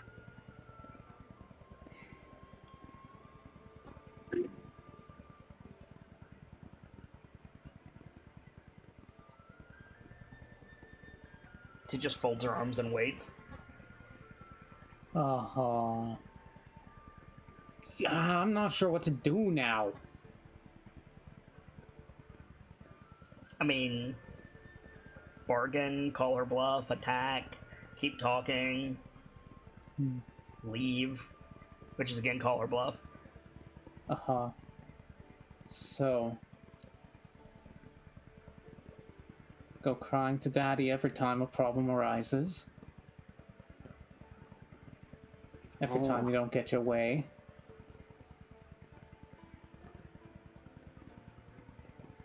You call reporting the theft of the Tide Lord's most prized possession crying to Daddy? You would call another of his emissaries wielding it after taking it from an unrightful owner theft.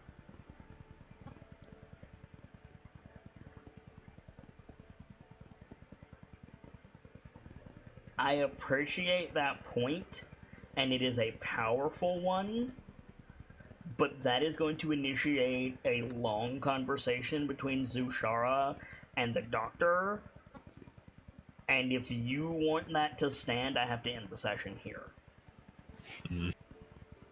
I cannot let that statement stand with the Doctor not here. I'm sorry.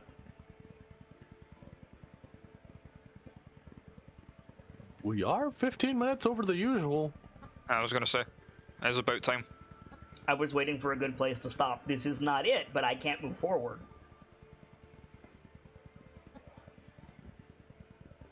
I mean, I guess that's up to you guys. You want me to walk that back? Because that That is a powerful statement. That felt like the shutdown point to me. Or that felt like the shutdown phrase. Like, I can have Dr. Lorelei being cowed for most of this, but if you're gonna call her an emissary of the Tide Caller, I gotta. That's... I don't know about that one, Chief. Not... I know about it. I think it's great, but Dr. Lorelei's gotta be here to defend herself. Yeah. Yeah, I can't use that because She's not an actual emissary, but I mean, in that same way, she was just speaking that, you know, mermaids, tritons, those, you know. But Dr. Lorelei isn't any of those. She's a Ganassi. which would technically bring her closer because she's No. pure water elemental. No. But- Genasi Well, have no, the blood no, of no, Jin. that-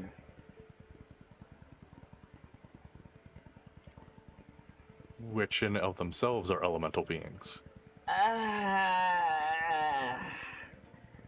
Among that, like one of the highest on the totem pole.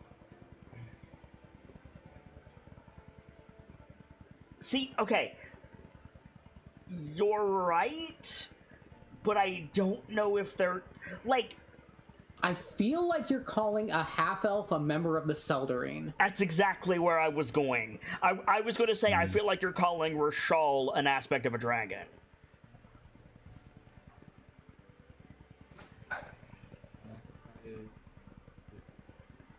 I don't. You're not in your mic, whatever you're doing.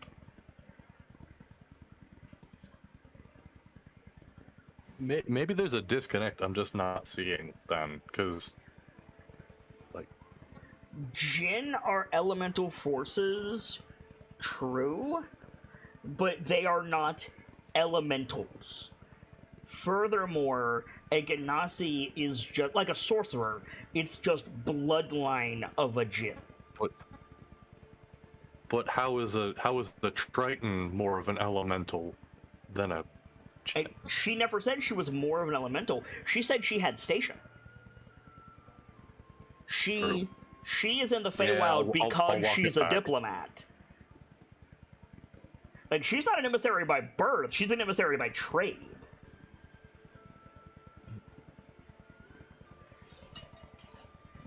Yeah, I'll walk it back. Okay.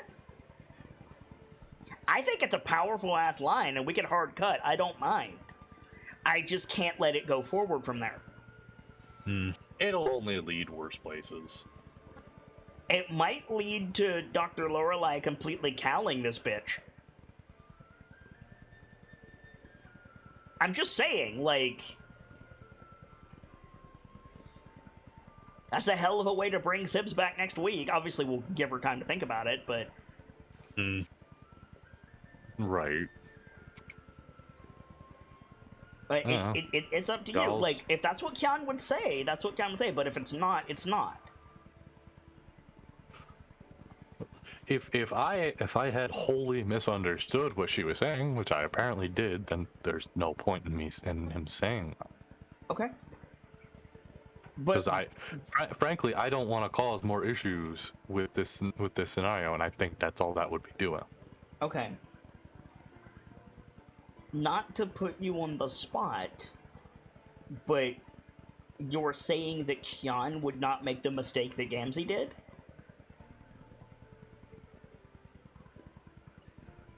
Oh, fuck no. Motherfucker's much smarter than I am. Okay. Second point. Almost every character I've got is. Second point. Does Gamzee fully understand his confusion? Has it been cleared up? Not even a little bit, but Okay. that's not remotely important. It is, actually. It's very important.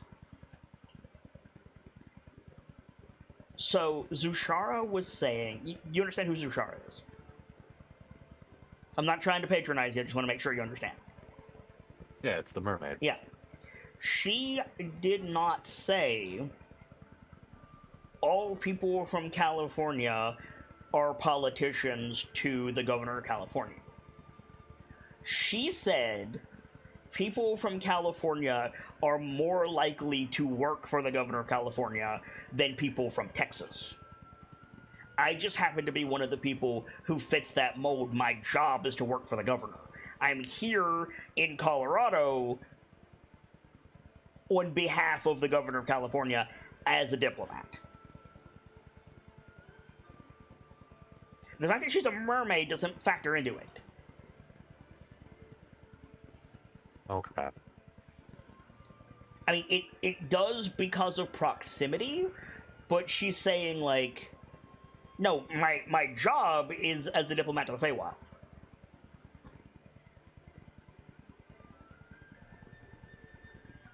Because she's not a Fey, you understand. Right. Like, she has no reason to be Yes. here. Except she's stuck.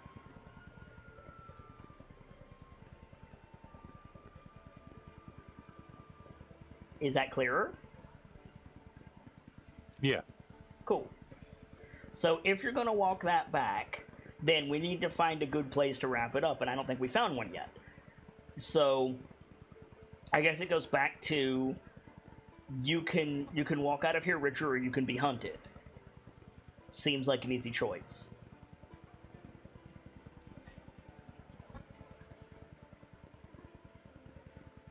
Okay, maybe I've got a different line for that then. Mm-hmm. If you want the water to gain the ability to leave, we can just help you do that. You don't know what I want it for. Because you didn't say. Nor will I. For all you know, we could just as likely solve that problem.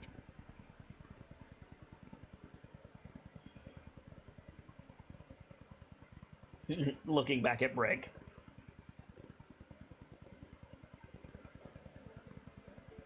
Surely nothing appeals to you, dwarf? When I said name your price, I meant it. The throne of Mithril Hall, perhaps?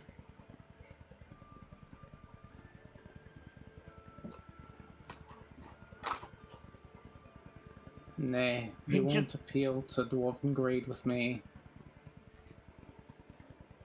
She visibly looks disappointed. That's right. You're not afflicted by the sickness, are you, Brick? Never really understood why not, but no. Is Brick still a perfectionist? Out of curiosity? Somewhat, yeah. Okay, cool. So he's a perfectionist without being gold tick. So he's an artist. Got it. Sounds about right. Led to me being called a dwergar to my face on more than one occasion.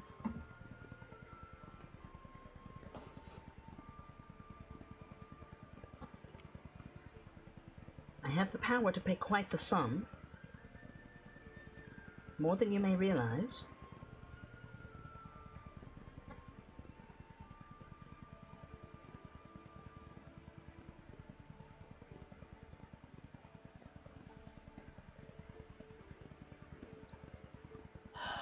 If not wealth, youth, life,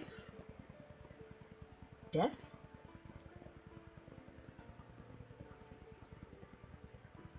Hmm.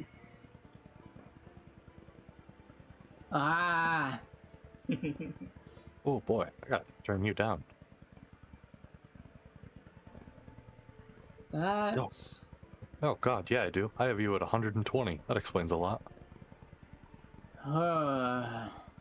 Yes.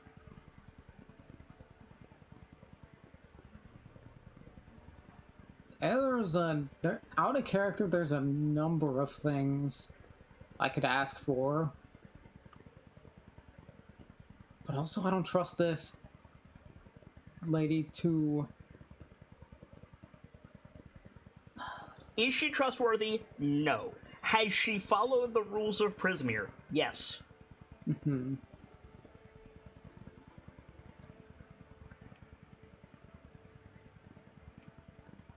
Like, she's untrustworthy in the same way that a politician is not trustworthy. She's not untrustworthy in the same way that Zarek is not trustworthy, right? Like, She's just like just playing Kyon like he's the big sock of fuck up stupid. Want to try that one again, Gamsey? Nah, that was for me. Don't worry about it.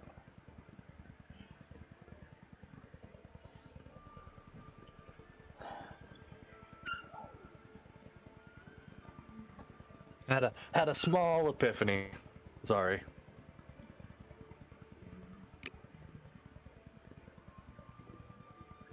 knowledge, understanding, divinity.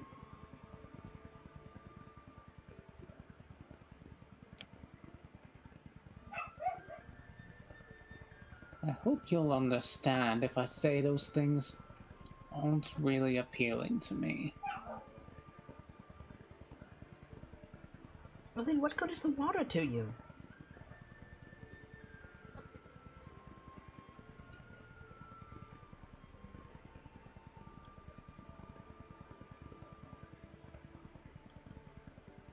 I'm gonna say this out of character, but why do you think he's not used it yet?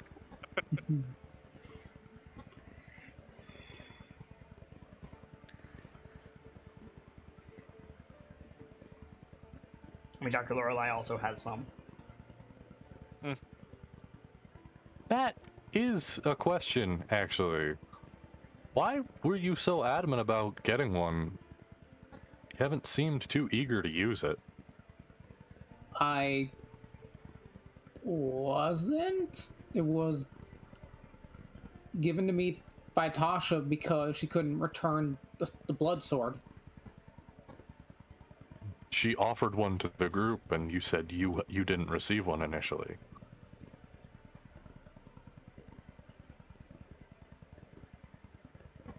I wouldn't say he was adamant.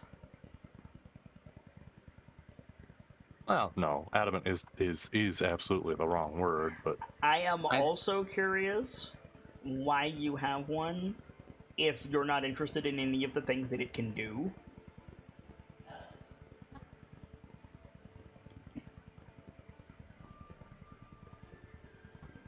I don't mean to. Because it could be a key, a missing piece to a puzzle that we can't solve.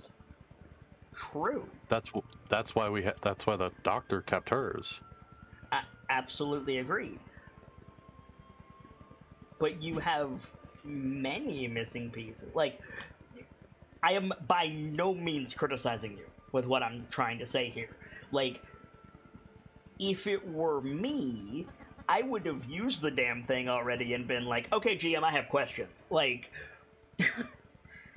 expand my mind. Like, yeah, given Ket's philosophy on, no, I have this, I'm going to use it. yeah, resources are meant to be used. I respect that you have a different perspective on that. I'm just curious.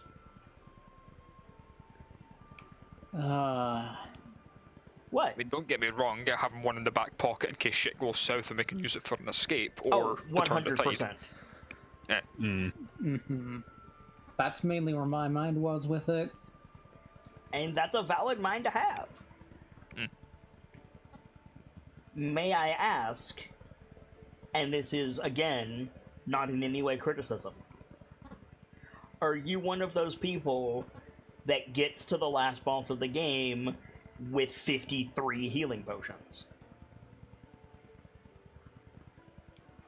I've been getting better about that slowly.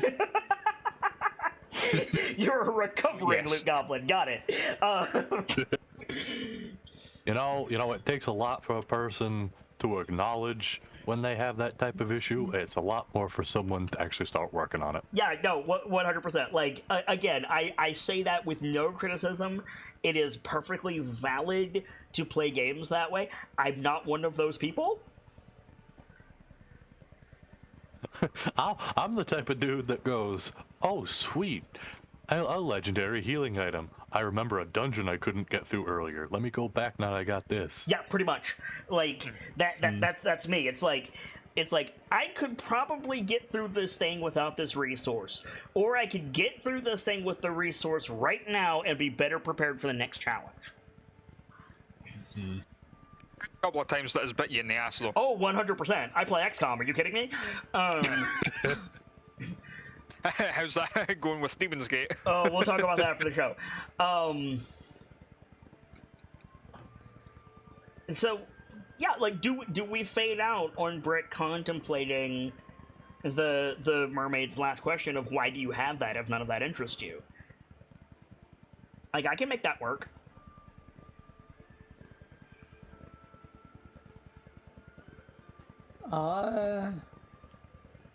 Yeah, sounds good, because I've got nothing in my dead brain right now. That's fine. That'll be the last shot of our episode then. Why don't you go ahead and give us a shout out?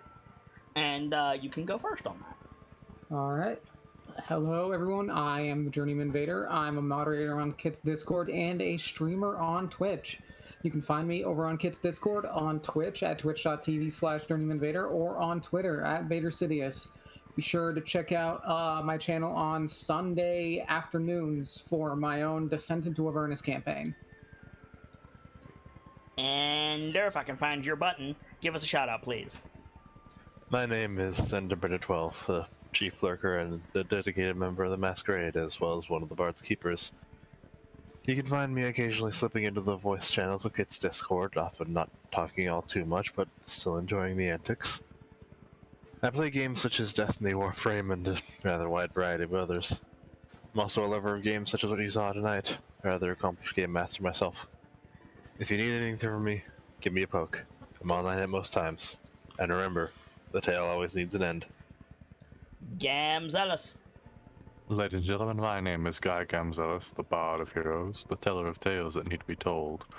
And there are, as always, a lot. If ever you need me, you can always find me on the Discord, in DMs, or on Twitter. Sorry. Not Twitter. But you can always find me on the Discord or in DMs. I just had a massive brain fart. Super sorry. You're probably watching this on the YouTube, you absolute champion. Thank you. We appreciate the support in all forms it comes. And if you're so willing, a like, a comment, or a subscription can go a very long way in helping us share this most glorious of hobbies with others.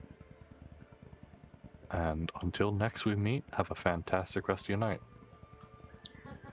Delta, finish us out if you would.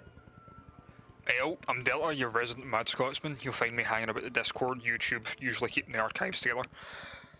If I'm not doing that, you usually find me playing games, much like Ender, Destiny, Warframe, but Deep Rock Galactic's kind of got me sucked into the Rock and Stone currently. I'll be back on that soon. I'm just slaying demons. Nah, it's fine. Take your time. But yeah, if you ever need anything, give me a shout and I'll see if I can help. For my part, as ever, I am the Sharp-Eyed Kitsune, the teller of tales and the weaver of mysteries, the Masked Bard. This is a community that is ever devoted to lore and storytelling, world-building, role-playing, and discussions of those things. So if that's to your fancy, you're in excellent company here, and I do hope that you enjoy your time with us. This has been Dice-Icive Action Crown of Fangs, our weekly D&D 5-Point Fox module mutation, combining Tomb of Annihilation and Wild Beyond the Witchlight, with my own spin on both. I hope you guys are enjoying it as much as I'm enjoying bringing it to you, and I'm so grateful for the Jungle Beast tonight, because it's been so long since I've done one of these, and it's my best way to de-stress. But for now, as ever, it's time to close the book on today and leave you with these parting words. From myself, my keepers, and those joining me on the stage this evening, to each and every one of you, the regulars, the followers, the newcomers, and the lurkers. Whether you're just having a seat by the fire or you've got a running tab at the bar, remember, there's always more stories to tell. And hopefully, I'll see you all next time as we find out what's lurking beneath the waves in this case, and another Crown of Fangs with a new chapter. Good night, you guys. Thank you so much for stopping by, and hope to see you again soon.